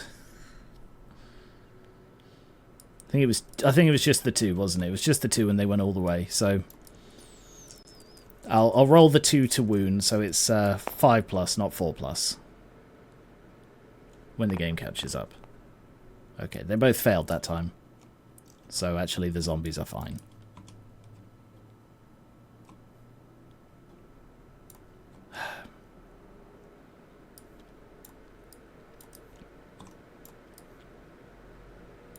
I love this game. I'm really enjoying being able to play this game, but fuck me, this game is poorly designed sometimes and really just bogged down in so many little tiered rules. Oh, and tiny little bonuses. Right. So I'm going to have to roll my attacks separately because not only are these at a higher strength, they're also at a lower weapon skill.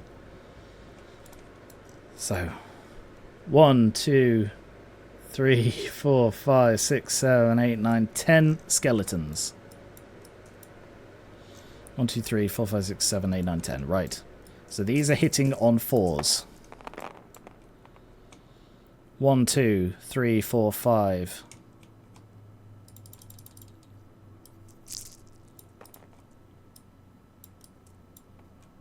And now these are wounding on 4s. Though some of those didn't roll properly. 2.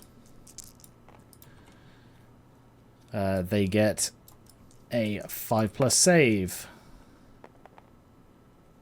No, 2 of them are dead.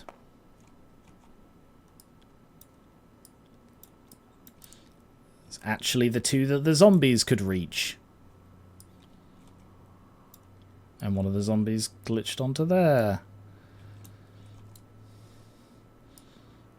I think they just like pile in like this. God, there's just no space. Alright, so 1, 2, 3, 4, 5, 6, 7, 8, 9, 10, 11, 12. No. Necromancer's separate because he has a lower strength. No, he doesn't. He has a higher. He has the same strength. Whatever. Necromancer, because he's got a higher weapon skill. I know what I'm doing. 4. No. Okay. Now, 1, 2, 3, 4, 5. Now there are 11 zombies. I need another one. Now there are 11 zombies. 1, 2, 3, 4, 5, 6, 7, 8, 9, 10, 11. Yep. Hitting on 5s. 1,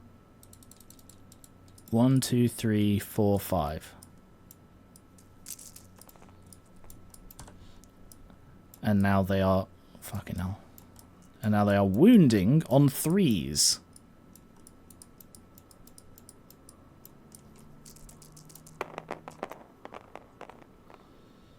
One, two, three, 4.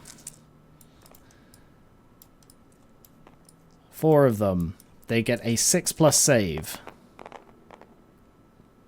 1 save, 3 die. 1, 2, 3. So they also... How many others did they just lose? I know they just lost, I think, 3 more? 2 more. I think it was... Yeah, I think it was 2 that time. I think it was those 2. So they have lost the combat because we both have banners. So they've lost the combat by 2. Meaning that they take a leadership on... 2 below the mage, 6. Which they fucking pass. Right, just to explain how stupidly complex this is. Like, armor saves, they have an armor, because you can't see my notes and my stat sheets and stuff up here. But like they're wearing light armor, which gives them a 6+ armor save. They're carrying shields, which reduces that to a 5+ armor save. The fact that the zombies were hitting with 4 strength reduces the armor save, or increases the armor save back up to a 6+, because it gives a -1 modifier on the armor save because of the higher strength. So just working out their armor save is a clusterfuck. And that's why stuff like having 1 higher strength really makes a difference, because not only does it increase reduce the number you need to roll to wound, it also increases the roll they need to make to save the wound. Like, as far as it goes with Games Workshop stuff, Lord of the Rings was always the simplest. Lord of the Rings was the entry-level thing, and it was so simple most people didn't give it a second glance. Warhammer 40k is the nice balance between simple and detailed. Fantasy was the far end of the spectrum. It is so ridiculously complex that most people just don't get into it, which is why when they did Age of Sigmar, they dumbed it down into the ground. Overheating in here now. Because I'm getting worked up.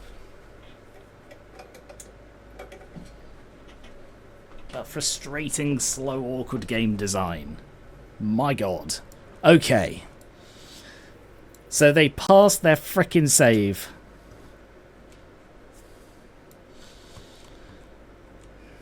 That's it for this turn. Over to the vampire's turn. So vampire in here, not doing anything. He's not moving. They can't hurt him. He's not coming out to hurt them. Vargulf. He is going to charge. He is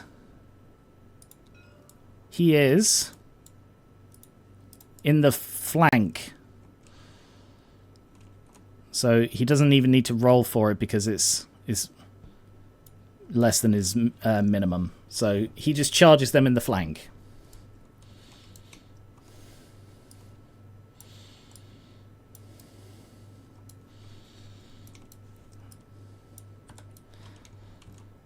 And that is everything. So magic phase. 11. And 6. Channeling. Elven Mage. No.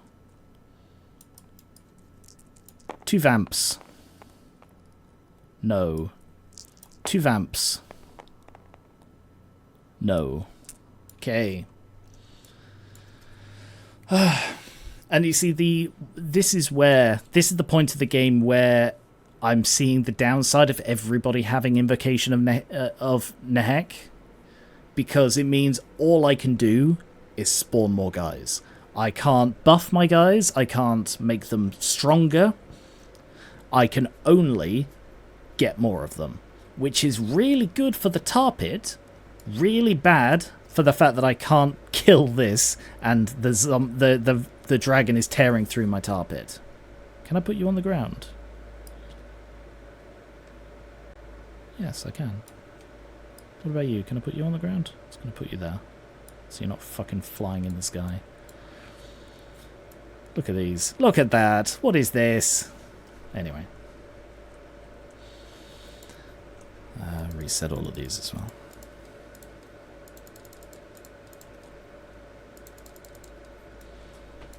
You see, at this stage, this is basically the plan. I've got my best unit in the watchtower, who is almost impossible to kick out. So, it's just about keeping the High Elves pinned down long enough for the game to end. Which is a really fun strategy, isn't it? Oh, goody.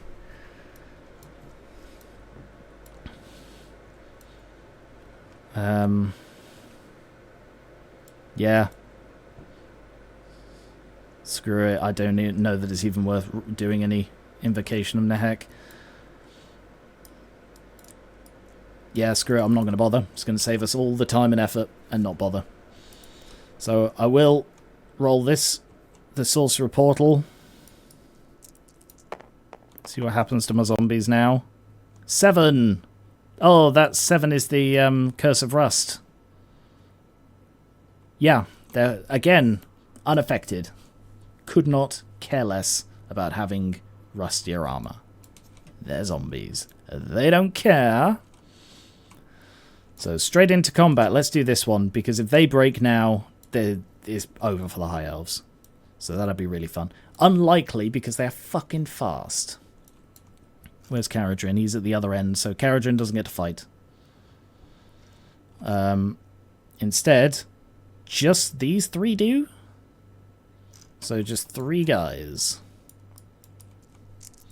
The advantage of a flank charge. As far as I know. Like, I don't know this for a fact. I've not seen this. This is just how I have interpreted the rules. Fear, they don't need to do it. Ah, no, but Vargulf causes terror. So the terror actually outweighs the fear. So they do have to take a check when they're being charged. Hang on. Let me look up terror again.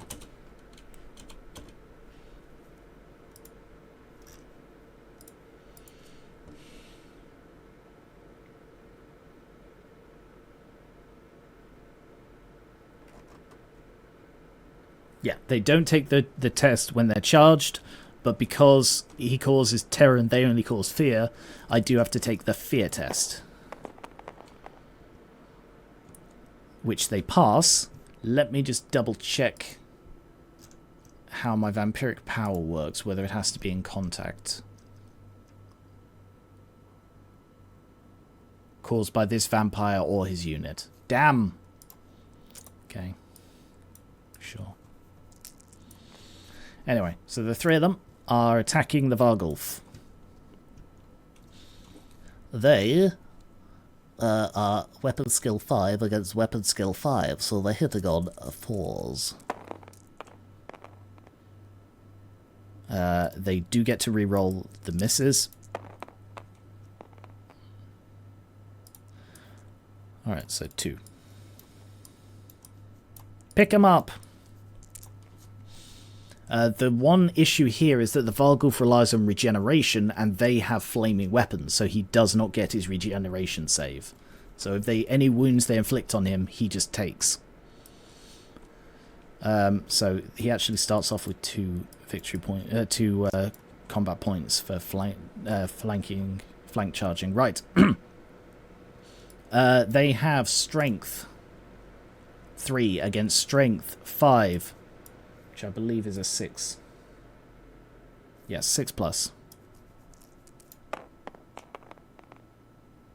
Yeah, they failed to wound him. He's just too big and too fluffy. Look at him. Look at how fluffy he is. Oh, look at his fluffiness. Isn't he friendly? He's actually a lot shorter than I think the model is supposed to be.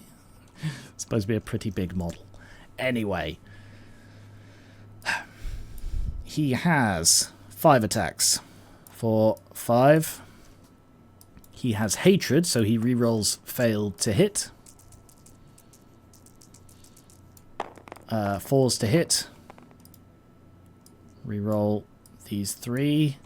These 4. That's pretty embarrassing.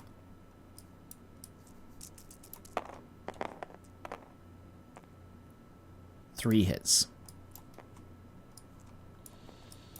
He wounds on a 2+.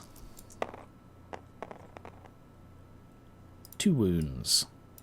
They get strength 5, so they get no armor save, but they do get their 4+ ward save, which is crazy strong. 1 fail. Oh my god, we've killed one of them. The untouchable Phoenix Guard. And we've killed one of them. Because the reason they're so hard to kill is because the idea is they live in the hall of, like, history. They know the entirety of creation, but cannot say a word. Which is a really cool lore. And it's why the Phoenix Guard are some of my favourite, like, elven things in Warhammer. But it makes them an absolute ball ache to fight. We also get Vargulf Thunderstomps. They get D6 strikes. 4. Why can't they say anything? No, they make a magical vow because they know everything. They're not allowed to say anything out of fear of, I don't know, changing the future or changing the past or something or other. But yeah, it's like a magical vow of silence. So I think even Caradrin, because he's the leader of the Phoenix Guard, he's the captain. It's not what the model is. I couldn't find a Caradrin model, sadly. Strength 5 hits, so 2+. I don't think they actually can break it. I think they literally are unable to break it. 4 more wounds. No armor saves, 4 more ward saves. 1 more fail.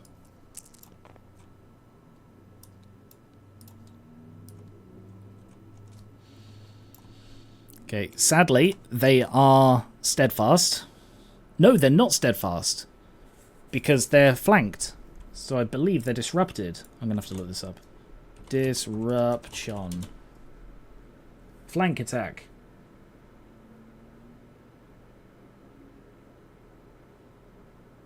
See disruption.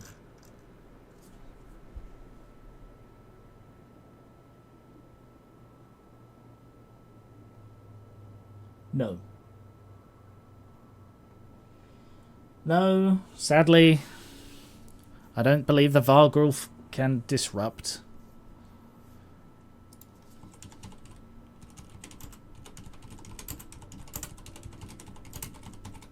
Can monsters disrupt?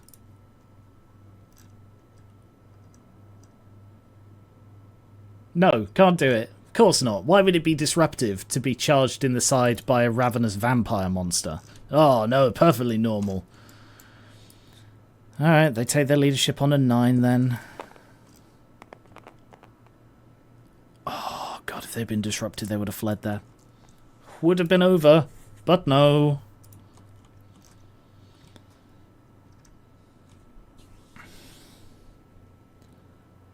Reminds me of some stuff in a game I played recently. Devils would make contracts magically compelling the signers to uphold said contract. However, the devils couldn't lie. And they're celestials who understand. That sounds familiar. That does sound familiar. I'm certain I've heard that before. Yeah, the devils can't lie. I'm certain that I've heard that before. Right, they are going to try and combat reform on a loss. And again, just fucking make it. Oh god, these elves and their ability to perfectly...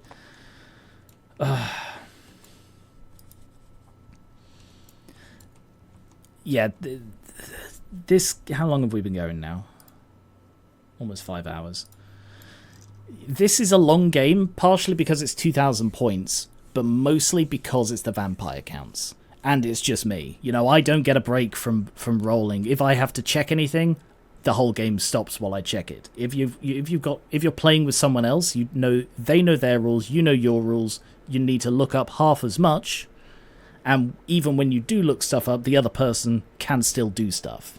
So, yeah, that's the downside with playing with myself, that I'm less efficient. I could break this up into multiple parts, but I enjoy this. So, you know, I'm playing this for fun. If I was recording it for a video, I'd probably break it up. But if I'm playing it for fun, this is how I'd be spending my time anyway. Right. Oh, God. We haven't done any other combats, have we?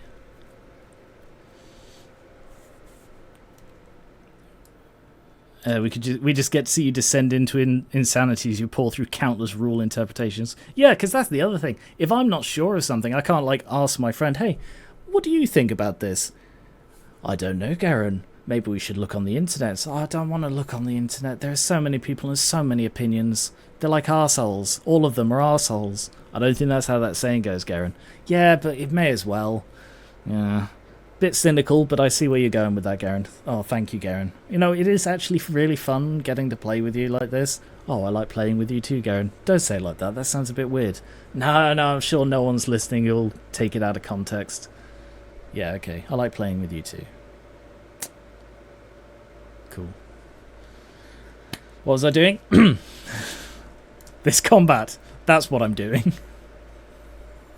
1, 2, 3, 4, 5, 6, 7, 8, 9, 10, 11, 12, 13, 14, 15. I lost count. 15 plus 1. 16. 8 times 2. And the lag is pissing me off too. Come on! Alright. It is fear. Let's roll fear. Of course they're fine. Of course they're fine. Why would they not be? Why would anyone be afraid when you've got a horde of fucking 100 zombies on your ass? Why would anyone be afraid of that? I'd be exhilarated personally. Dream come true. What am I doing?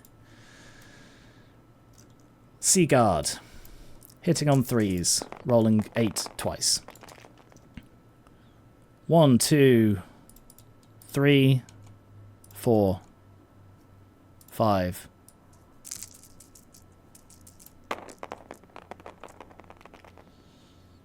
6, 7, 8, 9. And I roll 7 more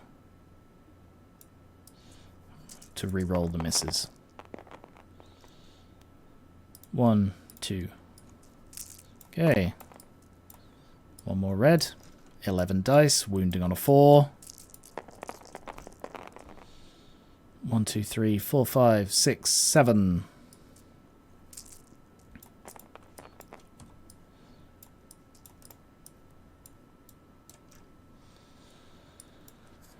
Uh, 5 plus.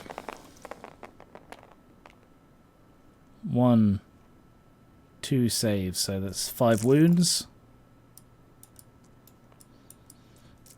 6 plus parry.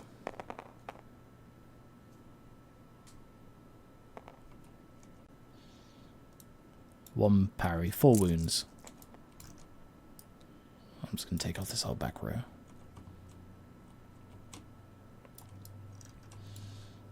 One, 2, 3, 4. I probably should have res some of them, but I just can't be bothered. They're going to be in a tar pit for the rest of the game, so it doesn't matter. It's just whether I kill them off first. And the 2 hitting the zombies. 3s. Yes. 4s. Yes.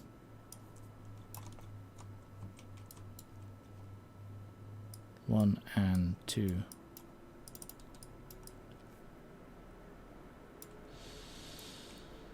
And now it's 10 skeletons. 1, 2, 3, 4, 5, 6, 7, 8, 9, 10. Hitting on 5s.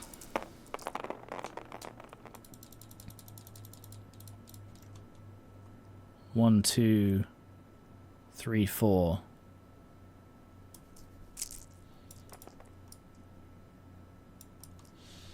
Wounding on 4s. 1, 2. Saving on 5s. Come back. Okay. 2 wounds.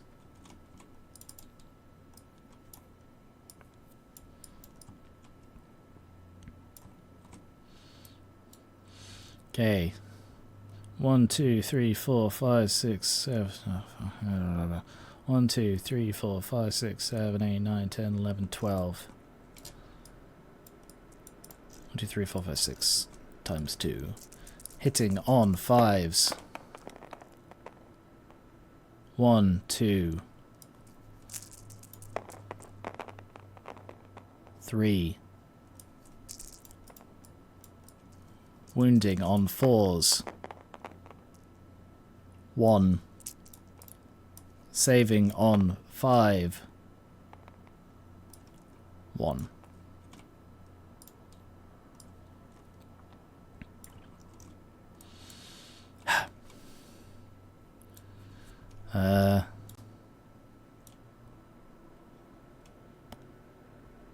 Yeah, so we lost by 3.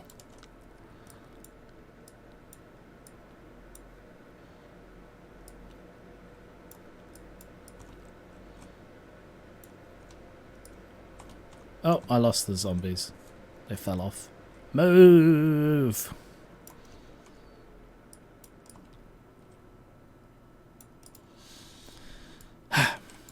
And now the dragon.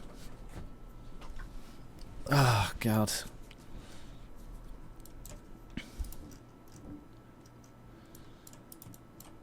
Move! Has 5 attacks. Doesn't need to roll fear, so 3s. 1, 2, 3.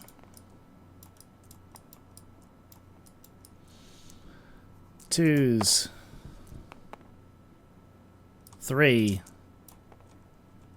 1, 2, 3.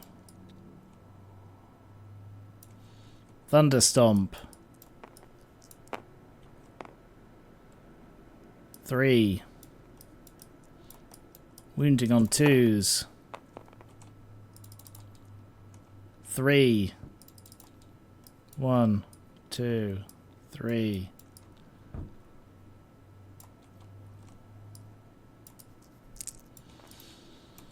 And then 1, 2, 3, 4, 5, 6 strike back. 3, 4, 5, 6. Hitting on 5s. 1. Hitting, wounding on 6. 1, 0, fucking nothing. 1, 2, 3, 4, 5, 6.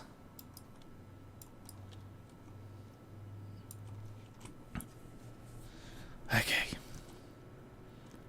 That's the end of the turn.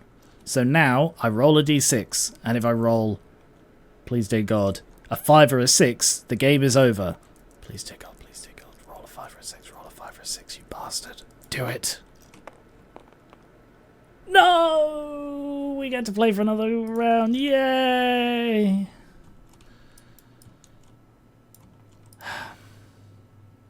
I think the issue is that these fights are completely inconsequential. Like, literally, the only fight that matters is this one. Because if these win, they're still going to take another 2 turns to get over here and not do much. this is the only unit that stands a chance of taking the Watchtower, and it's currently fighting a Vargulf. So I am going to take a slightly unorthodox approach to this, given the fact that we're approaching 5 hours. So let's just skip ahead to this fight. Pay attention. There. So, did they pass? I thought they passed their reform. I don't remember.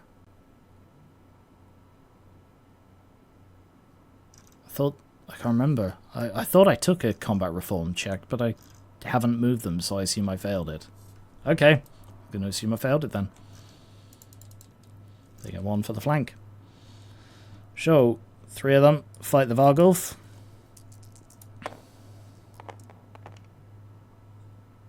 Are you sure this is fun for you?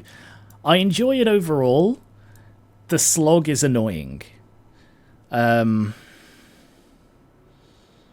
It's like, do you ever get that? Like a game of Civilization, for example, where you get to the last bit and it's like the enemy is just being a bit irritating because you're very close to victory, but you're just not quite there yet. So you want to finish it. You want to actually win, but the enemy is just making it that tiny bit hard, so they're not going to win, but you're not winning either. And it's just that can go on for like hours in a Civ game. So it's that.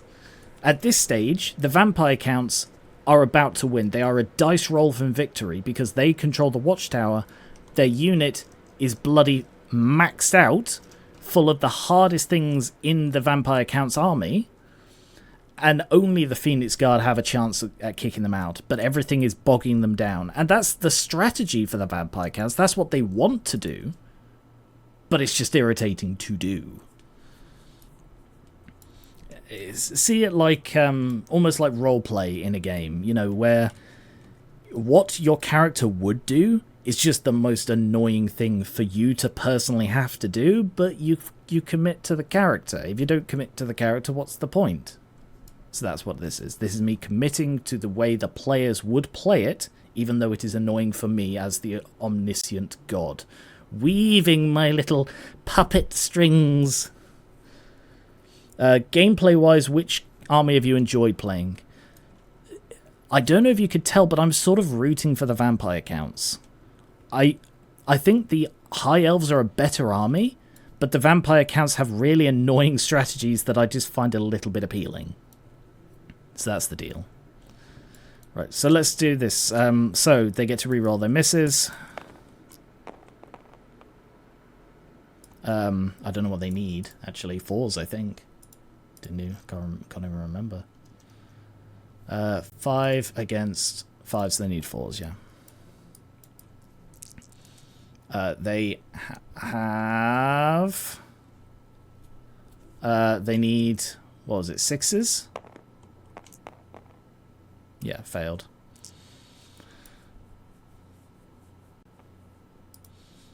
Yeah, I think the High Elves are an incredibly powerful army. The fact that every single elf in the entire army gets always strikes first. That is crazy strong. It's just, yeah. It just doesn't matter when you're fighting against a slower army. And most of them are slower. So, 4s to hit.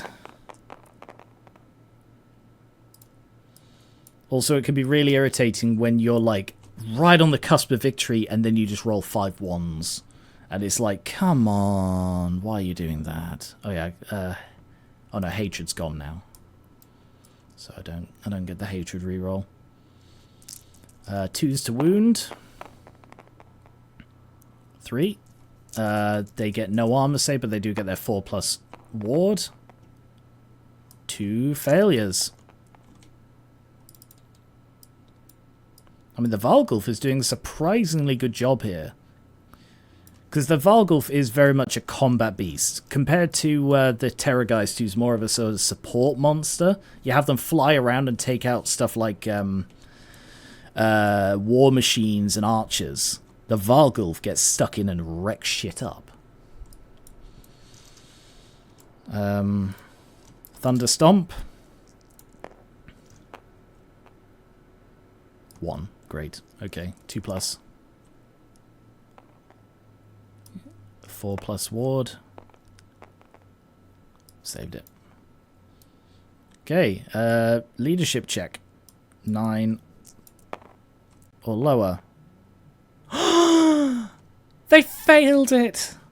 Oh! And they flee a colossal 7 inches that the Vargulf is going to chase. And fail to catch up. So they rotate this way. And then they move 7 inches away. And the Vargulf pursues a colossal 4. So that has pretty much secured this now. So they're going to rally, but that just means they're that much further away. And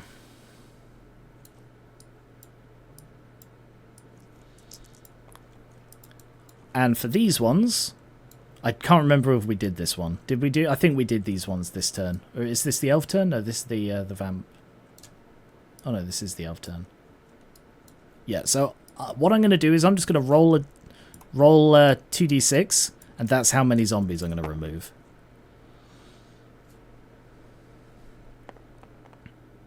Six zombies. 1, 2, 3, 4, 5, 6. Because let's all be honest, the dragon's winning that fight. And how many Lothern am I removing? 3. 1, 2, 3. This is mostly to just get the dead piles looking nice for the ending screenshot.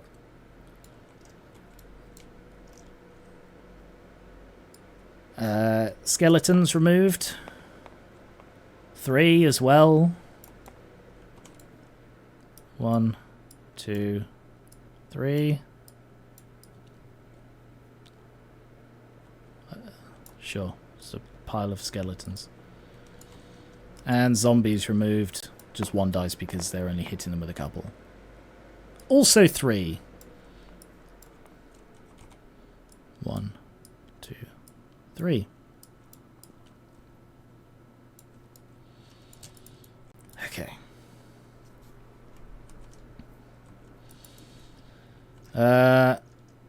Next is the vampire turn. The Vargulf is going to charge them. So I think at this point he just runs them down. If he catches them, he runs them down, and he does catch them. So yeah, it's over. That is just them dead. So fuck it, let's just skip to the end. 6. End of the game. Oh, yeah. That was a game. And it's just over. Oh my god. Like, I'm not sure I enjoyed Watchtower as a game mode. Like, it was different, but I mean, I deliberately designed this board to be a town. So, like, I was re-rolling rivers and stuff like that to try and get as many town-related things as I could within the random terrain generation. But I regret that, because towns are fucking awkward to get around. And the whole thing of Warhammer's like, oh, the more terrain, the better. Lies. It's factually incorrect. Because the more terrain you have, the less space you have for the guys. And that's what Warhammer's about. It's about the guys. There. Did that take a screenshot? Yeah, it forces you into lanes. And that's fine on like Total Warhammer, because you can move a lot more fluidly. But in something like this, where you've got to wheel and reform, and reforming takes an entire turn, Like, if you have to reform, that is literally a sixth of your total movement gone. So yeah, I much prefer open matches, and the downside of the Watchtower was it meant it incentivized me not to fight with my best guys. So like my vampire unit here, these guys are, well, they're not great in combat, but they're much better than anything else in the vampire army. And the issue was, I needed them to be in the tower to secure victory, but it meant that I couldn't use them to win any other fights. And it's the same, well, it was sort of the opposite with the Elves, that they just struggled to get their Phoenix Guard to the Watchtower in time. So if things had gone a bit better, and like, I messed up having 2 Sinister statues here, because they are just punishing. So I'm going to go much easier on terrain in the next one. At the very least, have it as terrain you can walk through, like rivers and woods and stuff like that. They have an effect, but don't limit movement. You know, they can limit movement if you want them to, like if a venom thicket and you go around it. That's one thing. But impassable terrain is a ball ache. Are there any formats that go further than 6 turns? Technically, this one. Like, if I'd rolled a 1 then we would have gone into turn 7. And then, if I'd continued to roll 1s, we would have gone all the way up to turn 9. And then at the end of turn 9, that's the absolute last this could have gone. Are you going to stream another match? Well, after this one, I might take a little break. But then again, I thought that after the last one, and here I am 2 days later. So after this, actually, I have the next one prepared. Because that is the end of my first tournament against myself. And the winners were the vampire counts. The next tournament is a bigger one. Much more adventurous. So I'll see if I can actually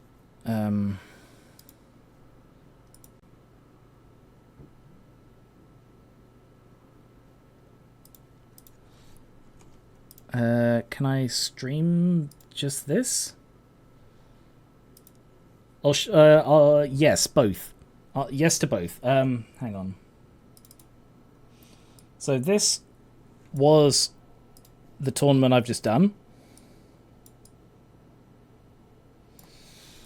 So it's it was 3 rounds, going 1,000 points, 1,500 points, 2,000 points, and it was 8 armies.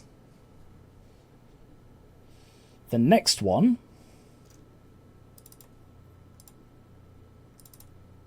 is this.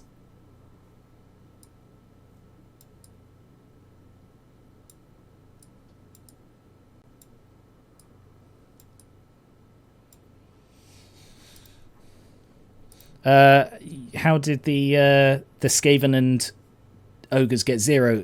They didn't wipe out any units. They just got... They had... Because to score victory points, you need to destroy an entire unit, and Skaven and Ogres just didn't get any. Right, so with this one... this is a 14-player bracket. Because...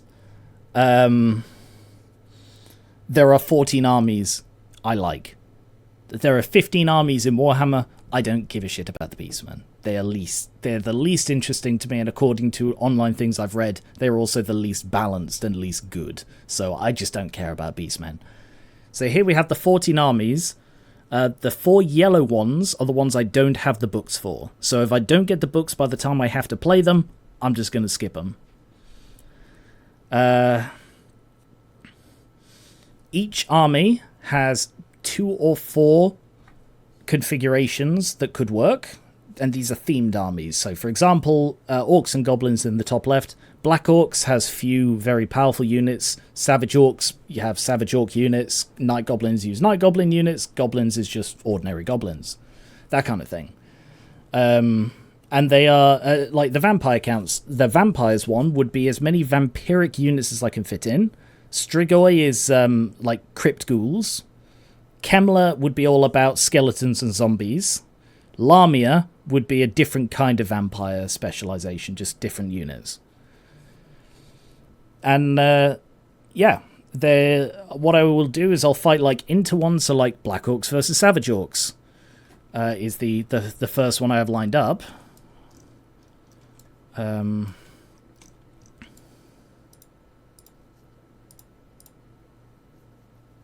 Game's frozen.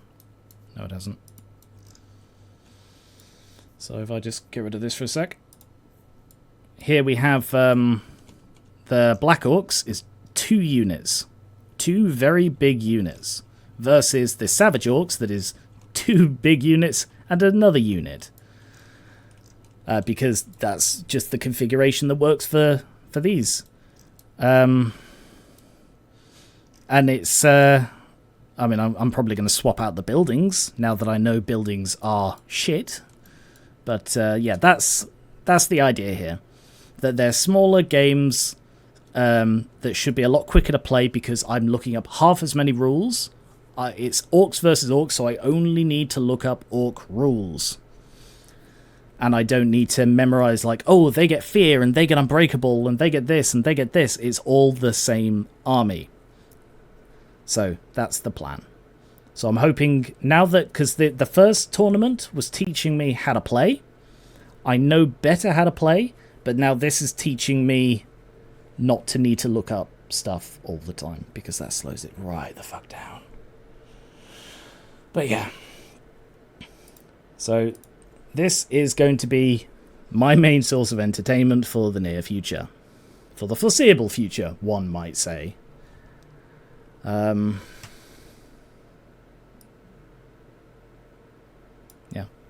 So, if you want to see any of this, let me know. Are you allowed to kit bash armies like having Skaven units running with Tomb Kings?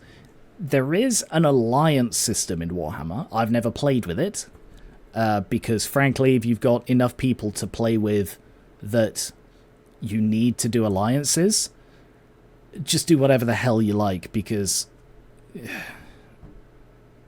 like it's one of those things where it's just too awkward to go, actually we can't work together because of this.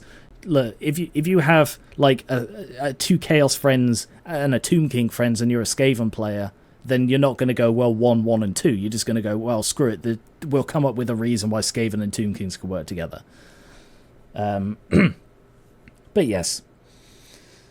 So this is going to be the next thing I do. I might not stream all of these because these are smaller games. I can knock them out in a lot less than bloody 5 hours. Apparently I have a missed call. Hope that's not important. Sorry, one moment. Oh, it is important. Fuck's sake. Okay, great. Missed an important phone call earlier because it was after 5 and I thought, well, they're not going to call after 5. Yeah, NHS. Right, anyway.